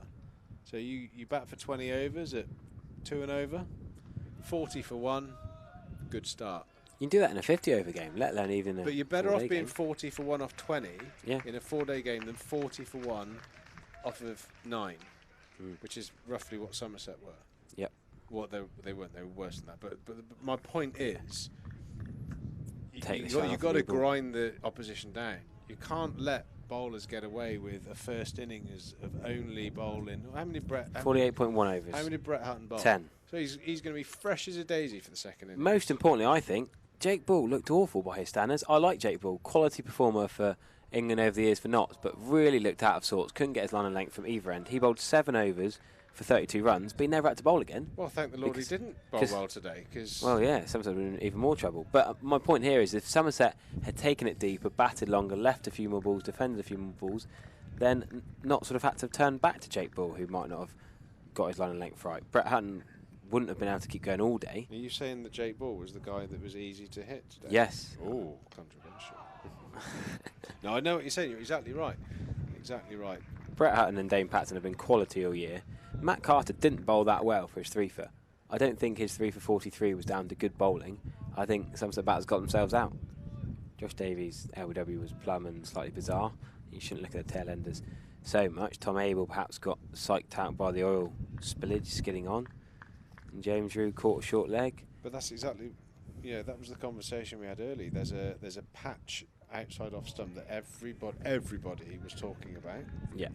It's the ball should sit there. Matt Henry to Hassie for Mead. And has he played at it because he thinks he's going to do something? Just leave it through. I mean, to a seamer, it's probably wide enough to leave. To a spinner, you might think it might come back in, but I don't think there's a Somerset batter in the 11 who has been got out by very good bowling. They bowl consistent line of length, but lack of patience, I think. I always say when I'm playing, out-patient the batters when you're a bowler, and Notts did that. And the batters didn't out-patient the bowlers.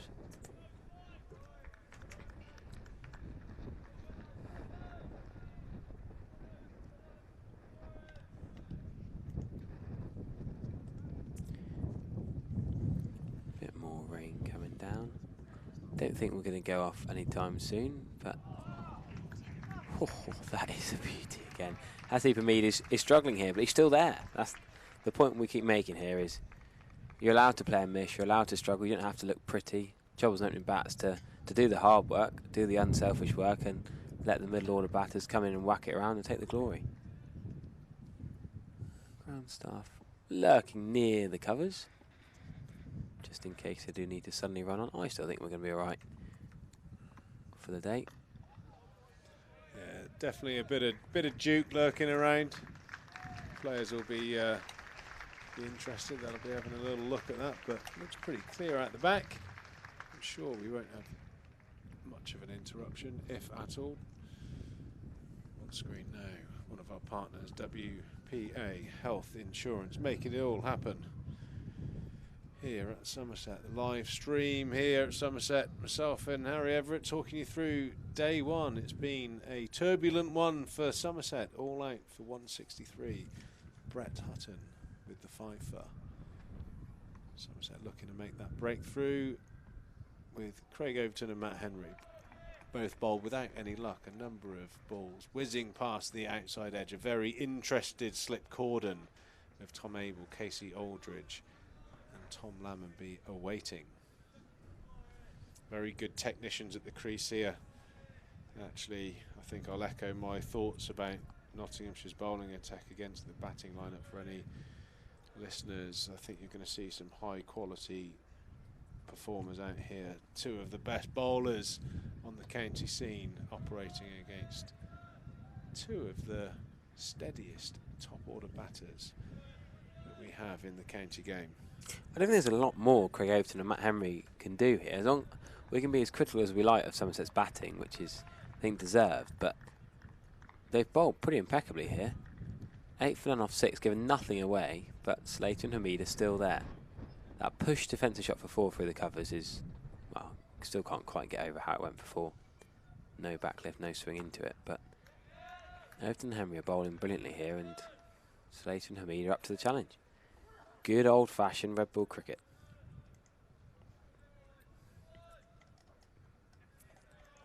Interesting to see, I talked about the loans and the moves. Don Bess on loan to Warwickshire for 1 game, and Jacob Lintop making only his 2nd championship appearance for Warwickshire.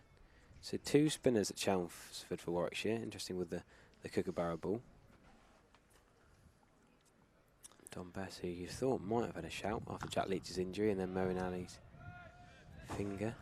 Yeah, maybe in different circumstances he might well have had a chance. Yeah, I think it's unusual for the ECB. You know, Don Bess has played a number of games for England and done pretty well when he has had a chance. But not to be. I'm sure he'll be doing all he can to get back into contention. I know that life hasn't always been easy going at Yorkshire, Headingley, with all the issues they've had over the last few years. Probably, I suppose, in the timeline of county cricket, Don Bess's move up there probably hasn't been the most timely. No. Yorkshire's Finn Bean scored 114, and that man's Zaman Akhtar, who played here on Friday night. So he went from playing at Taunton on Friday night to playing in the county championship for Gloucestershire. Exciting quick bowler for Gloucestershire. Looked a nice bowler. I saw, yeah. saw him in bowl through. He really caught my eye when I was out there doing the pitch report. Bowled a heavy ball. Looks like he had a good away swing, sort of stop ball. Another good over there. Slater on 8. Hamid yet to score. We've got some women's Ashes tickets available. Tuesday, July the 18th, 2023. Extra tickets available. Get in now, and hopefully we can have a slightly more exciting pitch down here. But I have to say, that looks like there could be some kind of result up at Trent Bridge in that first test match. 233 for 7, Australia women in the 2nd innings, leading by 243 runs. Another Jaffa from Matt Henry past Hasib Hamid's outside edge. Might not be enough with Tammy Beaumont in the form of her life. Back-to-back double hundreds in the A fixture, and then the test match becoming the highest run scorer, individual run scorer for England English women's cricket. Great achievement. Yeah, class act Tammy Beaumont. I had the pleasure of interviewing her a couple of years ago, and just loves the game. Just talks so favourably about the game of cricket. Loves it. Loves batting, and massive to get double 100 in the Ashes.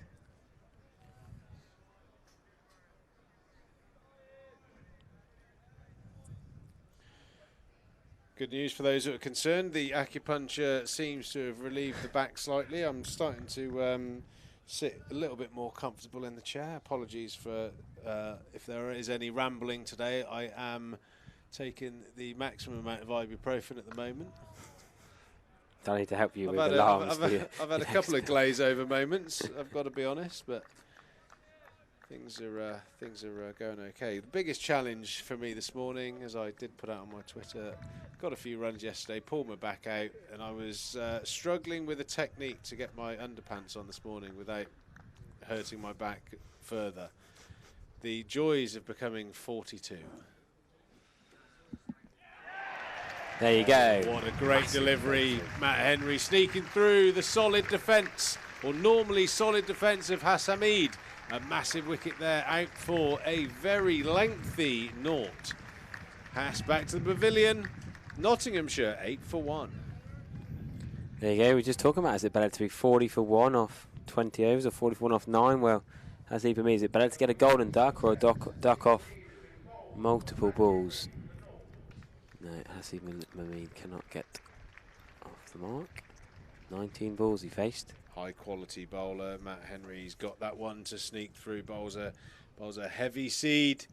Just got that one to nip back through the gate, top of off again. I think that's one of the things that's worth highlighting. Brett Hutton, now Matt Henry, hitting the top of off. It's an old bit of an old school thing. Caddick used to talk about the top of off all the time, but all the great bowlers do it. 5 for Brett Hutton, and an excellent timely breakthrough.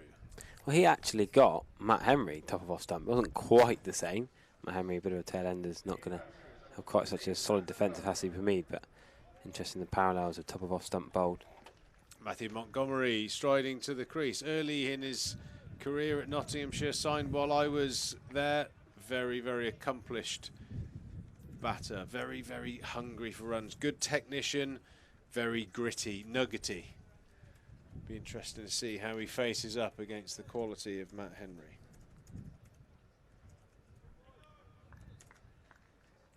Yeah, Joe Clark at 4, Lyndon James at 5, Stephen Mullaney at 6 on the scorecard. Think of the years of a Taylor at 3 for Notts.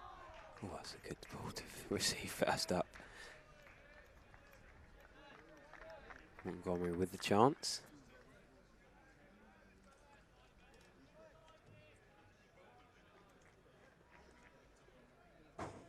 So still the right left-hand combination.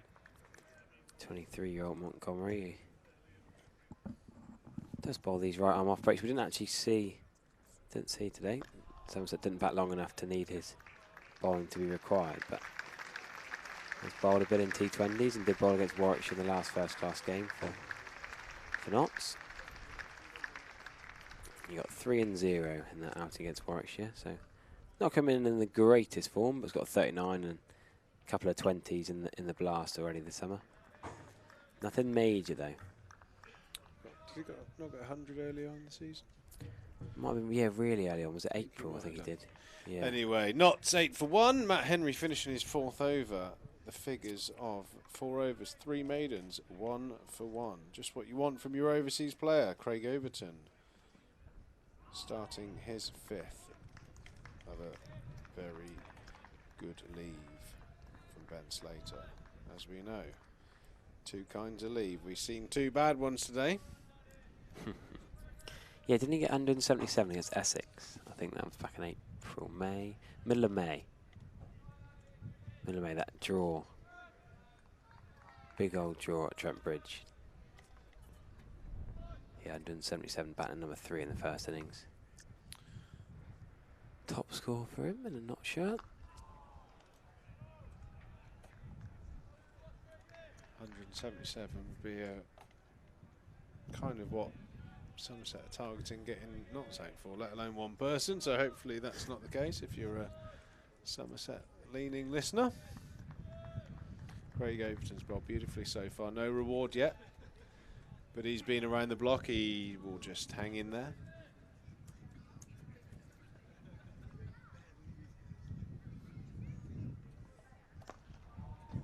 Slater confidently into the ball, punching down the ground.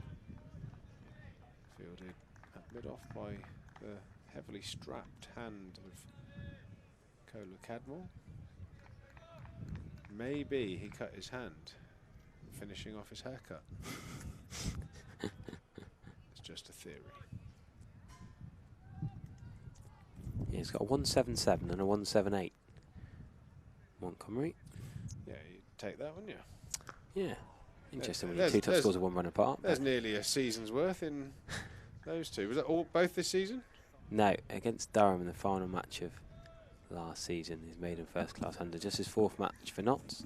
Yeah, I would say that would definitely be a characteristic of Monty, is if he gets in and gets going, he's pretty like a hungry for runs, as you'd expect any young batter to be.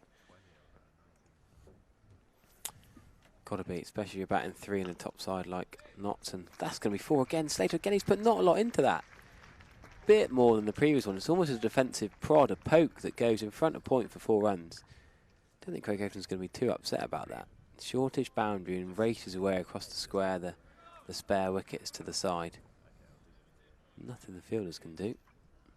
You don't really want to have a deep point. We've talked about that earlier in the season. You don't really want to have a deep point to give an easy one, but he'll be frustrated that 2 defensive shots cost him 8 runs. Well, as long as he gets the cover from somewhere else other than point, because I think I'm not sure you'd enjoy my commentary if Somerset post 163 and bowl with a deep point for very long. But you don't mind 3 defensive shots for 12 through there? They're good shots, to be fair. Yeah, pretty good shots. I don't see how you can bowl with any level of pressure with no point, personally. But I'm sure I'll be shown. I just think they need to do something. Could they have a point and a deep cover?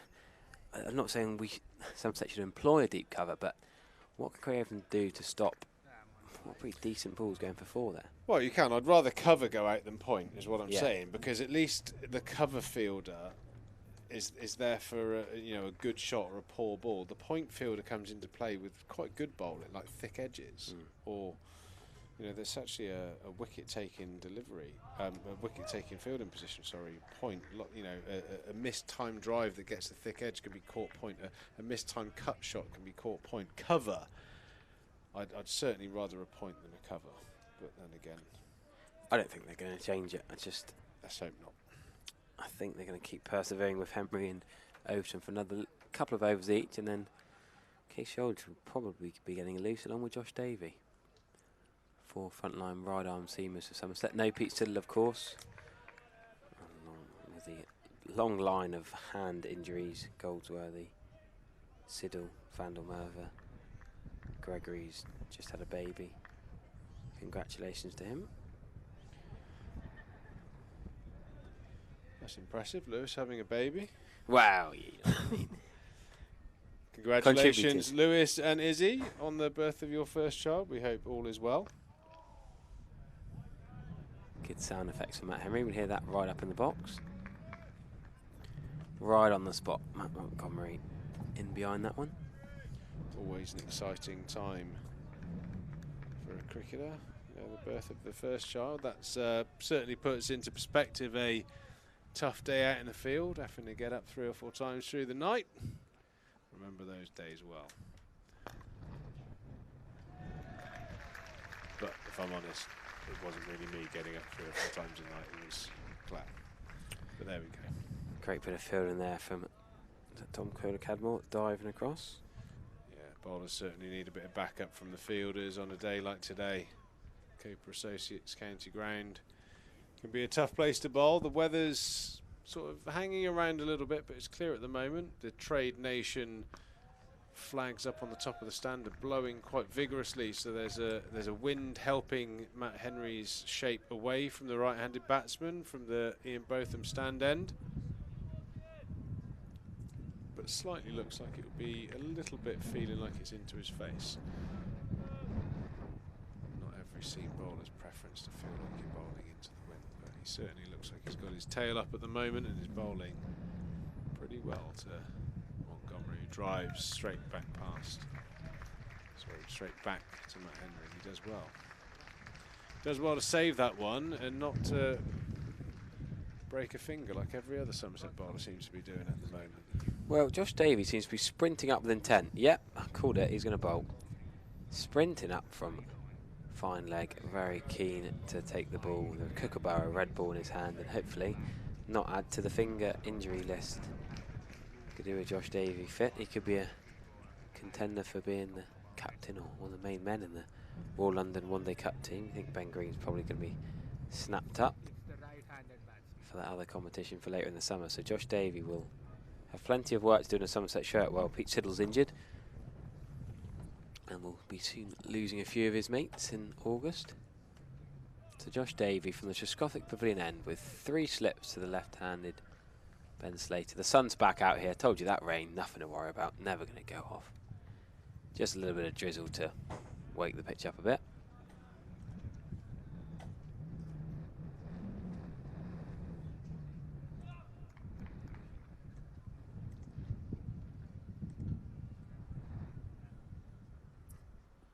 Solid defensive shot. Ben Slater's head just falling over a tiny bit to the offside, but still straight enough bat to be in behind that and keep it out.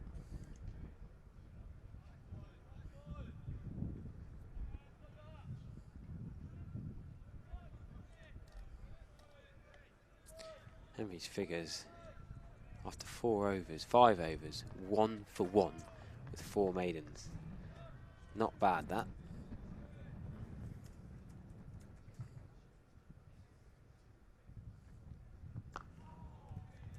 Good from Josh Davies.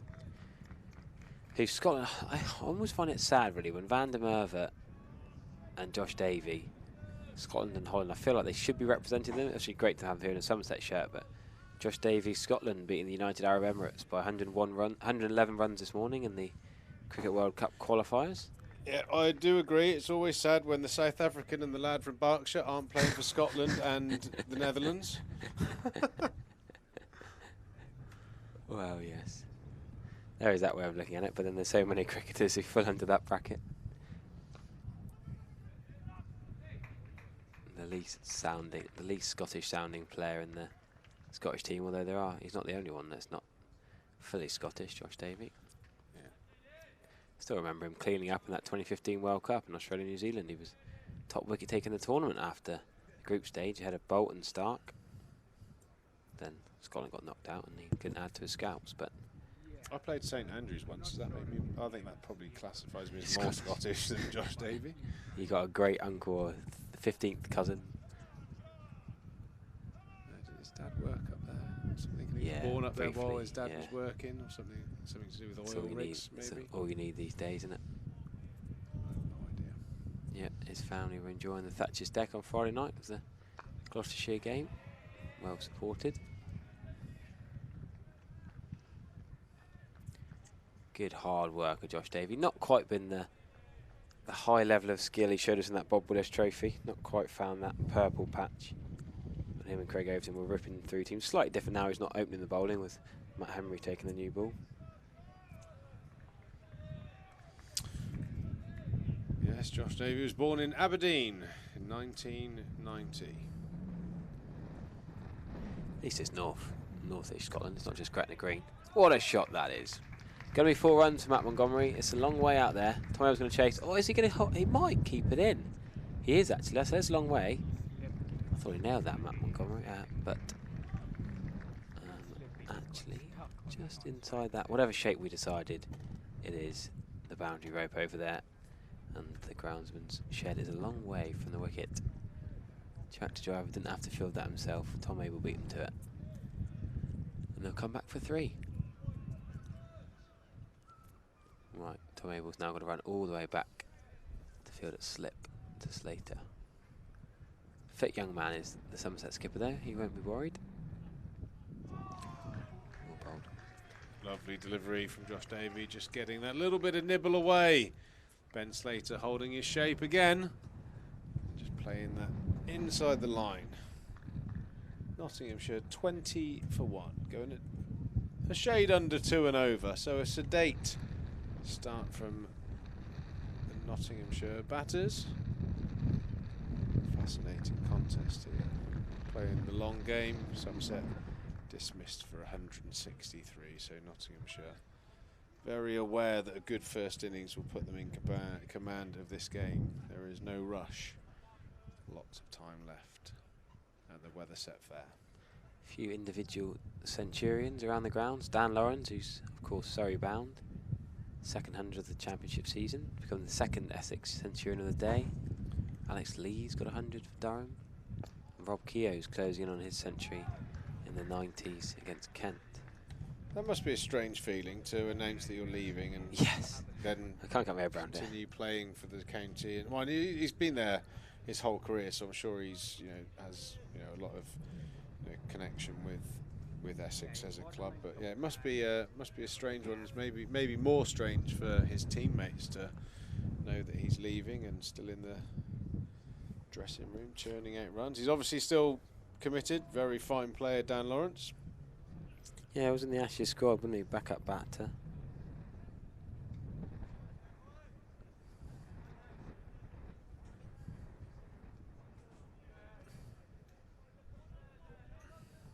A bit of analysis here on Montgomery. A bit of a Faf du Plessis to his top and bottom hand. Right hand right at the bottom of the bat, cuffing the top of the bat, and the left hand right at the top of the blade.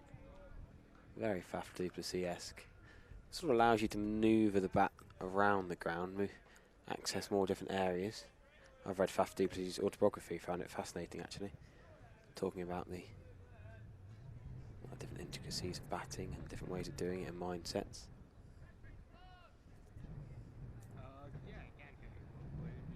Yeah, it would normally lend to someone being pretty strong on the pull shot through the leg side, but Montgomery playing equally as well through the offside. Like I said, one of his main characteristics is being quite gritty, nuggety, very determined young man. Somerset up against it at the moment. Slater 17, Montgomery on to 4, 21 for the loss of 1 wicket so far here at the Cooper Associates County Ground. The sun's starting to peek back through those dark clouds. I'm pretty sure Harry is right. We won't get any interruptions today, so an intriguing day's cricket ahead. You suggest I'm not always right? I will certainly say that you are not always right. Well played. Came in. Slater playing late yeah. on a very good ball there from Matt Henry, just challenging that off stump. See it early, play it late. Do you use that mantra when you're playing swing bowling? Is that a phrase you'd have used? No, didn't really resonate with me, that one. I get I think playing it late, there's a number of like verbal things like that didn't really work for me. It was more like I used to have to try and play games within games. I think one thing that I've always found really useful from a play it late point of view was my way. I was described as by other coaches as games player. Right. That has many different connotations, but for me to execute playing it late, I used to visualise a hula hoop around me, 1 metre hula hoop around me, and I used to make the first bounce of the cricket ball bounce inside that 1 metre, and that, as a result, made me play the ball late and into the ground. So that was my method of being able to execute a plan. Whereas other players, you could say, see it early, play it late. That wouldn't work for me. I would have to employ some sort of game that would get me the outcome, if that makes sense. So yeah, there are many ways, and again, that's where real good batting coaches, they understand how a person learns, because everyone is very different. So you would be in the nets, throw downs, whether it's with a coach or on your own or with a mate, or when you're in the game, you'd be thinking, I'm not going to move until it's in that hula hoop. Is that what you're saying? No. So I hit the ball into the ground. Right, It's okay. essentially the game that I would be playing. So I would make the ball. I would be hitting the ball into the deck. The result of that is that I'm playing it late. Whereas a Trez play it later, and he would be able to play it later. Right. I would have to have some sort of game within a game set up to get that same outcome. And again, it's just understanding how different people learn and take on information.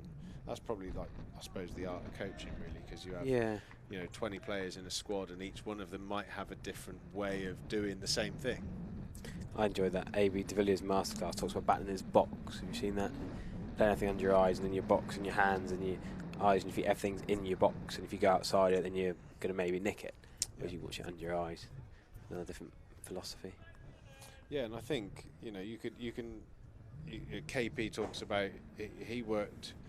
I watched a batting masterclass with KP, and he talked about, he used to work on his relationship with his head and his hands. That was kind of the most important thing for his batting. He had a long reach. He had a big gait because he was so tall. So he used to work on drills that just connected his head and his hands. They worked together as a one, and that's exactly the right way to do it. Another batsman would bat in that same way, but they would have to maybe have different words and maybe a different process of getting to there. So yeah, it's fascinating what you can achieve by changing things, and that's a really interesting thing when you watch people coach youngsters. You can look from the side and you can see things that look quite unusual. It's only when you sort of take the time to understand what the coach is trying to achieve there, and often you get that sort of eureka. That's why he's doing it. Okay, get it. Yeah. Well, there should be the last 2 balls before tea. Wonder if Thorpe is ready to give me a rub down and a shiatsu. My back's getting a little bit tight again. I think he told me my feedback was after my acupuncture was, you're going to be sore. You're old. We'll give it till tomorrow and maybe have a. He actually said the words, "We'll go hard at it tomorrow." So I'm not looking forward to that. Will there be a queue for the massage table at tea time? Oh well, you're going to queue jump. As long as I'm at the front of it, forget the players. Doesn't matter about the ones charging in the dirt. You're sat up here. The live stream's way more important than the players being fit and ready to go. Oh yeah, Sean Dixon agrees. He's just turned around and smiled at the camera. He was in the old physio department when I was going over there. More. What was he after? More, I think, having a. I think that's the one great thing about many of the positions in a cricket club. You can be physio, and I think in this case he was more agony on. Obviously, Dicko disappointed getting out, and I think he was just having some time with Jamie just to, chat things through. And that is the conclusion of the session. A disappointing one for Somerset, all out for 163. Nottinghamshire 23 for 1 in reply. Slater 19 not out.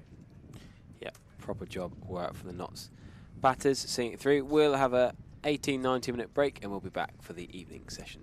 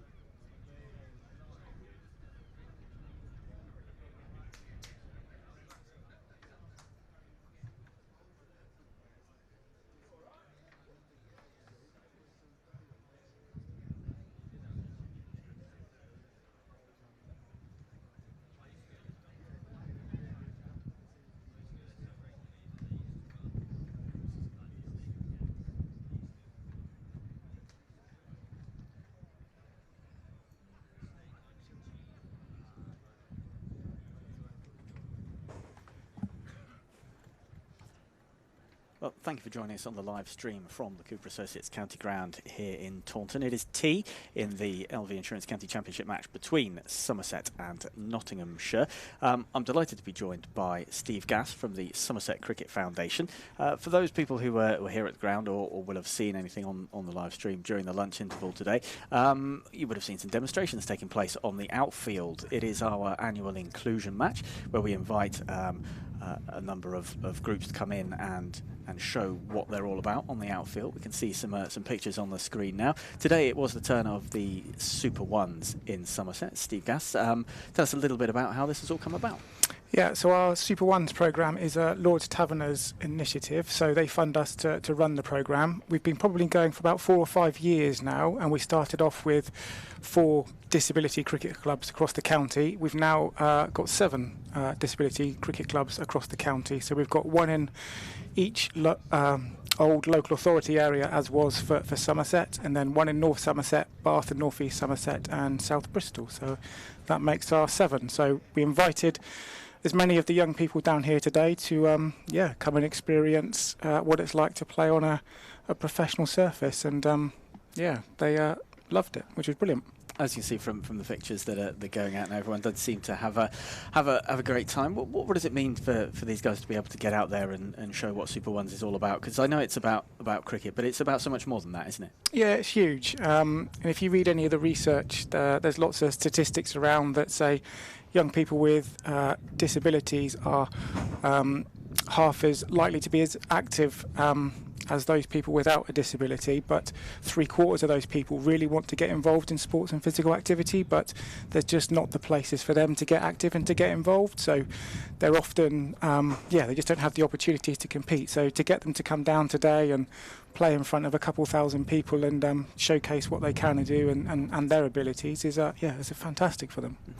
We touched on it there, Super One's not just about the cricket, it's about potentially having somewhere to go once a week, a safe place if you like. It is so much more than just the cricket, isn't it? Yeah, most definitely. And like I said, 3/4 of those young people want to be active. They want to find a sports club. So I take it for granted, lots of people take it for granted that you rock up to your local cricket club and you build those friendships from an early age, and those last for a lifetime. And for some other young people, they don't necessarily have that opportunity to do that. So our club provides that opportunity for them to come and experience cricket, but to also build up those friendships and develop those social skills, which are hugely important for now and for hopefully into their future as well.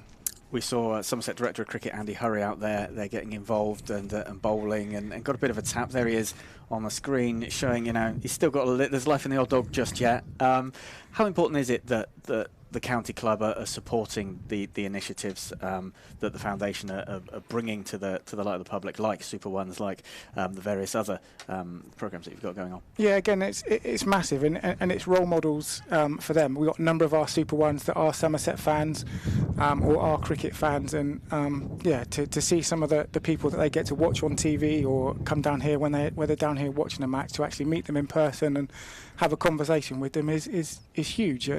Like for anyone, getting to meet some of your heroes or your role models is inspirational and will hopefully stay with them for a while. So it's huge having the county club on board and helping us to promote it and showcase, have the opportunity for us to showcase in front of all the members as well. It's huge.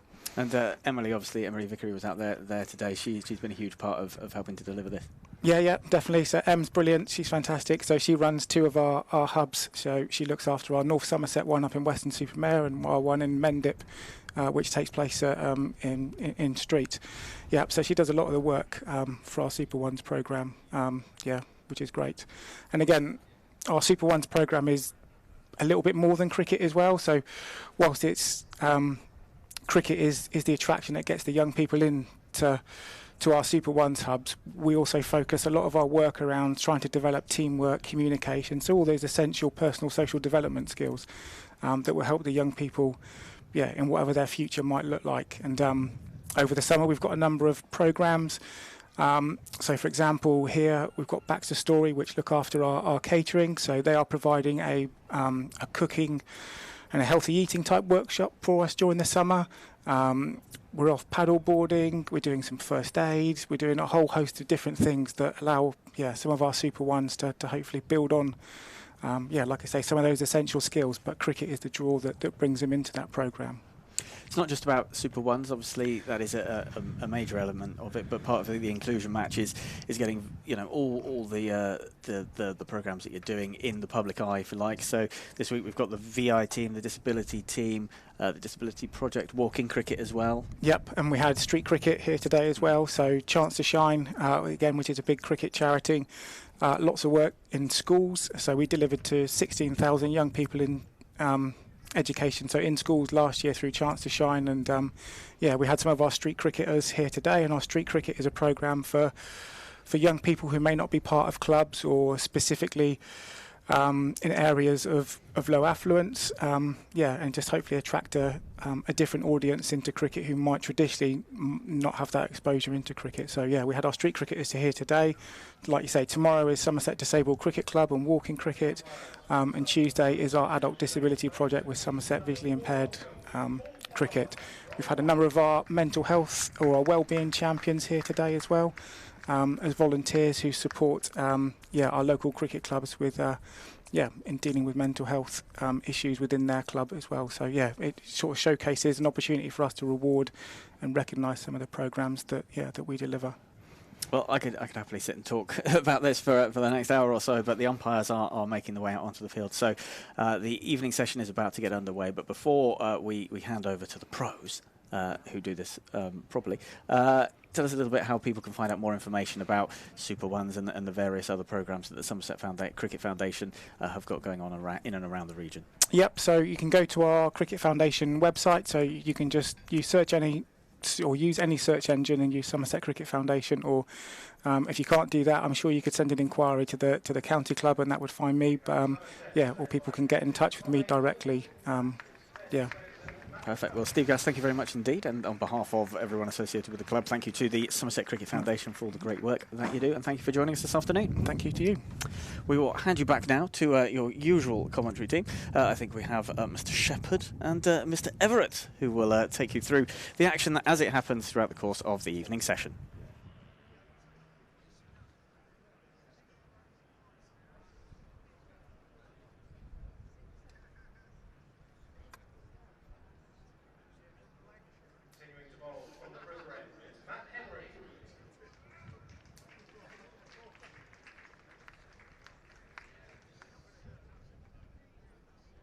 After a pretty disappointing batting performance from Somerset, and Ian Shepherd's pretty disappointing use of headphones over his ears, we're all set for the evening session with Matt Henry having bowled a magnificent spell.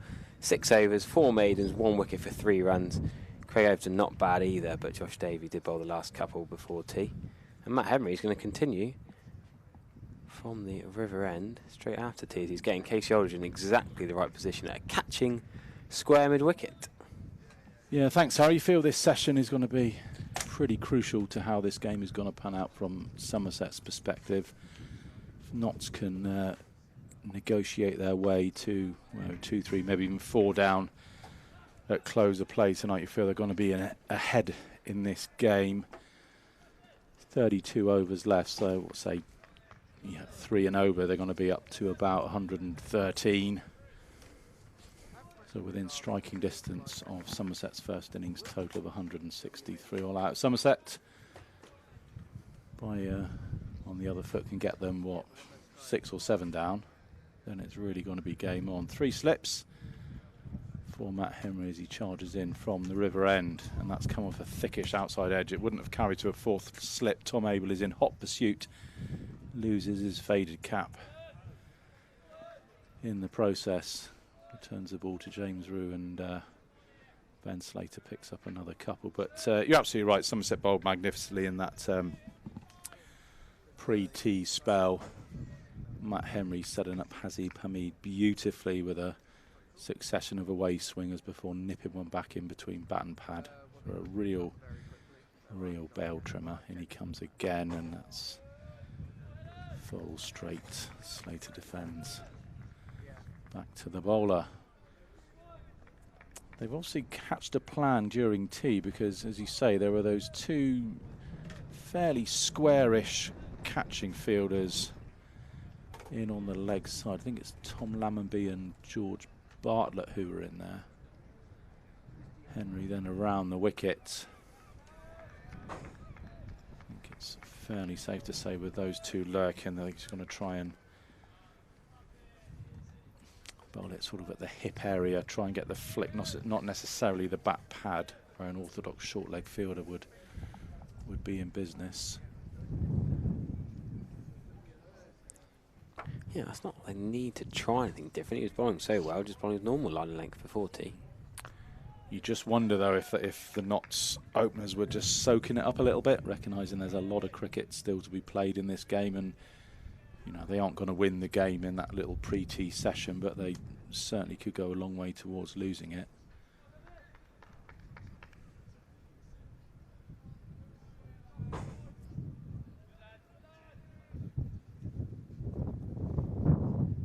I did notice as well, walking around the ground, it felt appreciably a little bit muggier, a bit more bowling friendly. Not sure how it is now because the clouds seem to have parted a little bit and the Cooper Associates County Ground is once again bathed in sunshine. And it's going to be Josh Davey to continue then from the Marcus Trescothick Pavilion end.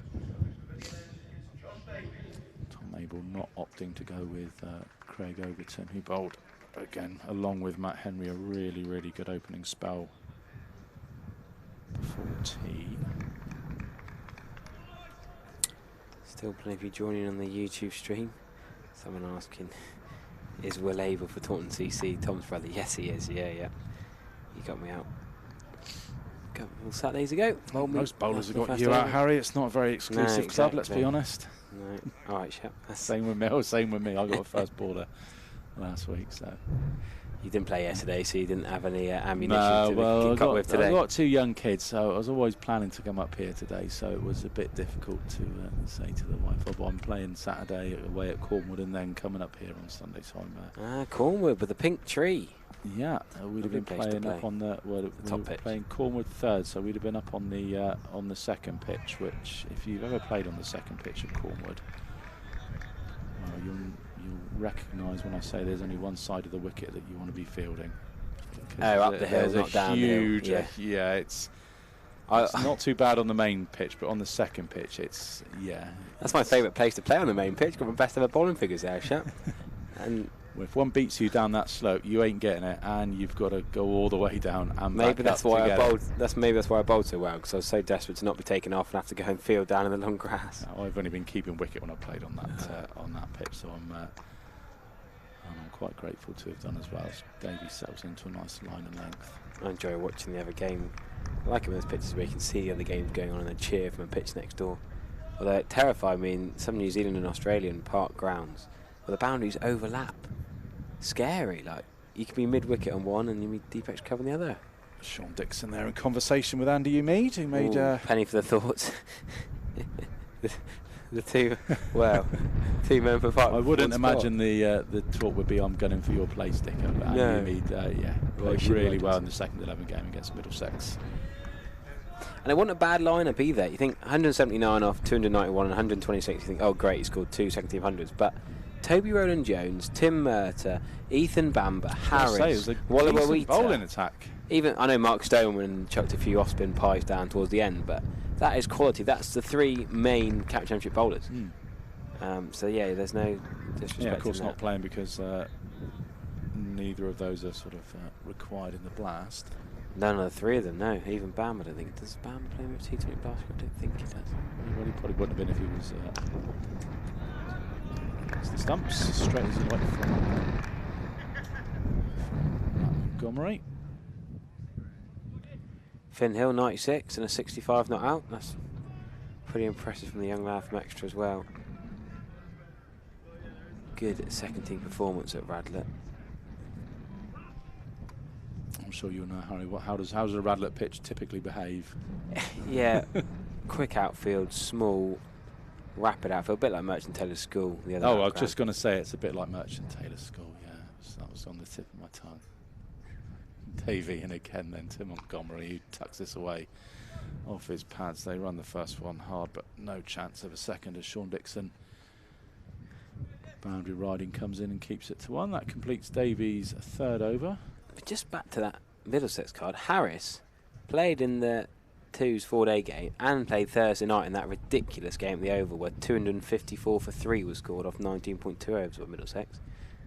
So that was bonkers. Absolutely utterly bonkers cricket. Yeah. But it's just at halfway I thought, do you know what? This is what happens in cricket. A side that hasn't won in 10 games in this Blast campaign, I think it's 14 in a row, playing star-studded Surrey at home at the Oval with all their international bowlers. Thought, this is what happens.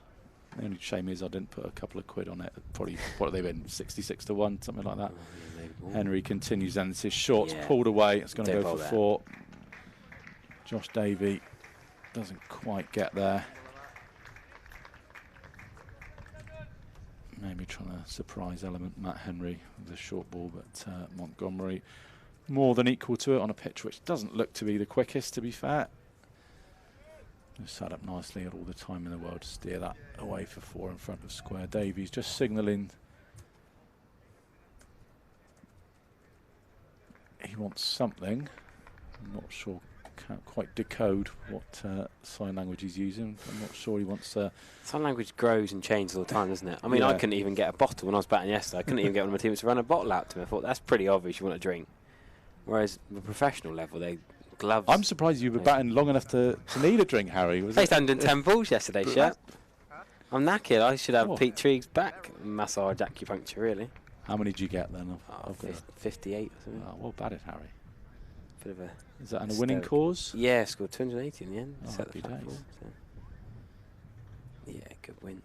Henry again then. Ooh, that swung, didn't it? Late after the bat. Good take from James Rue. I love the expression James Rue still going at the open mouth. Bit of chat from the crowd. Track the drivers. Left alone on length more than anything. I think there was any danger of... Is this the best spell we've seen from a Somerset bowl in the Championship this year? Matt Henry? Personally? 7.5 overs for 11 runs? Triggs was talking about outcomes and it being a numbers game with a bat in the morning session today.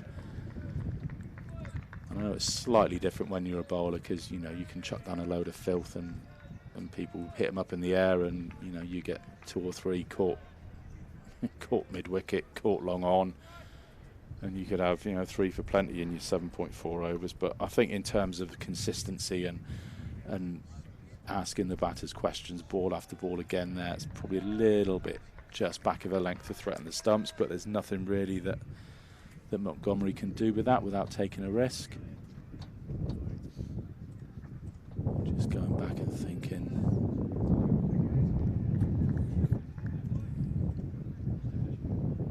I mean, certainly in red ball cricket, I mean, you have to look at the, Henry and Overton against Hampshire in the T20 was a pretty devastating new ball spell. Though your new ball spell really only lasts for 4, maybe 5 overs in a T20 game. But yeah, T has come for a good time for Somerset because now Tom Abel can bowl Matt Henry in an extended opening spell with that new ball, if you like. You could potentially do maybe a 14-15 over spell here from one end with the new ball, which you wouldn't be able to do without a break. So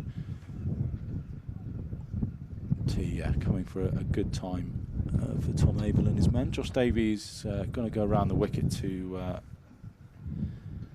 Slater, who's on 23. Knott's 32 for 1 after 16, so Somerset doing a good job of keeping the run rate in check, which is important when you're defending a low total. You have to take wickets, but the last thing you want to do is chase it and go loose, and then all of a sudden, okay, you might have found the edge a few times. They might be 4 or 5 down, but if they're 75 for 5 off 16. I don't know which way round would you rather have it, Harry? It's a hard one, isn't it? I don't really have an exact answer. No, neither do I. Three slips, Josh Davey into Slater. Back foot punching into cover. Good use of the long barrier there from Bartlett, just stopping that. Ben Slater just looks solid, proper opener in Red Bull cricket, which you don't see very many of, especially when his place is nabbed by Ben Duckett often. Ben Duckett, who couldn't be more different. A lot shorter and a lot more aggressive than Ben Slater. Polar opposites, despite both being left-handed opening bats for Nottinghamshire. Davey again then. That's solid. Just shows the bait maker's name, doesn't he? Yeah. Full face of the bat.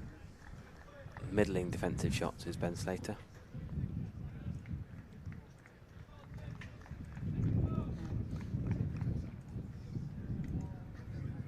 So you think now,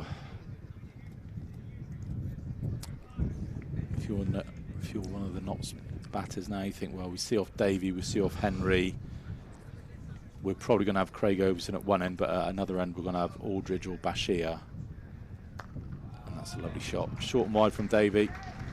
Slater just helps it on its way through backward point for 4 runs. So it's just that old adage of playing county championship cricket, seeing off the new ball, seeing off the strike bowlers.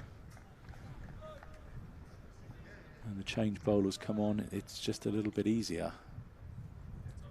I thought the point you made about not getting bowlers like Jake Ball into their second spell, I know he did bowl 2 spells, but do you know what I mean? Into the 3rd or 4th spell, it was a really good one. It's not, if you're bowled out for 160 odd, it's not good. It's another, I'm afraid, disappointing Somerset performance from the bat after a break in Red Bull cricket. We saw it down at Chelmsford. They got 167 in the first innings there after a break for T20, another break for T20, and then almost to the run, 4 runs in it, 163 all out today against Notts on a pitch which isn't really doing too much, you'd say.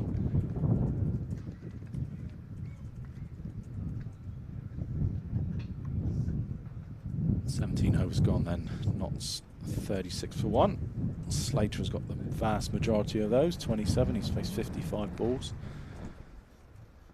Matt Montgomery 9 from 28. It's going to be Matt Henry to continue. Rightly so. If he's got energy in the tank, I think they'll just keep going and keep going. He bowled that incredible 6 overs before tea, wasn't it? This for his 3rd after tea. It's an easy action as well. Everything's lined up. He's not got a huge run up as he beats Montgomery. James Rue with a pained expression on his face. You get the feeling it was a rapper tape away from taking Matt Montgomery's outside edge. But yeah, Matt Henry just looks like he could bowl all day. Very economical run up. Everything looks to be in line. Had a back operation back in 2012. Very often that does lead to the remodelling and rethinking of your bowling action, and it looks to me like Henry's biomechanics are pretty spot on. Well, I still remember when he first came into the New Zealand side. It was before Lockie Ferguson was really thought of. Adam Milne had been the quick man, the pace guy, along with Bolton Southey had been the main men for years. To have that speedster as your first change bowler, and suddenly this Matt Henry guy, I knew little of. Done it right in the Blanket Shield, of course, as you have to, but I didn't know much about him. And then suddenly he came in and just impressed, and he's sort of had the control of Southey, but more of the pace of Milne. He thought, wow, this guy could be as good. If he's quicker than Southey, could he be better than Southey? And so he's had a few injuries, but did so well for Kent. Doesn't seem to swing it as much as Southey. He's not as much an out-and-out swing bowler as Tim Southey or somebody like Trent Bolt, but just seems to consistently put the ball in good areas. Hands on head most balls. Can't believe he's not got a second wicket yet.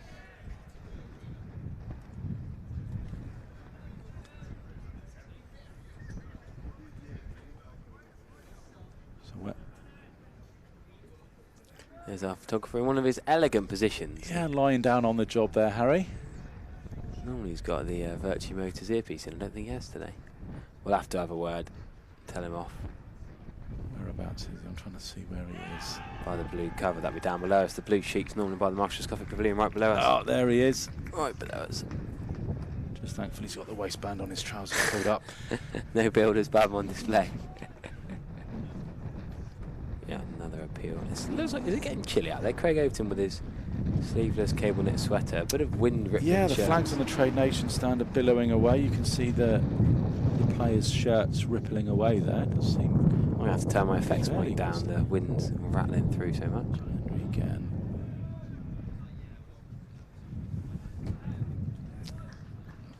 Completes the 18th over then.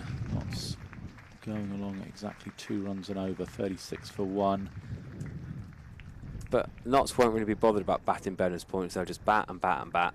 Bat once, try and get to 500, bowl some out and win the game. I don't think they'll be in any rush. They know that Joe Clark and Tom Moores score pretty quickly without much effort. Matt Carter loves to whack a long ball, so these two will just bat time. And if they do get out there, they've got a few of the TKC George Bartlett mould coming after, but the Notts crew will be expecting a few more runs from their 4 and 5.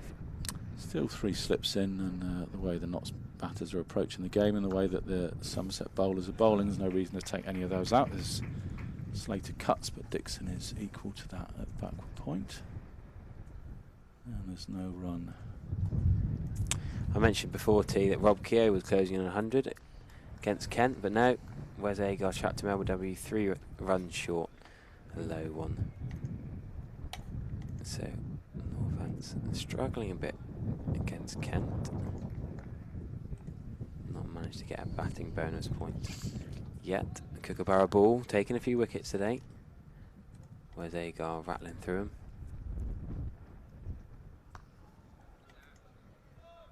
Davey again just asking the question in and around that off stump.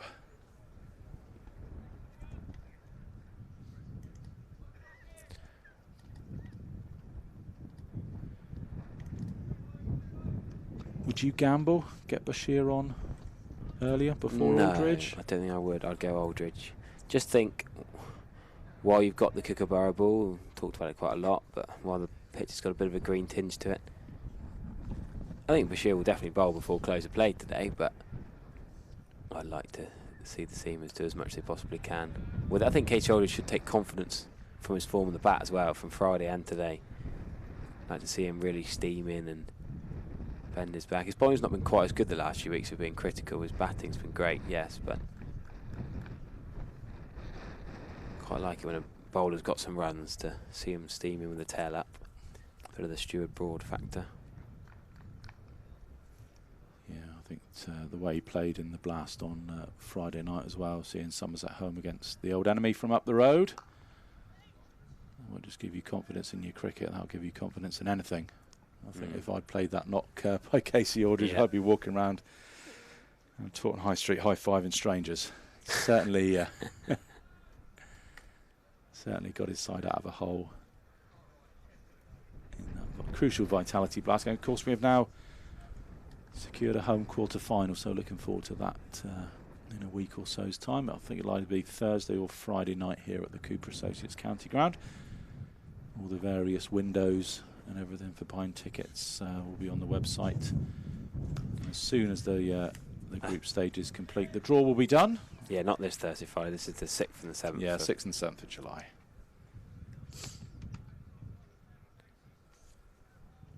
Not a Saturday night this week. This time round, Harry, is sure you'll be very glad to hear. Well, I was playing at Sidmouth actually, and we allowed one of their lads to get a 5 for us, and I was the last man out giving him a 5 for. Allowed him to get a free ticket to the Were you quarter-final. literally running off the pitch, got yourself stumped in straight in the car with your pads on to I've never left a cricket league game so quickly to get to Somerset, and I walked in the ground as Banton and Smead entered the fray, so I timed it perfectly, really. Well, think about there's no parking at the ground at Sidmouth as well, is there? So flipping nightmare. You've got to kind of walk 3/4 of a mile with your bag, try and remember where you parked. Yeah, totally right, and then leg it up the cross country really from Sidmouth to Taunton. Matt Henry is going to take a break. Well deserved. Yeah. What a spell that is. 9 overs, 1 for 11. Just got into double figures, but Craig Overton's going to take things up from the River End. He's C. Overton in the County Championship, but he's just Overton 7 in the Vitality Blast. I wonder whether there's a reason for that, or it was just a mistake when he had his shirt printed. If somebody knows, do pop it in on the live stream chat, or on the Twitter at Somerset Podcast, or you Harry Everett _14. oh, well remembered, chap. Very good.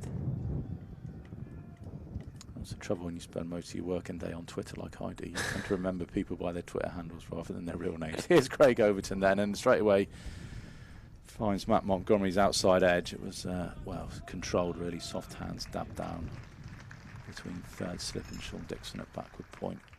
Picks up a single. Going to go round the wicket to the left-handed Slater. Lanks at the Oval. I was surprised to see George Bell dropped for Lanks today, and Phil Salt's got the gloves. He's got a half century for Lancashire. Weird to see. Well, someone look at back to the T20 Blast with Phil Salt, Joss Butler, Livingston. Mental to see how much Lancashire was struggling at the start of the Blast group stage. They now got a few wins together, and they'll probably go on and seal a third spot, and then go and upset one of the two big boys from the South group in the quarter-final is my worry. You could have Notts and Lancashire, two pretty strong T20 sides. It's all about peaking at the right time, isn't it? Yeah, you can. Was it Essex a couple of years ago? We were down and out of it in the first half, and then went on an absolute run. Hampshire as well last year didn't have a particularly good start, did they? The Somerset fans in the Somerset social media naysayers were out in force. Oh, we peaked too early. We peaked too early. Well, with the exact same thought then at the same time. If we'd lost the first 6 games, they'd have been moaning like anything. If we won 6, we peaked too early. 3 slip centre Craig Overton round the wicket. Looks to angle that one in, but just a little bit too wide as Slater's off stump. Taken comfortably by Root. Still got these 2 shortish catch-in mid-wickets in that Matt Henry had for Ben Slater. Sean Dixon and George Bartlett in there. Tom Lammonby's in at third slip. Aldridge at second, and Captain Tom Abel at first. Captain Tom reminded me of the great shot. Steered down. That is going to go for 4. Yeah, a lot of them haven't man. down here, haven't they? A lot of them have not quite had enough, but behind square, late cut. You don't mind that a little bit of. It's when he crashes it in front of Shoaib Bashir at point for 4. That's when you worry. I think there's always a little bit of a room for a mistake, a little bit of nibble. And you're really bringing that slip calling into play. Yeah, in the battle of the bottom 2 in Division 1, Northampton were bowled out for 237. Wes Agar got his 5 for. Shouldn't have too much effect on these two sides. Another cracking shot from Ben Slater. As he opened up, Matt Henry barely gave anything away. Craig Overton, the Somerset talisman, came back on, this time from the River End. First go from that end, and crashed for 4 that time. Just a little bit too short and a little bit too much width there. Slater just able to free his arms. Placement was good as well. Didn't try and hit it too hard. Gave Bashir no chance at point. So back-to-back boundaries. Tom Lammonby's just come out of third and into sort of a. It's not quite a gully. It's maybe a 5th slip. Overton's in again. He's taken on the pad. Massive appeal. Down Look on at that. his haunches, pleading with the umpire. I think he may have just got outside the line. Is that desperation, or is he absolutely adamant? He's not. He's not speaking to the umpire. Have a look from front on. I'll get you another replay. Let's have a look from front on. Umpires. Bought it from quite wide of the crease. Ooh. Looked fairly out, didn't it? Maybe. Ooh. Crashing into middle and off. I think. Did it go pad first and then maybe get a little bit of bat on it? No, I don't think there's any bat in that. I think he has come from quite wide of the crease, which always puts it in the umpire's mind that it might just be sneaking down the leg side. No, whatever he's doing. Well, I wouldn't have been surprised if it was given, and it looked a darn sight more out than George Bartlett's did. Here's Josh Davey then from the Marcus Truscotty Pavilion end, bashing that line and length as Montgomery defends to Tom Abel at cover.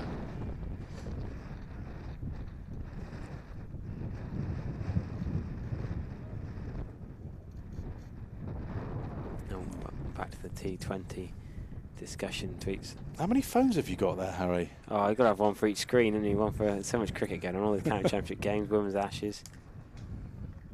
Yeah, Charlie, who's talking to us about Notts and Somerset. Somerset being his second team, reckons Notts aren't as strong. Yeah, of course they are. Of course they're not as strong. Without Christian, Samit Patel getting on a bit, dare we say, not batting so much, more of a bowler these days. He's even signed on for Callington in the Cornish League. But without, you know, talk about Taylor, Christian, even Harry Gurney, Jake Ball not being fully fit. He reckons Notts might scrape fourth in the North Group, and that could be another Somerset versus Notts quarter-final, which should be pretty cool. Do you remember that Overton one? Do you remember the, was it the 50 over quarter-final? 400. Was that was that the year we won it, Pete? I think it probably was. We played Notts in the semis or the quarters. I think it was the quarters here. 2019. 430 played 420 or something daft. Ridiculously good game of cricket. Then there was a T20 quarter-final here that was also a cracking game of cricket. I think Jamie Overton took a 5 from one of them before we went and enjoyed Surrey. Well, the last two quarter-finals here at Taunton have been absolutely cracking nights. Lancashire in 2021, Derbyshire last year. Roloff van der Merwe, Liam Livingston caught and bowled. Who can forget that? What a moment.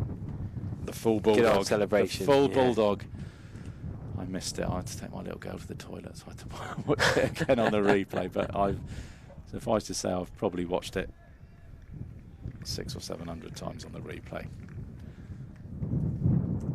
Bursting a blood vessel with that celebration, which really got Somerset back into that quarter-final, because Livingston was looking set for a big one. He'd already stuck Ben Green in the river,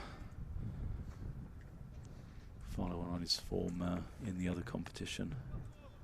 It was looking dangerous, but the Bulldog. Yeah, will he be fit? That's an important thing to mention for Somerset's. Yeah, he's got a fracture of his little finger, isn't he? Did the damaged fingers on both hands, hasn't he? Yeah, so he had the dislocation, which didn't look nice, did it? Jamie thought, had a proper Billy Bowden going on there, didn't he? And yeah. Jamie thought pop that one back in on the field, and then he's got a hairline on the other index finger. Is that right? Yeah. Then further injuries to Goldsworthy. Yeah, Goldsworthy's ribs, and I think Siddle's hand as well. Yeah. I think from what I've heard, it'll be lucky to see him out again for Somerset this year. It's Davies in again. A little step down the pitch from Montgomery. Thickish inside edge, and Bashir tidies up from fine leg. Please Davies 6 over, none for 10 with the one maiden.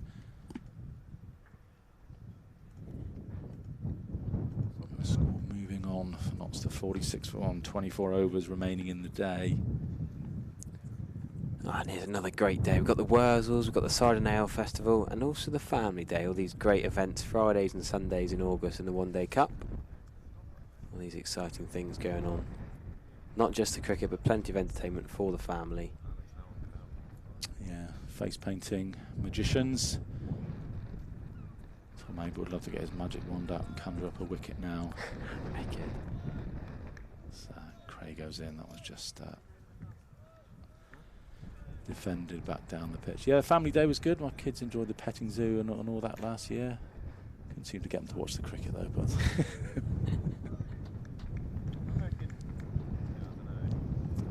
And are you going to get your face painted, Harry? Oh, I don't know about that. I'll tell you what, I will if you will. Alright, what, with a Stumpy the Dragon on our cheek? Yeah, let's go for it. That's a good line from Craigo. That's the Craigo line. Just back of a length. I think you'd probably rather bowl at Montgomery than Slater here. Slater took him for those two crashing falls through the backward point region last over. Yeah, and again, instantly switching to around the wicket to the left-hander. There's Craigo again, and that's in a good area just defended by Montgomery. Not really under no time pressure or scoreball pressure here. They can just safely navigate their way to stumps tonight. 24 overs to go. You think, what, 2 and over? 48, they're going to be around 100, 110.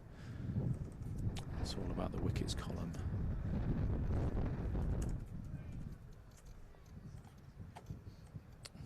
Overton's in again, and that one is angled down, just straight to Sean Dixon in the gully.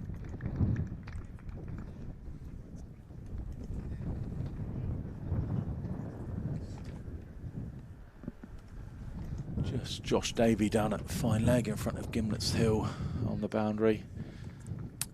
Yeah, I was just looking at Josh Davies' stats for the year, actually. This is Josh Davey in County Championship cricket, as I know Craig Overton's just bowling here, but no 5-wicket haul for Josh Davey. I've just lost it again. Where's he gone? There's he gone. Best of 3 for 88. Economy of 3.98, so a little bit expensive, but I feel like economy rates have gone up all round this year with the Bazball ways and the people playing. 326 runs he's gone for, 10 maidens, 6 wickets off 81 overs. That's Josh Davey. If we compare that to the man he's bowling with, the guy he opened the bowling with and the Bob Willis Trophy when they were both so good together. Craig Overton's going at 2.88 and over. Best of 5 for 46, average of 32, 31.38. 16 wickets off 174 overs. So Overton Leach have got a lot more overs than anyone else. The Everett stat spreadsheet. No, Polly Rose actually. Oh, right. This is well, different ways of doing it. I'll tell you what, if it was an Excel geek, what I would do is I'd conditional format all the zeros to be in white font. That way it makes it a lot easier. You're not kind of congested with all your zeros then. You just got old eyes that can't handle it. Yeah, that's true. Josh Davey, the man we're talking about, round the wicket to left-hander Slater, defending the offside. I mean, just trying to, basically put stats, proof to the pudding. Josh Davey's not been quite as good this year as he has been in previous years. Big fan of Josh Davey. He had that loan. When everyone was fit, when Siddle, Gregory, Henry and Overton were bowling well together, there wasn't room for Davey or Brooks, hence the loans to go and get games. But now with Siddle injured. Yeah, and you look now with two frontline seamers out, we're still able to field an attack that contains, what's our seam attack today? Overton, Henry, Davey, Aldridge, yeah. All except Aldridge are international cricketers. No, Bashir, I suppose, is another new young lad as a spinner. But I mean, we always knew, whether it was injury or England duty, we knew that we wouldn't be having Jack Leach available for a good chunk of these round of fixtures. So.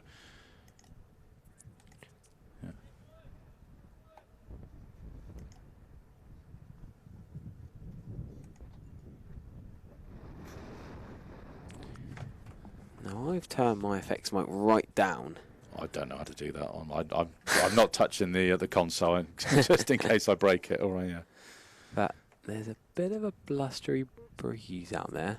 You see it ruffling the shirts. Yeah. See the trees blowing. End of the over will give you. We'll see if we can give you a little demonstration. Like it's not just the leaves in the trees blowing. Camera's having a little wobble, isn't it? Not quite like the Chem one you pay $5.99 for. No. You pay extra pounds for extra wobbles, don't you? The more you pay, the more wobbles. Your guess is as good as mine, Harry. But those trees over in the car park by the Colin Axon Village, it's not just the leaves and the branches, you sort of see the actual trees being blown around there. I thought the sheet would have been billowing as well, the sight sheet hung up between the Botham stand and the Colin Atkinson Pavilion. Davey then round the wicket. Oh, that's got up, isn't it? That's bounced off a length. That's taken Slater on the gloves. Not normally the type of delivery that you associate with Josh Davey, rushing the batsman like that. You think that was Craig Overton bowling? Or Henry. It's just off a length, leaping up, hitting splice, maybe gloves, misjudged it a little bit. It's not a normal, he's getting a little bit complacent against Look at that, Davey. it's just got up, isn't it? Yeah, that's going to hurt. Fans later showing how to open the batting in Red Bull cricket, but you've got to wear some unpleasant delivery sometimes. Physio not called for. Harry's pessimistic headline of Notts dominate day one in Taunton. Yeah, I've already got it. Wow. Still 20 overs to go. A lot can happen in 20 overs. A lot can happen in 20 overs, but I think Somerset need to get 9 wickets in quick time to change that.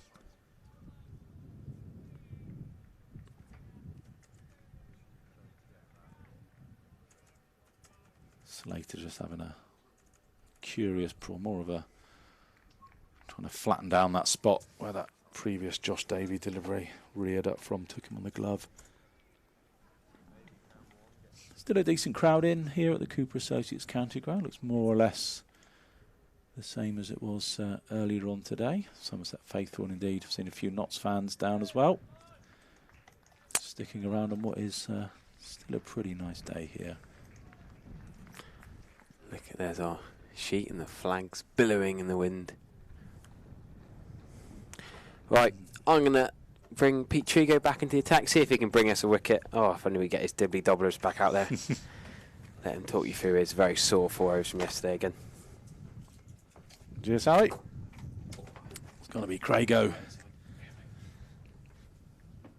Craig Overton to continue from the river end, the billowing sight sheet. Behind him, bowling to Matt Montgomery. I'd love to bowl my dibbly dobblers to Harry. And, whoa, that's a no ball. It's a bouncer. It's evaded the leaping James Rue. It's gone for 4. 4 byes and a no ball. That's going to keep Polly Rhodes busy. How we put that in the scorebook. Yeah, a little bit too short, that one, from the big man, but I like the intent. Well, I did see a communication between Josh Davey and Tom Abel, and it seemed like Abes was putting JD in a very specific place down at Fine Oak, so I don't know if there's a plan to try and bounce Matt Montgomery out, but judging by the last 2 deliveries, it would seem that's the case. A couple of quick balls there from Craigo. He's obviously turned in forcer, trying to change the momentum. JD's down there hoping for a top edge from Montgomery, but he's not wanted anything to do with those first 2. Definitely a noticeable up shift in speed. Yeah, it's good to see that Somerset's captain's always just trying to think, ooh, that one could have gone anywhere. In shades of Harry Brook at Edgbaston last week, where the ball bounced around. He didn't have any idea where it was, ended up on his stumps. Montgomery fortunate. This one just trickled back to James Rue. Behind the Timbers, the Notts 50 is up, 52 for 1 in the 24th.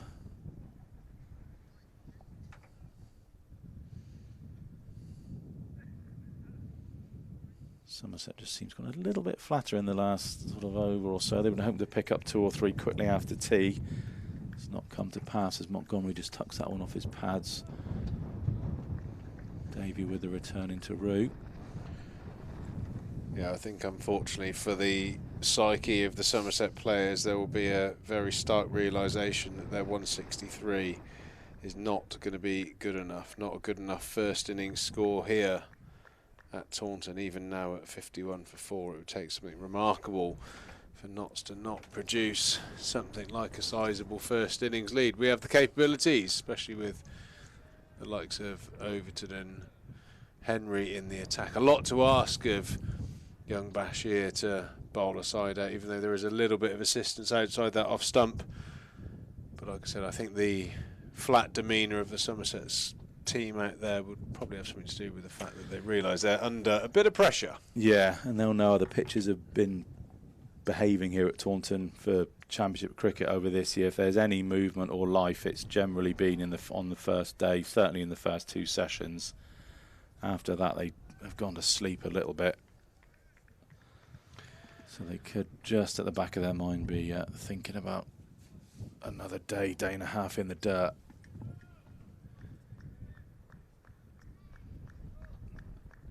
Yeah, I think when you analyse and strip everything apart, you've got 3 avoidable wickets that Carter produced, and at least from my memory, 4 pretty straight balls that were not dealt with. So there hasn't been excessive movement and nothing to suggest a 163 total. So Somerset up against it. They'll keep striving as they always do. Slater's moved rather comfortably onto 35. Montgomery, as predicted, a very gritty 13.54 for 1 at the moment. Josh Davies' spell has come to an end. It's going to be Casey Aldridge to take things up from the Marcus Trescothick Pavilion end. Judging by the way he was scuffing the popping crease, he's going to be coming around the wicket to Ben Slater.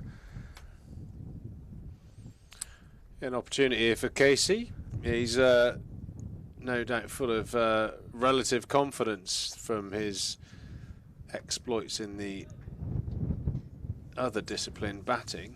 He's bowled a couple of bright spells, but as we discussed the last time I saw him bowl in Championship cricket, a little bit too many what you'd call four balls lurking around. So hopefully he can hit his straps as soon as possible and put the Notts batters under a little bit of pressure here. I think it's really interesting observation at this stage. You know, early on in the innings or 25 overs into each innings, I think the run rate, as I mentioned to Harry earlier, was never an issue, always going at 3.5, 4 runs and over, but the wickets continually falling, just loose. It looked like loose batting. You look at the Notts scorecard, you expect to get, you know, a couple of wickets with the new ball. But the 55 for 1, you know, 2 and over, grinding it out, digging in, you know, they're playing real proper Championship cricket. And I think that just the styles of play, I know we're in this Bazball era, but you've got to play the conditions and the team you're playing against. You can't just, you know, airy-fairy your way out of trouble and play your shots. I think a lot of, well, it's a bit of an old adage. You know, were you got out or did you get yourself out? And I think it'd be very hard for most of the Somerset lineup to really feel like they were got out today. I mean, I'm going to ask you the question, Pete. I mean, you look at, we've had a break for the blast. First red ball innings back, 163 all out. We had a break for the blast and then the game at Chelmsford. I think it was 167, maybe 170 all out. We know Somerset's batters have been slow at putting together big totals at the start of the Championship season, okay, albeit in April where the pitches are going to nibble around a little bit. Is there anything you can put that down to? What's your thoughts on that? It just seems to me that it's a recurring theme that just needs to be addressed. I think it's just poor batting, isn't it? I don't think there's any real reason. Other clubs are in the same situation. Nottinghamshire have been playing, you know, one-day cricket, but they're producing, you know, a performance. And again, irrespective of how many wickets have fallen, it's the style in which they're trying to play. You can tell they are setting up to play a 4-day game of cricket here, not just see ball, hit ball, or play my natural game, or whatever the phrases are that you hear a lot these days. I think there's just a bit more to it to be a good 4-day cricket team. You can't just hit your way out of trouble. And like I said, I think it's just yeah, a bit of ring rustiness. But then you think the guys that haven't been playing in the blast, what have they been doing? How have they been preparing? Second team cricket, club cricket. I mean, I think it's a really interesting conversation to have as well. You know, in the weeks that I might be wrong here. I'm just, from my knowledge of, or what I hear around the county and the club cricket scene, you know, the chaps that aren't playing week in, week out in the blast, I haven't heard them churning runs for their clubs. Runs are runs at the end of the day, and club cricket runs, trust me, are hard to come by. You've got to work out a way to bat on some of these pitches against some pretty wily bowlers. I very rarely hear of a Somerset batter going back to their club and scoring runs. I hear, you know, everyone celebrates the you know, when the pros go down to the club cricket and fail. So I've heard about, you know, Banton and Smead playing for Bridgewater and getting out for 0 and 2 and 4. Very rarely do I hear a Somerset player going and scoring a 150, a 200 for their club team, which they really ought to be doing. And some of them aren't even playing. So these are lads, I'm sorry to say it, But these are lads that need volume of cricket. Forget rest. These guys need to start performing and learning how to play the game. They need to go back to their clubs if they're not playing in the Blast. They need to be churning runs and winning games for their clubs. I find it very, very frustrating because it's the only place where you're put under pressure as a professional. Yes, it's not for your livelihood, but if you've got any self-awareness... Well, if you're a pro playing in club cricket, you know that... If you've got any pride in your own performance... Any bowler's going to be dining out on that for the rest of the season, You know, as a professional player, when you go and play for Western-super-Mare, Bridgewater, Burbage, whoever it might be, you know that your reputation's at stake and there's an associated pressure with that. And strong characters take on that challenge and they go and perform for their clubs. I don't hear of any Somerset players that go away and perform for their clubs. And I genuinely think that that's reflective when they step back into the professional scene. Volume of balls hit in a match situation when they're under a bit of pressure. I just don't hear it. I think to be fair to this, looking at this sort of scenario now, Lammerby's obviously been in the Blast squad. Dixon has been playing and batting well. Abel, Bartlett has been playing for the seconds. TKC's obviously been in the Blast side. Rue's obviously been in around the squad as well. Same with Aldridge. So is it more of a mindset thing? Let's take Dixon's dismissal, for example. He's been playing in the Blast. He's been playing regular cricket. It almost went the other way because he left one that he should have played. And you would always say, well, if he's been playing too much Blast cricket or T20, that you'd think you'd be getting out by playing a big shot rather than not playing any shot. So is he almost trying to go the other way and think, well, I'm back in red ball and I need to be ultra red ball and try and take the other side of it, the aggressive side of it, out of my game? Well, they're different sports. They're like T20 cricket and Championship cricket, different sports, different atmosphere, different balls you're facing. The red ball, even if it is the same brand, behaves differently, different surfaces. You know, there are, you know, I think that's what the one clarity almost, really. You come into a Championship game, you know, I mean, this is why, as a player, and you hear it a lot, you know, when it's international cricket. You don't hear it so much as county cricket. But someone like myself who'd never played international cricket, some of my proudest moments with my teammates, some of those blokes that are out there on the field today, are when you get over the line in a 4-day win. Because when you win a Championship game of cricket, you've ground out a result. You've worked your nuts off for 4 days solid, 3.5 days, whatever it may be, and you've earned a result. That is why 4-day cricket is great. And I think you've got to earn the right. You know, day 1 and day 2 is about earning the right to push on for a win. You can't just go out there and play like you're playing a T20 game. T20 games are T20 games because of the number. It's a 20-over game. It's a bun fight. You can come off. You can get average players hitting a great knock. You can get good players slogging one up in the air. It's no real test of your character. It's no real test of how good you are. This is the test. I totally agree with Rich Latham, actually. This is the real test of what you're about as a sportsman, as a cricketer. It's being out there in the heat of battle 4 days. It's physical, it's mental, it's technical. Yeah. And like I said, I'll link it back into what I was saying at the start. I find it extraordinary when you've got young players, young batters. I know you've got to protect bowlers to an extent, but you cannot convince me that you can't play a 50-over game on a Saturday, churn some runs, get some confidence, and then play a Championship game the next day as a batter. Mm-hmm. I do concede that you've got to look after or manage and I suppose just playing devil's advocate, Jason Kerr and Andy Hurry would not say to George Bartlett, for example, you can go and play for your club and we're quite happy to take the risk of you breaking a finger or doing an ankle or something. I would hope that there's an environment here where if George said to Sergeant Jace, I really feel like I need to get some rhythm, I need to get some runs, I need to get out in the middle where it matters, I want to go and play for my club. I'd be amazed if they were turned away from that opportunity to play. And at the end of the day, you have to learn to perform.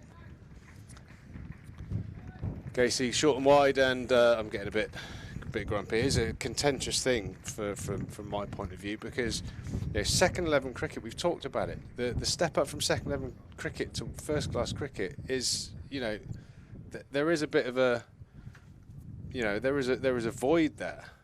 As Notts put on 50 runs for their second wicket partnership, Slater and Montgomery 61 for 1 at the moment. Casey Aldridge steaming into bowl, trying to make this breakthrough. Another short wide delivery and the same result. Another 4 runs.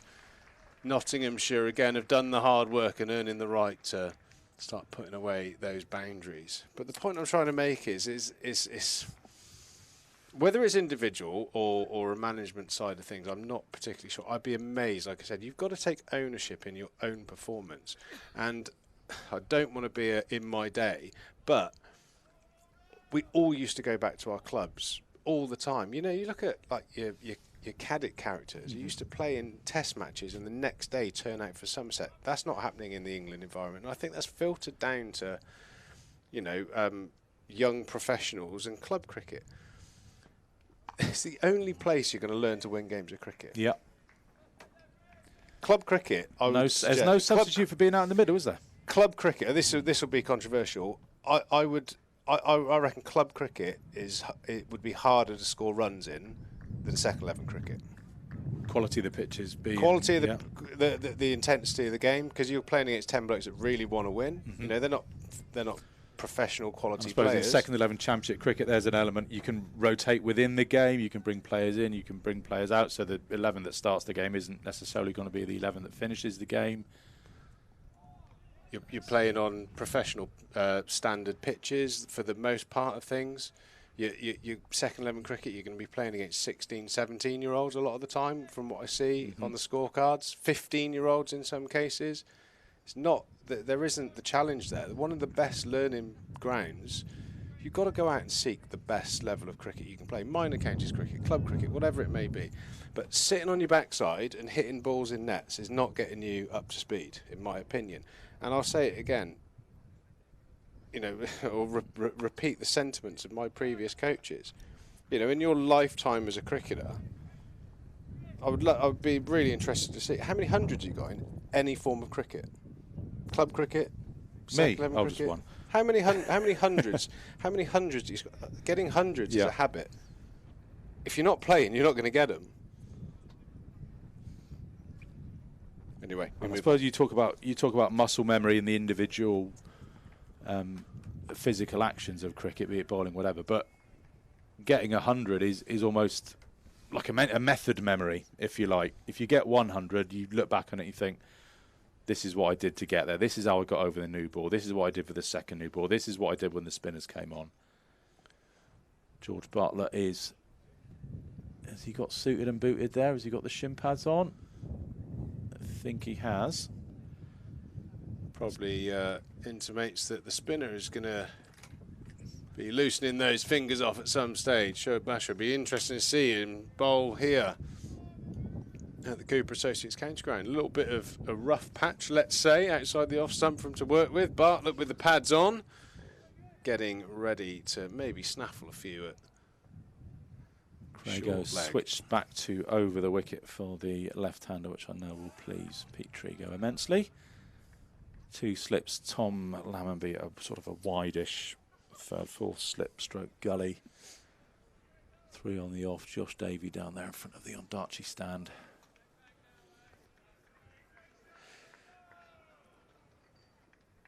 Tom Abel, yeah, Shoaib Bashir is going through the warm-ups. Won't be long then before we see the promising young off-spinner have his first championship bowl here at the Cooper Associates County Ground. Slater just dabs that one into the offside and Dixon tidies up. I think my overall feeling on that previous discussion, if you're getting runs, you're performing, fine. But if you're not, you've got to change something. You've got to do something about it. And I'd struggle for anyone to convince me that scoring runs somewhere else isn't the better option than having a net with a guy throwing a ball at you with a stick that was designed for walking the dogs. Good piece of fielding there from Bashir at backward point. Saves at least a couple. They do get through for the great single. Stop there. Well, I suppose it would be. It depends on the stage of their career that the player is in. So a young player coming in who's not scoring runs, because they haven't got their method or their identity as a batter kind of set in stone. You think you're a guy that kind of needs to go off and just have a think about things. if Trez at 34 or 35 or whatever, had a bad trot, you would say, okay, have a bit of time away from the game. Trez, go and hit some golf balls. As that one is a decent bouncer from Craigo, just a little bit too short. Montgomery's able to duck quite easily. You'd say to somebody like Trez, or David Gow was a famous one. He just, instead of having a brutal warm up, he just knocked 3 or 4 balls into the boundary hoardings. Little underarmers, samey timings in order. Thank you very much, and go out and be graceful for 100.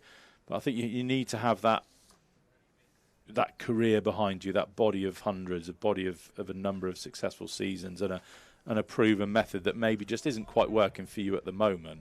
When Trez started his career, when he was in the first team, and I'm sure my brother might be listening now, triple hundred in the second team. Yeah, I remember dominating that game. Nearly chased down 650. Dominating for Keynsham, 100 after 100 after 100. I don't hear the young Somerset batters dominating anywhere.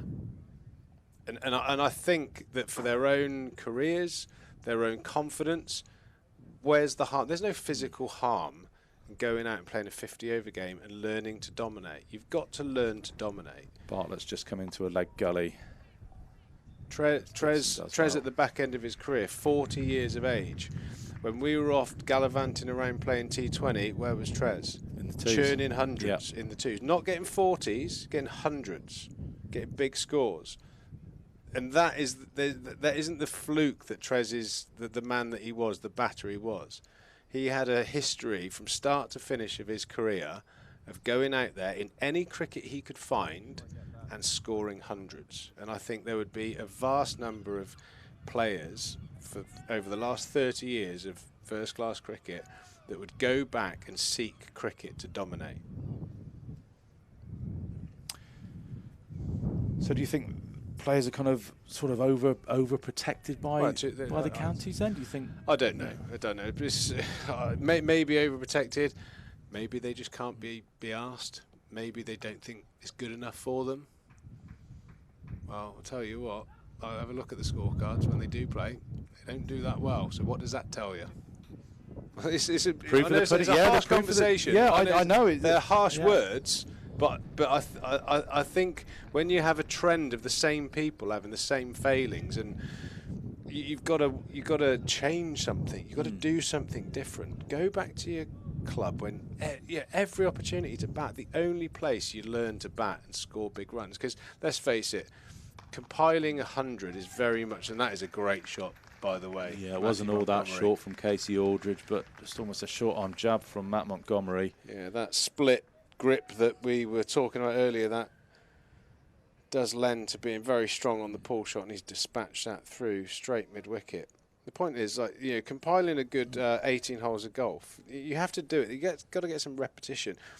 Every innings, no matter how good you are or how bad the bowling is, it will have a start period where you'll get into a flow, you'll go out of a bit of nick, you'll come back into a bit. Very rarely have I seen a start to finish flawless century. It goes through waves of you timing the ball, not timing the ball, and you've got to learn those skills. Yeah, you've got to learn to soak it up from the bowlers, because good bowlers are allowed to bowl well at you, so you need to soak up those bits of pressure. There'll be times when the change bowlers are on, where things are in your favour a little bit more. It might be a bit cloudy, it might be a bit sunny. I'll tell you what, and it might not always be a technical thing. I'll tell you what, going out there as a batter that's good enough to play first-class cricket, facing Nigel Bloggs from so-and-so, bowling at 72 mile an hour, landing it on a sixpence on a wicket that's got a daffodil growing out the middle of it. It tests you in different ways. It's not always you're not rushed. It's nothing about that, but it tests you. It tests your patience. It tests a lot more about what you are as a cricketer, and ultimately, how much do you want to perform? A bit of desperation, because I hated getting low scores. I hate getting low scores in club cricket. Well bowled, Casey Aldridge, unlucky there.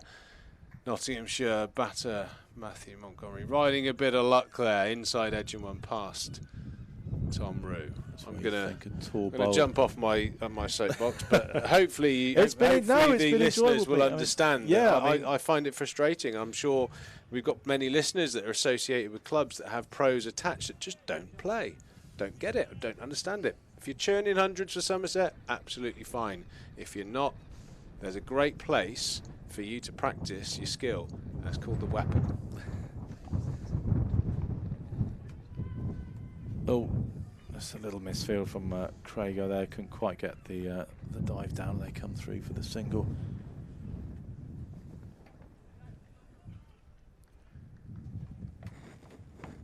But just wrapping up that, Pete, it's coming from your love of Somerset, isn't it? Having played absolutely. for this same with me as well. You know, you've obviously played for this club for a number of years, and we all want to see Somerset successful. So it's not a case of just picking faults. It's not a case of picking faults with the players that are out there. It's far from it. It's just, you know, Dredge, Froome, Garner, Glastonbury, Trigo, Western. I mean, Denning, Marks, Kerr, Bridgewater.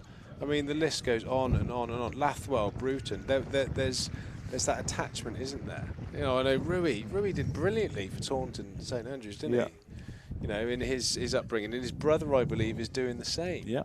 Learning to score runs, learning to dominate, and you know, Rui's a shining example of exactly that. Playing at every level he can play, dominating at every level, and now he's doing really well in first-class cricket. Yeah. I think there's a trend there. He's got a method, hasn't he, young Rue, and it looks like a good one. Well, I'm going to be a little bit selfish. I don't know about you, Trees, but I want to have a look at this. I think we're having a double break at the moment. Yeah, well, I think we'll just do this first over from Shoaib Bashir, his first bowl with a red ball. Shall we? Let's do it. Be greedy of us. There's that great big oil spill for him to aim in. And the shot that I kind of visualised when I went out there, I stood in front of the wickets and thought that if the ball from an off spinner landed in that area, I think because it's wide of off stump, I think the cut shot would be certainly one that I'd be eyeing up. But is it proper on a length thing? Because I thought it might just be a smidge too full. No, I think if you're good, if you're a good cutter and you use the depth of the crease, I think it's right in the wheelhouse for a cut shot. The only caveat to that is it going to do anything out of it? Because like I said, when there's a patch on the wicket, it's more of a will it, won't it mind game, really. And you can only really play the ball as you see it. If it spits and hits you the glove, there's not much you can do about it. But be interesting to see how Shoaib Bashir goes. What I've seen of him, he's not afraid to change it up, give it some air, or push it through. He's only got the one man out, I think, down at Sean Dixon, down at a fine deep backwards square. Bartlett in at Boot Hill, Craig Overton at Slit. So Tom Abel's backing his young spinner here, keeping the field up. Saying to Slater, if you wanna go big, you're gonna have to go big, my friend. Abel in then, Bashir rather, in around the wicket. Slater defends. Don't see many players choosing the number 13, do you? With the obvious superstitious connotations there. No, it's an interesting number of choice. Some people don't believe in that sort of stuff. Coming from the man who had lucky 7 on his bat. Copyright.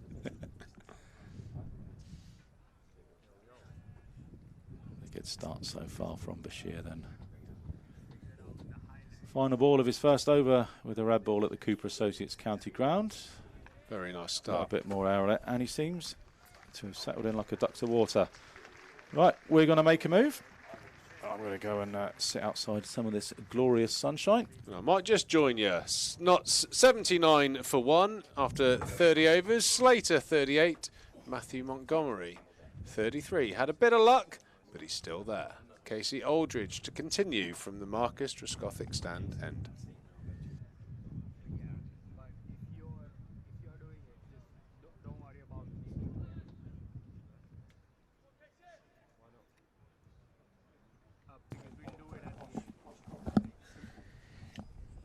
Yeah, so Casey Aldridge is going to continue from the Marcus Trescothick pavilion end with a 1 slip and a galleon. That's an inside edge, nearly gone for the stumps. It has gone for the stumps. Wow, commentary change up here. First ball, there's a wicket. Montgomery has played on to the off stump. The stumps have barely moved. The off bail has trickled off. And what a change there. He's chucking his bat in the air. He's fuming. Montgomery got to 33.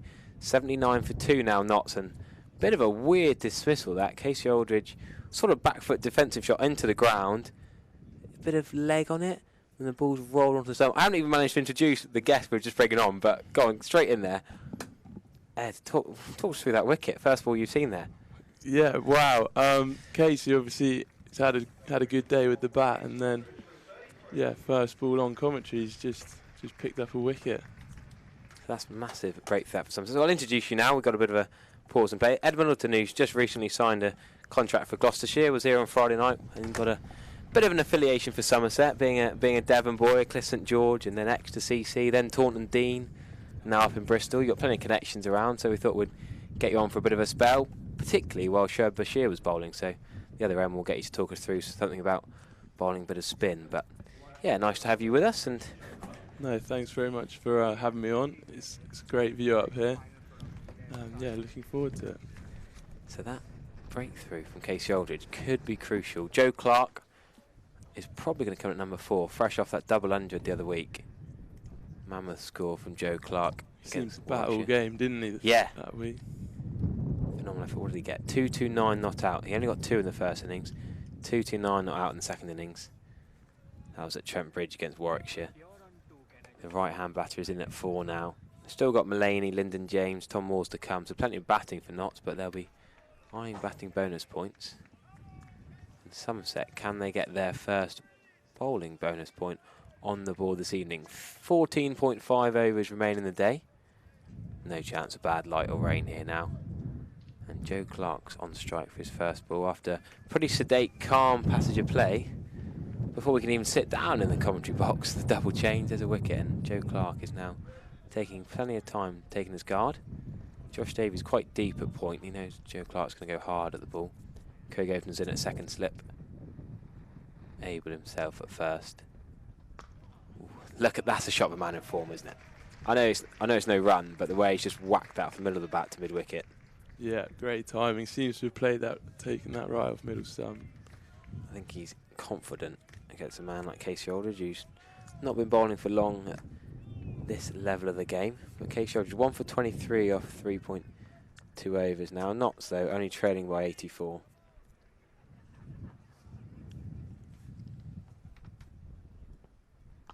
That's straight good from Casey Aldridge. I was saying earlier how you must find when you're playing and talking to the Gloucestershire bowlers, etc., that if you're a batter who bowls a bit or vice versa, if you get a few runs, it really makes your tail go up, and it makes you bowl better. You've got a bit of a buzz about you. Yeah, absolutely. I think it gives you that confidence just to go out there with a bit more freedom, especially if you've already had a nice influence on the game. And yeah, Casey's been doing that recently. Solid from Joe Clark into the offside.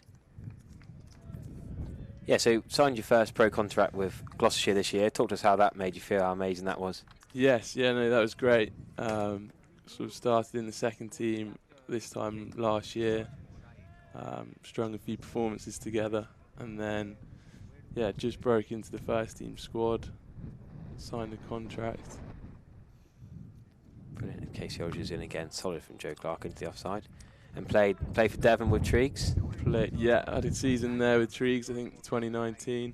How was he playing in the Devon shirt? How was that? Yeah, it was great to have him. Obviously, he's a big character in the southwest cricket scene. And yeah, he did quite well. Did quite well for us. Any partnerships together you remember? Bowling or batting partnerships? Nothing of note, I don't think. Fair enough. Casey Aldridge is a bit too leg side there, whipped away by Joe Clark, but there is that man at deep mid wicket in front of the dugouts and the family stand, so it's just 1 run. Casey Aldridge, of course, played at Western with Triggs a bit last year, so they two know each other well. Yes, yeah. I do remember one game in Wales. He stroked a quality 100, and then he had his pitching wedge around the boundary, getting some practice in. Oh, we should have got you two on together. We might get you two on together later in the day, and you can talk about that. What he? Ooh, is that a chance? Just falling short, I think. I didn't quite carry to James Reed. We'll get a replay. No, I think it's about a foot short. It would have been the left-hander James Reed. It would have been a diving forward to his left to take that. But good bowling from Casey Aldridge. If the cat where Trees comes on. We might come back on later in the day. Good line and length there from Casey to finish the over. And yeah, been playing. Bash has joined us at Taunton Dean, so played a couple games with him so far. How does he fit in with a club lot at Taunton Dean? Probably not knowing anyone when he first joined, I guess. No, I think he knew a few of the academy boys based here. But yeah, he's fitted in really well. He's extracting some good turn and bounce at the.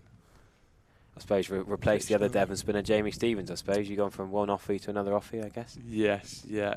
Good to fill that gap. Jamie's a good bowler as well. So what will Bash be looking to do here? You know him well as anyone playing with him multiple times. Will he worry about that oil spot? Will he be just bowling his normal line and length? I reckon at this point might be a bit wide. On a day one wicket, I guess it might come into play a bit more as the game progresses. But yeah, I think he'll just look to keep the stumps in play, all forms of dismissal, and he's got that short leg for the inside edge and slit for the outside. Yeah, we saw James Rowe go caught short leg off Matt Carter. That's fuller and straighter from Bashir. I was having a discussion on the Somerset podcast with Ian Shepherd actually the other day about thinking Bashir's probably a better red ball bowler than a white ball bowler. I mean, at Dean, have you played T20s with him or just 50 over games? Just 50 over games. Right. I did face him actually in the Lovely T20. shot from Joe Clark. Will break away for that absolutely gorgeous cover drive.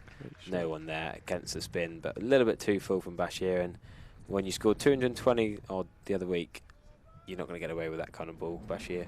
What a shot from Joe Clark, who, from opening the batting for Melbourne Stars in the Big Bash to playing in the T10 League in Abu Dhabi, he's got some pedigree as Joe Clark. Yeah, will Bashir, will he change his line and length much here after that ball? Or what would you expect him to do now? Yeah, I think he's just overpitched there slightly. Nothing to worry about. But yeah, he'll just look to hit his length. I think with the white ball, he looks to mix up his pace a lot more. I think red ball here will look to kind of settle into a line and length and just bowl his best ball as often as possible. So when did you play against him? What was that? It was the game I got injured actually, the 19th of May. Right. Remember the date scarily. Yes, yeah. Was that Somerset 2s versus Gloucestershire 2s? Yeah, second team, yeah. You faced each other? Yeah, I faced Bash, yes. How did that go? Did he get you out? No, he didn't actually. I went for a reverse sweep, missed that one, and then managed to get one away down the ground. Oh, righto, okay. But yeah, no, it was nice to quite nice. Is there a lot of mateship between the Somerset and Gloucestershire 2s? Being sort of West Country, is it a big rivalry? That's sort of I think it's definitely a massive rivalry. And I know the lads were a bit gutted on Friday night after being on the wrong end of that one.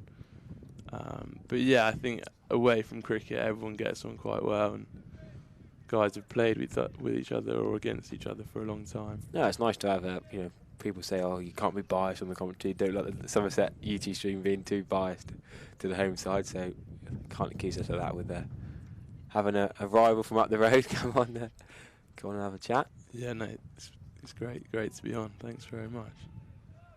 So Josh Davey, good bit of fielding at point with his cable knit sleeveless sweater on, stopping Joe Clark from rotating the strike off Casey Aldridge.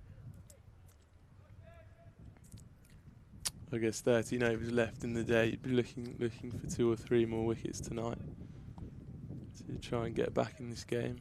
Yeah, absolutely.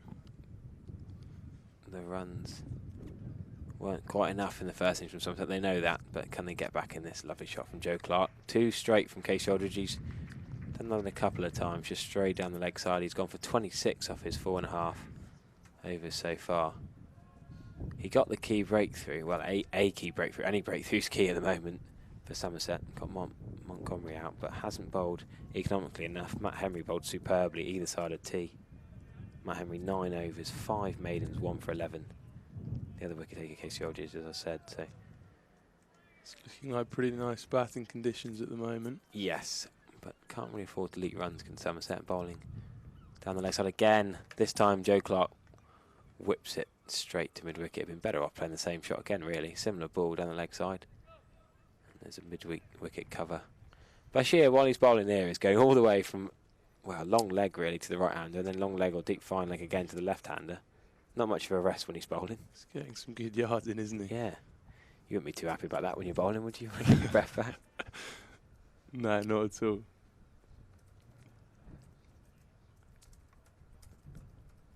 Quick, short bouncer, almost at the shoulder from Casey Aldridge. Have you faced Casey Aldridge in the same game? Would he have played in that one? I didn't face Casey that day, no. I haven't faced him for a while, actually. Probably under 17 cricket. It should be 3 or 4 years, but I remember him still bowling pretty quickly then, hitting the deck hard. Was he similar then to what you're seeing now to what you bowled under 17s cricket? Was that? Yeah, I think so. Yeah, similar action. I think his probably his consistency has been his biggest improvement. Yeah, recently. How would you reflect on the toss this morning? Yeah, I think it's set fair for the next 4 days, really. It might be a little bit of rain on Wednesday, but at this rate, the game's not going to go that far. It's dry, it's sunny, it's hot. I think you've got to bat first, really. I don't think it was doing all sorts. Hutton and Patterson are quality bowlers. Jake Ball didn't bowl particularly well. Yeah. But Somerset just played some poor shots. I don't think Tom Abel can regret the toss. I think they can just regret poor shot play. There's barely a batter who was got out by the bowlers. Case Aldridge, the last wicket to fall, was probably trying to have a whack because of Bash at the other end. Probably didn't, trust his tail ender to stick around too much. But I don't know. Would you have trusted Bashir a bit more than Case Aldridge did, perhaps? Or where does he bat for the Dean? He slot into the middle somewhere, probably 7 or 8. Right. Yeah, no, he can definitely hold a bat. I think Casey probably did the right thing, is taking the attack to the bowlers. Well, talking of that man, Bashir is going to continue into his 3rd over from the river end. Only gone for 6. Miserly economy rate compared to that of Casey Aldridge, but Joe Clark just looks a class apart here. I mean, Slater dug in for a long time. He's on 38. Montgomery looked alright for 33, but there's something about the way Joe Clark has looked just in these first few balls. He's just doesn't look like he's going to get out. It looks like he's seeing the ball like a football and can hit the ball where he wants to, really. I think it's a fairly flat pitch. Yeah, looks like he's got quite a lot of time. Wonder if at some point they'll bring Long on up to see if he wants to take a risk and go over the top straight. Yeah, we know Ben Slater's not really going to do that kind of thing, but Joe Clark, you definitely play on that ego. You take a couple of 6s from Joe Clark to risk him losing his wicket. Yeah, definitely. He's good enough to go bop over the top multiple times, but he might go one time too many and fall for the ploy. Look at the wind in that white sheet behind the bowler's arm. It's probably a little bit distracting for the ball. You think of a sight screen, it's only still, isn't it? Yes, yeah. Yeah, I don't blame him. He's just moved out of the way. I don't know if it's that or it's something in his eye, but the way the sheet's billowing, like the pillowcase sheet at the far end. You've got half covered with shade as well. That can't help. I'll ask Alex, the cameraman, or Sachin to have a little pan. There we go. There's the sheet. Look at that billowing in the wind. I wonder if the ball's coming out the shade from that angle as well. Yeah, that could be particularly off-putting for multiple reasons. Solid from Ben Slater, not related to Michael Slater of Australia as far as I'm aware, but quality nuggety opening bat nonetheless. Was at Derbyshire before.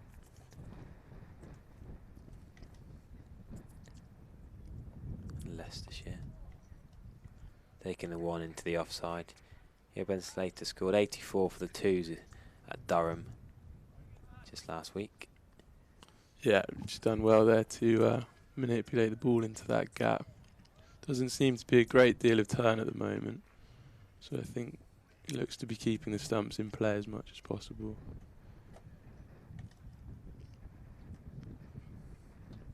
Oh, that could be a big appeal. LBW hand is straight up, the finger is up. Shoaib Bashir has the massive breakthrough of Joe Clark. We were just saying how good Joe Clark was looking. He's not happy about this. He's got to go, and tell you what, umpire Paul Pollard did not take long to give that out, did he? No, he finger didn't. Was straight up. Look good from up here. He's not happy, Joe Clark. Just saying how well he looked and how set Notts are. But this could bring Somerset back into the game. The key batter for Notts. The man who scored double 100 in the last first-class game, in the last championship game. Oh, that is plum. Going back. Don't go back to that one. Is that the mistake Joe Clark's made there, I think? Massive celebration from Shoaib Bashir. He's not happy, Joe Clark. And he's got to go. Massive, massive breakthrough for Somerset. And this game could be back in the mix with knots on top, you just said before, but 12 or 15 balls is not really enough for Joe Clark. Yeah, his reaction there, holding up the bat, could be a potential signal that he's hit it. Well, George Bartlett wasn't happy as well with in the first innings. Thought that might have been higher outside off stump, so Somerset will maybe say, oh, that's 1-1 if there's two. Slightly controversial LBWs, but the umpire's decision is final. And James Reed was adamant, straight up. George Bartlett, short leg, big appeal as well. I don't think he's hit that from the replays we've seen. Doesn't look like the bat's near enough to hit that. Even in slow-mo. Well, massive wicket for Shoaib Bashir, whatever Joe Clark thinks about it. And suddenly, the middle order exposed now. Lyndon James, Steve Mulaney and Tom Moores are the three genuine batters, really. Matt Carter can whack it. We know that at number 8. And then you're into Hutton, Ball and Patton, who's a bit of a tail, really. No Fletcher or Broad in there, who would be slightly better with the bat. We've seen Brett Hutton get 50s and they can hang in there. But Matt Henry's going to now come back on. I think that's a good decision from Tom Abel here. Case Aldridge wasn't quite finding his length or his line in recent overs. He got the wicket at Montgomery, but now a bit of a sniff here. Somerset can get back in this game. They don't mind giving Slater a 1 here. They could be tactical. Don't think Matt Henry will, you know, bowl him a nice freebie to give him a 1, but they don't mind Slater taking a 1 and then have a go at James early. Oh, or just bowl a long up outside off stump and get smashed before. Bit of a loosener there to start. But yeah, I like the tactics there. I think he's opened up an end there that Bash has, so I think get your strike bowler back into the attack. Good positive captaincy. That's probably the worst ball Matt Henry's bowled in his whole 9 overs previously. He didn't bowl anything like that. 9 overs for 11 he bowled. Didn't have a loosener at the start, and now he's a bit tired, a bit hot, fair enough. He'll be back on it now, I'm sure. There you go, straight back into the zone. He hasn't bowled many bad balls for Somerset this summer, has he? No.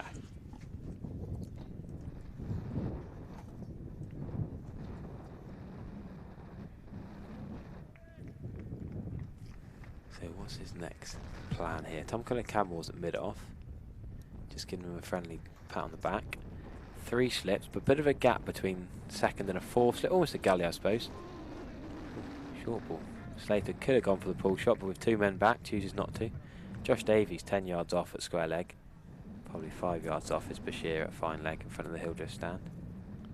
Yeah, it's a bit of a longer boundary out there today. Yeah, yeah. I suppose would you call it 2 slips and a gully, I guess? I'd say he's probably at 4th there. Yeah, there's not much of a gap, is there? I guess they're both very tall men, so they cover good ground. Cover some good, yeah, exactly.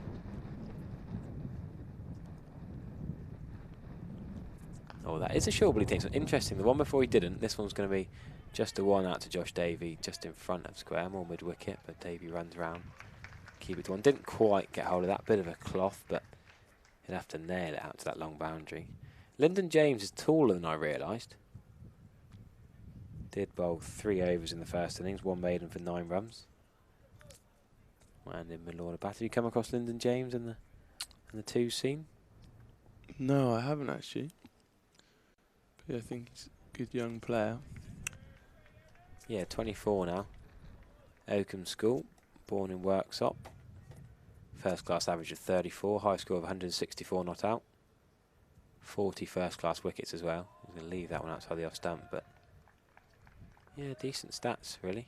Economy rate of 3.15. Average is 35, but probably more of a back number 5 and bowling a bit when required. Batting all-rounder. Yeah. Good start to his career. Yeah, played over 15 List A games and 13 T20s as well, so all for Notts. Making his debut in 2018.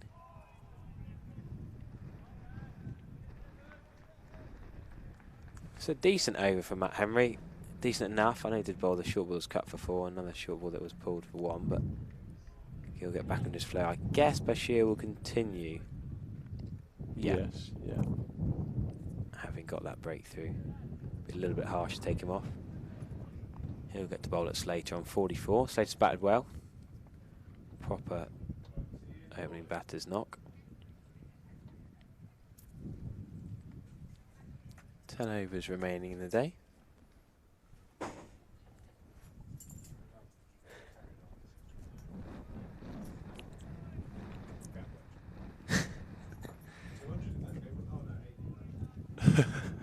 Pete Trigo's just saying his farewells, leaving us to it for the last 10 overs. We've got mid-off and mid-on coming up. I wouldn't say tight, but on the one, definitely in the ring. No one there for Slater. There is a one there. They're good batting, very good batting from Ben Slater. In between point and extra cover, Tom Abel and Casey Aldridge. He's found that single.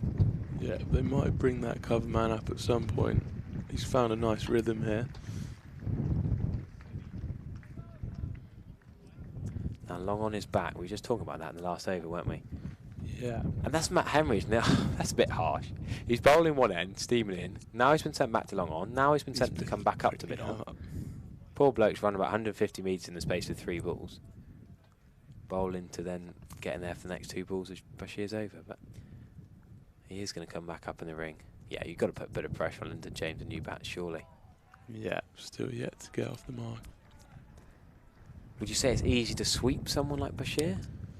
I think day 1 wicket with the ball seems to be skidding on a bit more. I think sweeping's quite high risk. I wonder if he'll potentially look to use his feet a bit more and go over the top with mid-off and mid-on up.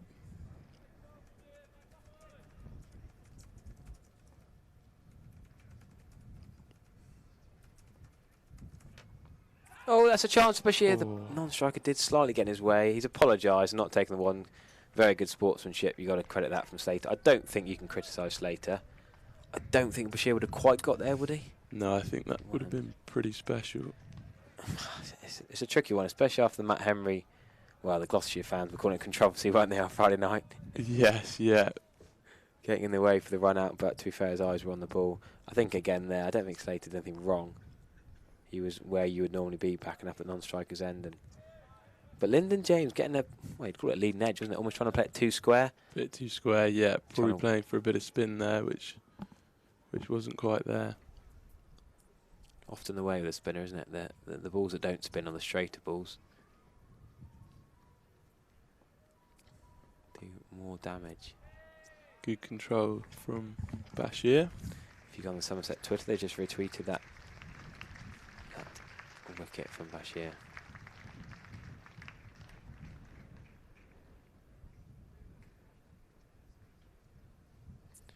If you want to tweet me, I'm Harry Everett _14 on Twitter. You on Twitter, Ed? Don't do those kind of things. Not massively onto it. I think I have got an account. That's worrying, isn't it?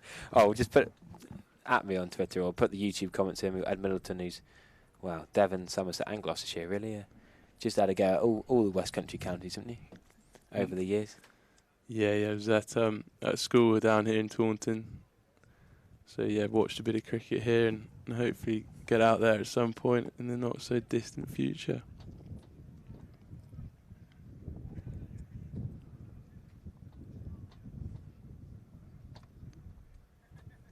So Henry's continuing to Slater. Oh, that's a chance straight between Abel and Rue. Well, Rue didn't move. It was close to Tom Abel. I always want to say Tom Abel's guilty by the way he sprinted after the ball, but it could just be him being, no, he's angry. He's not happy. Wow. Don't like to criticise the Somerset captain. He's wide, isn't he? There's a big gap. There's a gap there. That's Tom Abel. Oh, could James Rue have gone? One of them's got to go. Is it that Tom Abel's too wide? I mean, in hindsight, you'd say there is a gap there, but they've narrowed the gap now. Yeah. Oh, that's agonising for Somerset. There was one of those in the first innings, I remember seeing. Yeah, very much like Khawaja. Khawaja between Bairstow. First slip in the Ashes. There's a good single from Ben Slater. Tom Abel's fuming, you can tell. Wears his heart in his sleeve. Passionate skipper. Very good fielder. Disappointed with that. Yeah, absolutely gutted, isn't he? So what was that? That was the first ball, 37th over, as Ben Slater does get to his 50. Well batted, Ben Slater. We're just saying how well he's rotated the strike and pushed it into a gap. And we were just reliving and replaying that ball. He's got to a 50 off 104 balls. Very well batted. Showed the Somerset top order how to bat in these conditions against some very good bowling for Matt Henry and Craig Overton particularly, it must be said. Well batted, sir. And actually leapt up a bit on Lyndon James. Slater will want to double up. He'll have a bit of a rest tonight and go again tomorrow if he can get through these remaining 8.5 overs. Yeah, I think Somerset will be looking to bowl as many balls at the new batter here tonight and hope to pick up 1 or 2 more. Yeah, I'm just trying to watch a replay again and again. We've watched a few replays back of that Rue Abel mishap up in the box, and well, either way, it's too late now. Matt Henry moved on swiftly. Not the Kiwi way to mope about or complain. He'll just crack on and try and produce another chance.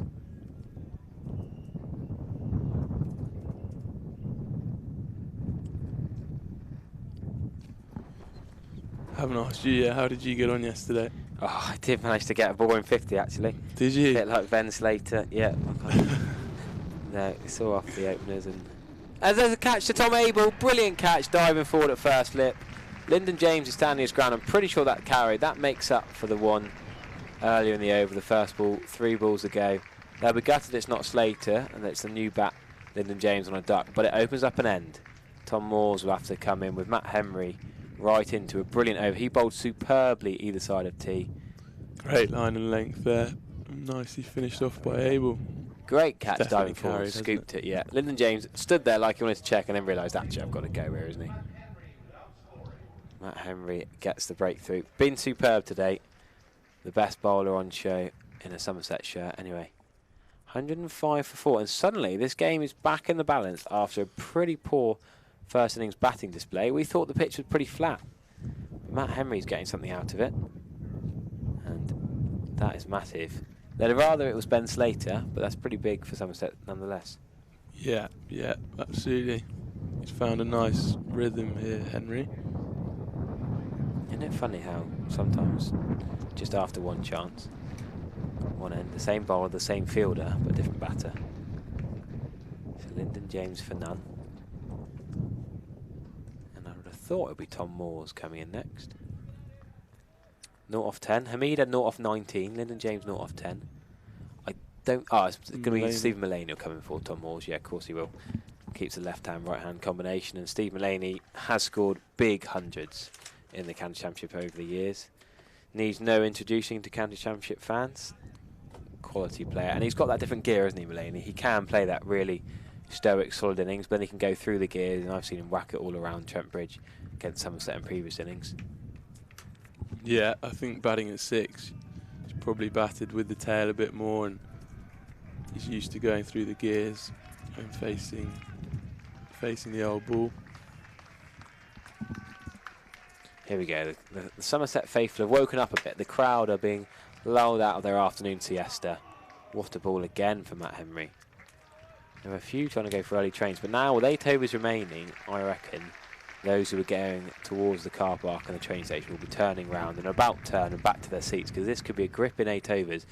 Sounds a bit of a dramatic statement, but this 8 overs could actually define the match. If Somerset get 3 wickets here, let's say, and get into the bowlers for tonight, that could get them right back in this game.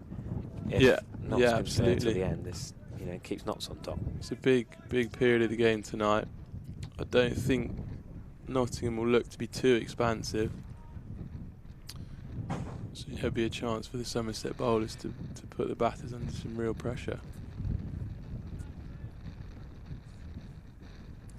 Would quite like to see that cover fielder up. Yeah, just force him to not have that single in there. Yes. Don't give him that get out shot. Get out single. Yeah, when you're batting and you've got a spinner on and everyone comes in and there's that pressure in there, you just can't get off the mark. You can't get around well. Ben Slater's been there long enough for 50. That's a lovely shot for 4. Now, I don't think they're going to get there. I said 4 very early there. Not quite as quick as I thought it would be. Matt Henry is going to get there. Matt Henry again doing the running. He's charging in from this end. Why are we making Matt Henry chase the ball in the outfield, you'd have thought the other fielders would be saying. But could Tom Abel have dived extra cover? I don't normally criticise Somerset's fielding, normally very good, but could he have maybe saved 2? Either way, Henry has saved 2, and they're going to keep Slater on strike. 52 he's on now.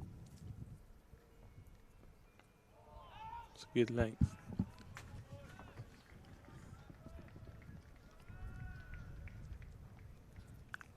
Yeah, Bashir could bash that length out again and again. He'll be more than happy.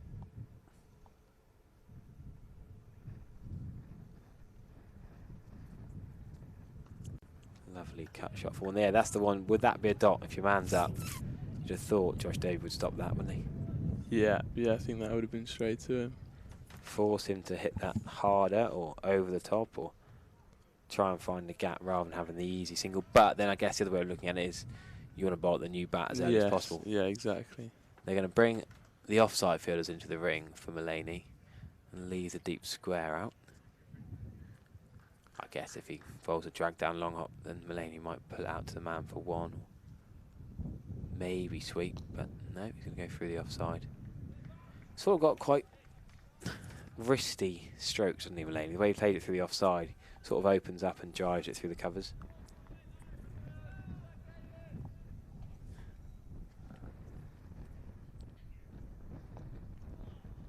Head going a little bit offside, but Mulaney still hits it to mid-on for no run. Yeah, I wonder how Mulaney's going to play this evening. Might look to put Bashir under some pressure.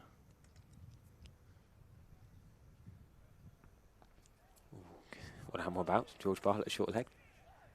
Yeah, people still with us on the live stream. Jamie Parker said, Ed Middleton, you need to add to his accolade Wimple CC legend as well. Another club. Yes, yeah, I did have a couple seasons at Wimple. Yeah, another good club. Hi Jamie, hope you're well. Yeah, great to hear so many people joining the YouTube on a Sunday afternoon in the sunshine.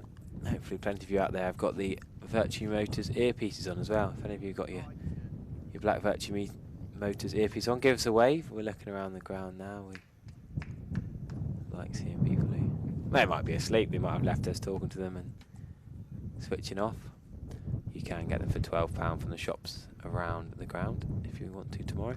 Oh, that's a short ball. Pulled by Ben Slater. It's going to go on the bounce to Josh Davey.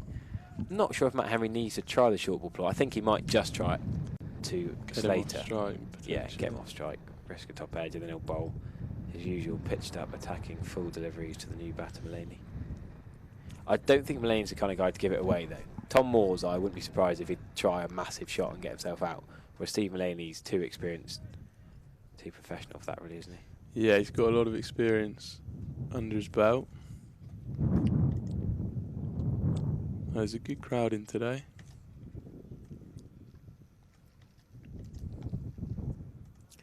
Single down to the final. That's probably not what they wanted, Somerset. They wanted to keep going at Mulaney for a few more balls.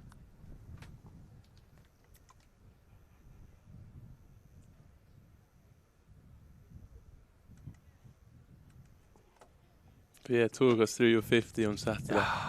You've been waiting for me to ask that. No, I just saw off the 2 opening bowls, been nibbling it around a bit, so I was very boring off them, and then cashed in a little bit off the first changes, which is, you could say what Ben Slater's done here today. Matt Henry and Craig Overton been pretty good, and then Case Rogers was a bit expensive. Josh Davey too. Yeah, he got through that new ball period well, didn't he? Yeah. Yeah, Case Rogers going at 6.2. 5 overs for 31. Not ideal when Overton and Henry, and even Josh Davies only going at 1.5. And over. Could be something that Knots have spoken about. Target that 4th seamer. That's a short ball again, pulled. This time it could be 4. Wow, there's 2 men back there. Found the gap. Well played, Ben Slater. He's done very well to pick that gap in between the deep square and the deep fine leg fielder. Well, James Reeves lost that in the sun. Ben Slater would be more than happy to have got 3 bonus runs there, really. You think Matt Henry's probably bowling that ball thinking he's only going to get 1. Yeah. He's found the middle of the bat there, hasn't he? And picked the gap nicely.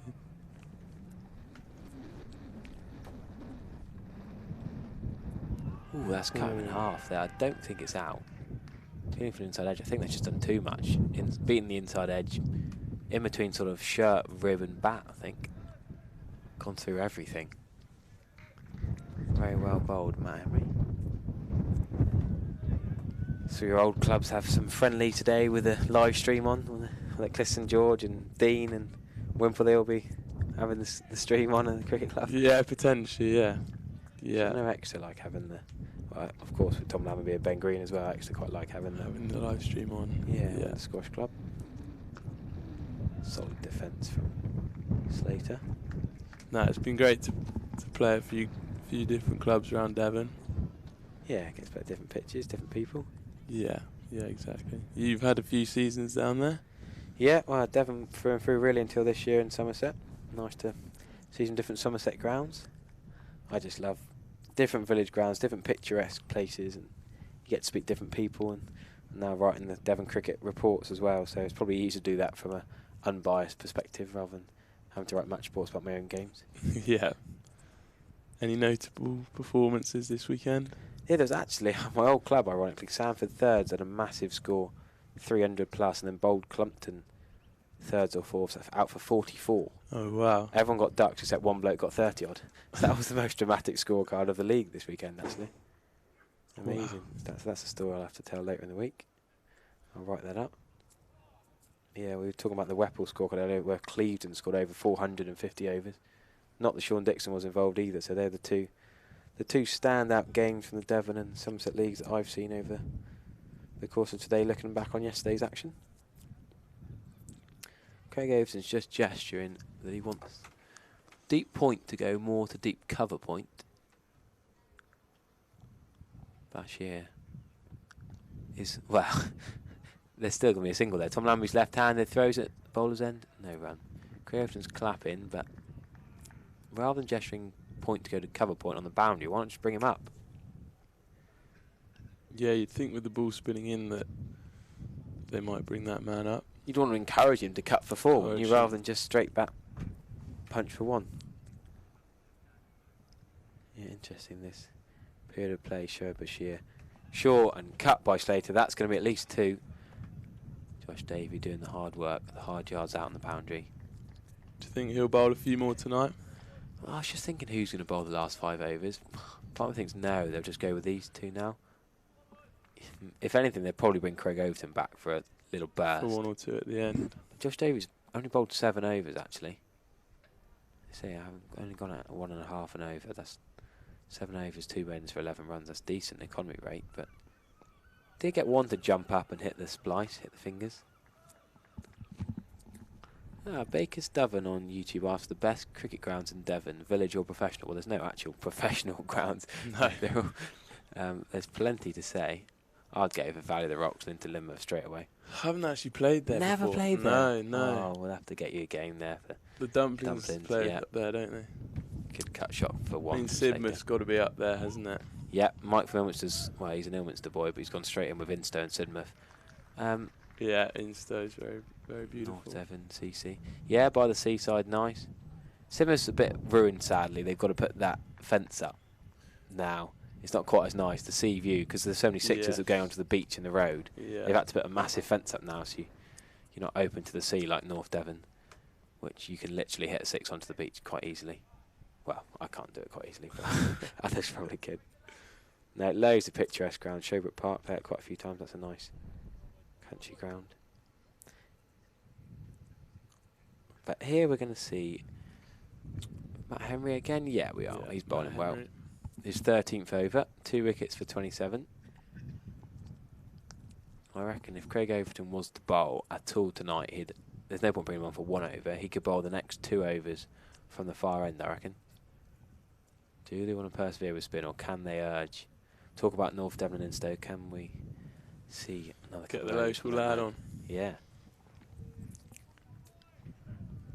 Yeah, Henry's into his 13th over here, so be quite an ask to go through to the end of the play.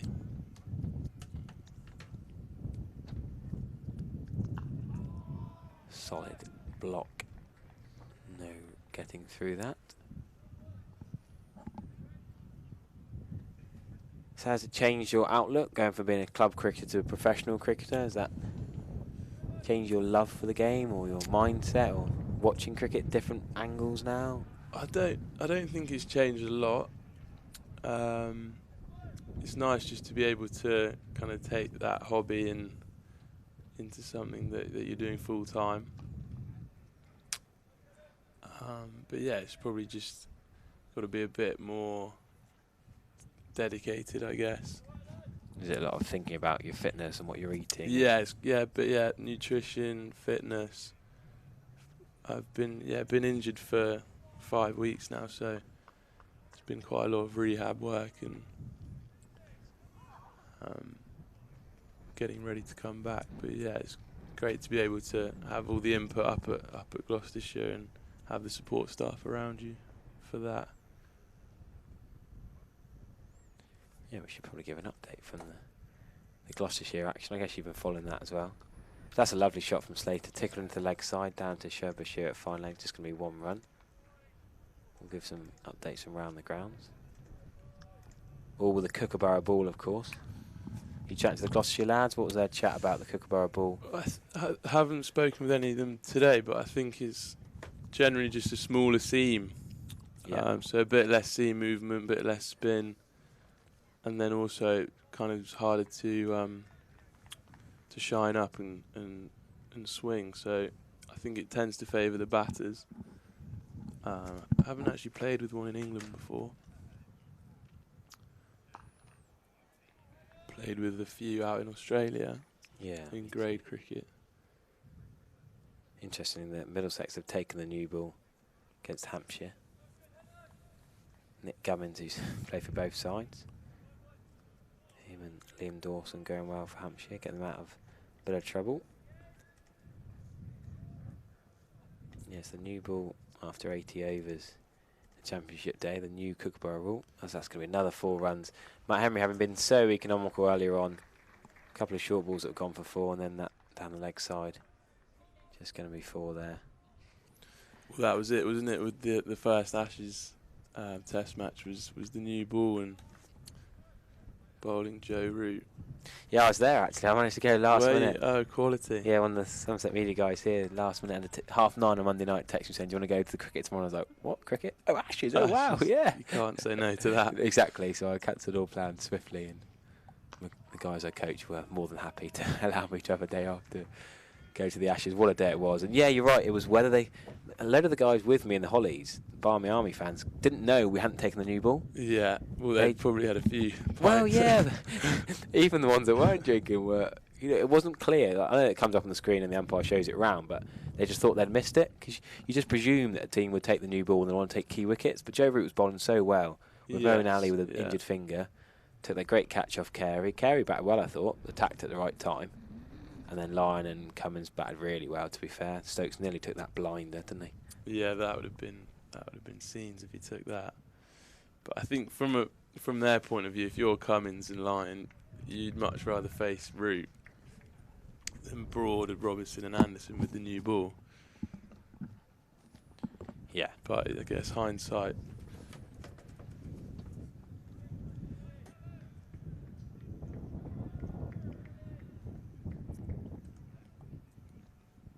So Bashir continuing. Mulaney. He's going to still have that deep square leg. So there's rain up at Headingley at the moment. Oh, big shot from Mulaney all the way into the Colin Atkinson Pavilion for 6 runs. We saw Tom Keller-Cadmore do that earlier. What a shot that is there. Smashing that into the Colin Atkinson Pavilion. Didn't expect that. It sort of came from nowhere. Didn't run down the track. No, I think just over pitched slightly, and he's decided that he's faced enough balls now to take the attack back to the bowler.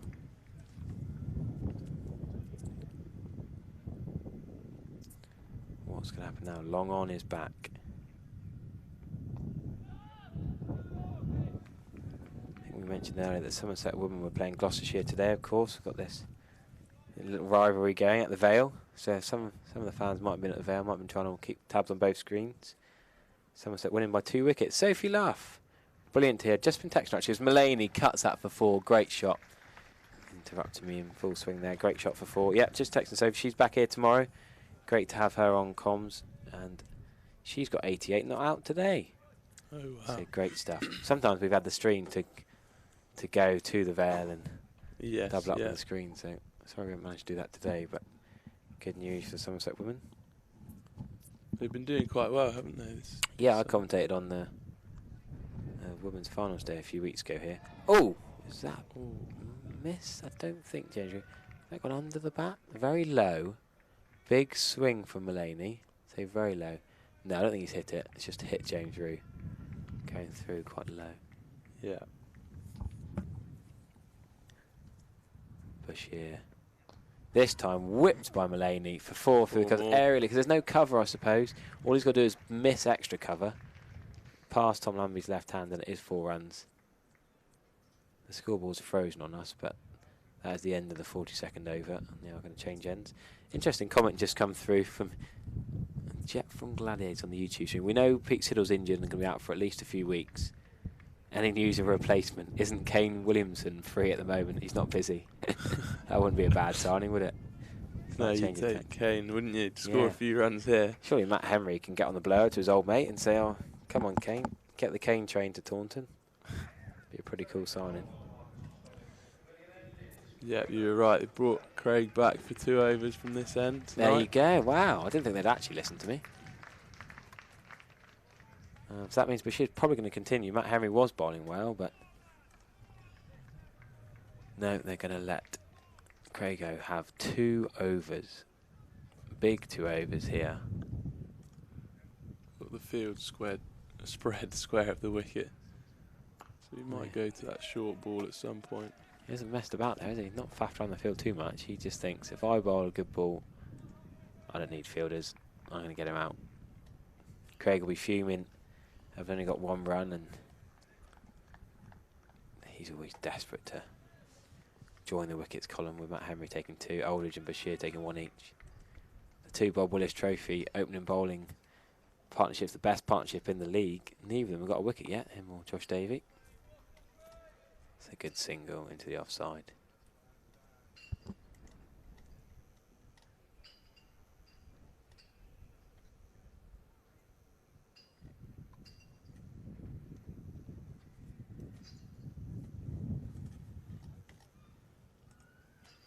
Just going to get you up the scorecard again. I didn't go through. We were talking about Sophie Luff's run. I was going to try and give you the full scorecard. Cricket Wales they were playing over at Vale.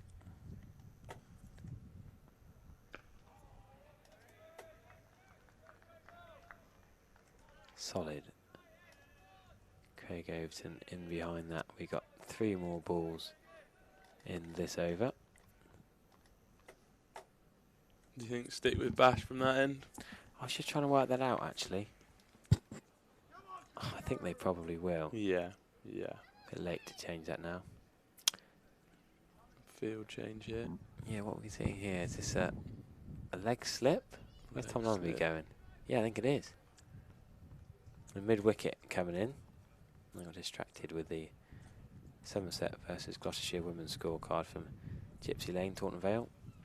But that's solid. Yep, Sophie Luff, bat number 3, 88 not out. Superb not. Nicole Harvey got 21 opening up. And we should give the Gloucestershire shout out. Chloe Skelton, 90. Big innings that. 3 for Jolie Roberts. For Somerset women. Decent game that. Won by 2 wickets in the end. Oh wow. Looks quite close. Yeah, close game of cricket that. Craig Overton in again, and this time Mulaney's gone for a big old swing. He's not out, but that's a rash shot with 2 and a bit overs to go. Gone to pull it. It's not quite the length to pull. What would you say, back of a length rather than a short ball? Yeah, yeah, I'd say that's just above the top of the stump's length. He's eyeing up that short boundary leg side. I wonder if that's the field change just playing on his mind a bit.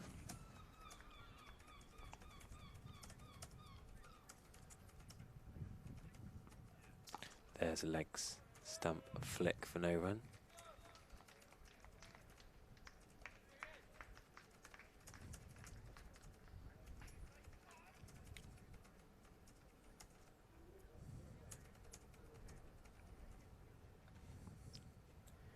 So what are we going to see? I presume it's going to be Bashir, but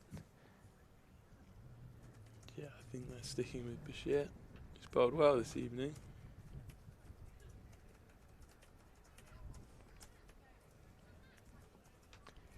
I think he's going to continue bowling with a similar field, really. It's not really the kind of baseball or modern way to play for the close of play anymore, is it? No. A few years ago, they'd batten down the hatches and you'd be pretty much guaranteed a maiden or two. But Yes, yeah. I think now you just got to expect any shot could happen at any time, really. We saw Mulaney go big into the Colin Atkinson Pavilion. Nice delivery. Into George Bartlett. What's he now? It's not really a silly point. It's more of a very short extra cover right in front of the batter's eye line. Not giving him nothing. Imposing figure. Ooh, just going to stop the single there. Does Bashir think, oh, last over the day, I'll try a few variations? Does he think, go on? Potentially. He Nothing might to go lose here. something. Yeah, might go to an arm ball or something. Wouldn't mind seeing the field come up. Yeah. Mind you, that would have probably been 4 if the field was up. That's a good shot between cover and point, and Josh Davies swoops around to keep it to 1. Had a tweet from Charlie, who's a sort of Somerset and Notts neutral, a bit like Pete Trigo, stuck between 2 teams. He reckons there's been some appalling LBWs today, I guess, thinking about the George Bartlett one and the Joe Clark one.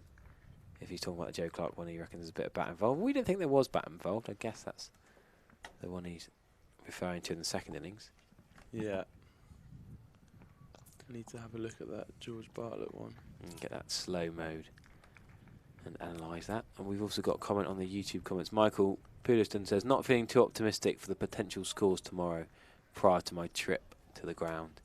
Oh, there'll be plenty of play tomorrow, but I thought it was going to be Notts batting all day tomorrow, to be honest. But Somerset get 1 more wicket. Tom Moores isn't known to hang about. Ben Slater is, though, and he is the main obstacle. That drop chance, I think, could be absolutely crucial. Well, it wasn't even a drop, was it? The leave between Rue and Abel. Yeah, they're always Do we call that a jib or a leave for each other? Always gutting those when no one goes for it.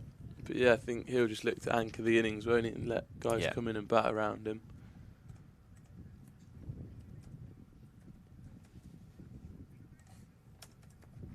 Ooh, back on his stumps.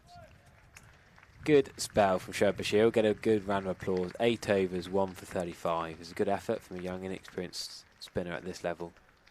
Yeah. He'll be happy enough with his first performance in the championship at this ground. It will be his home ground now. And Craig Overton has 6 more balls to work some magic and try and get rid of Ben Slater ideally, but either wicket would bring close and a positive close to otherwise a pretty tricky day for Somerset. What do you reckon? You think he's got one in him? I think he'll bowl the odd beauty or the odd Jaffa, especially in the last over. He'll put everything in, but it's just whether he can get the edge or get the catch. That's the length he'll want, yeah. Slightly straighter and maybe a tiny bit fuller would be perfect, I think. Into the armpit. Yeah. Just make Slater sort of hang the washing out to dry and make him have a little dabble at that.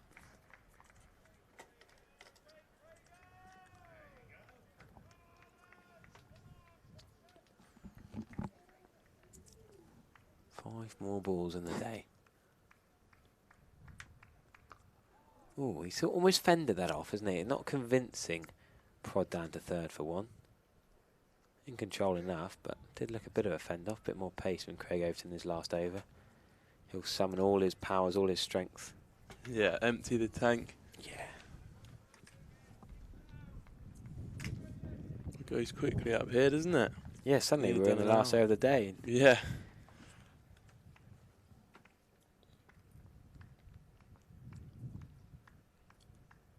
What's he got left in him, Craig Overton? Back pad. Inside edge. Good oohs and ahs. Good size from the big fastball ball man. Didn't quite fully commit forward there. Might have been thinking about the short ball. Yeah, you probably don't want. It's probably quite hard to commit forward to Craig Overton when he's got that steepling bounce and pace. Yes, yeah. And he's fired up. Very rarely is he not fired up, to be honest. He's a competitor. 3 more balls in the day. Quite an early finish, actually. Only 6:05. Quite often county championship days go on till 6:30, 7 o'clock. I mean, you could easily carry on tonight, couldn't you? Got the conditions. You could have 2 more hours in this light. Yeah, totally agree. They got through their 96 overs pretty quickly. A few wickets, but Bashir bowled a fair well. Carter bowled quite a lot. Yes, yeah. Looked like he was getting some good bounce, Carter, Yeah, with his height. tall man, yeah. They've not really mucked about too much. Over 8's been decent from both sides. That is full and straight. And that would have been able to hit the stumps, I reckon, if it wasn't for that edge to point for Mulaney. Right, last ball. What will he do? It's not really slower ball territory, is it? I think it's just. No, I think he'll just attack the stumps. Yeah.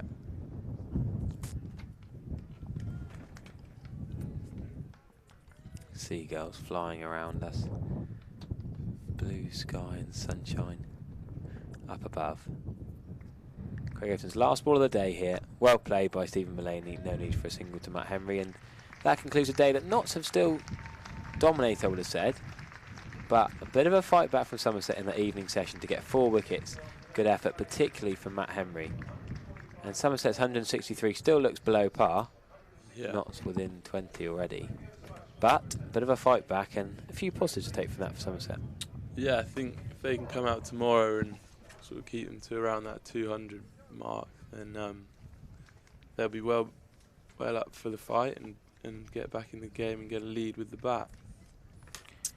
Brilliant stuff. Well, I've been Harry Everett. We've had Pete Trigo, Ian Shepherd, and thanks to Ed Middleton, who's played in Somerset and Devon and all over the place and just recently signed for Gloucestershire. Thanks for him joining us for a few words in the evening session.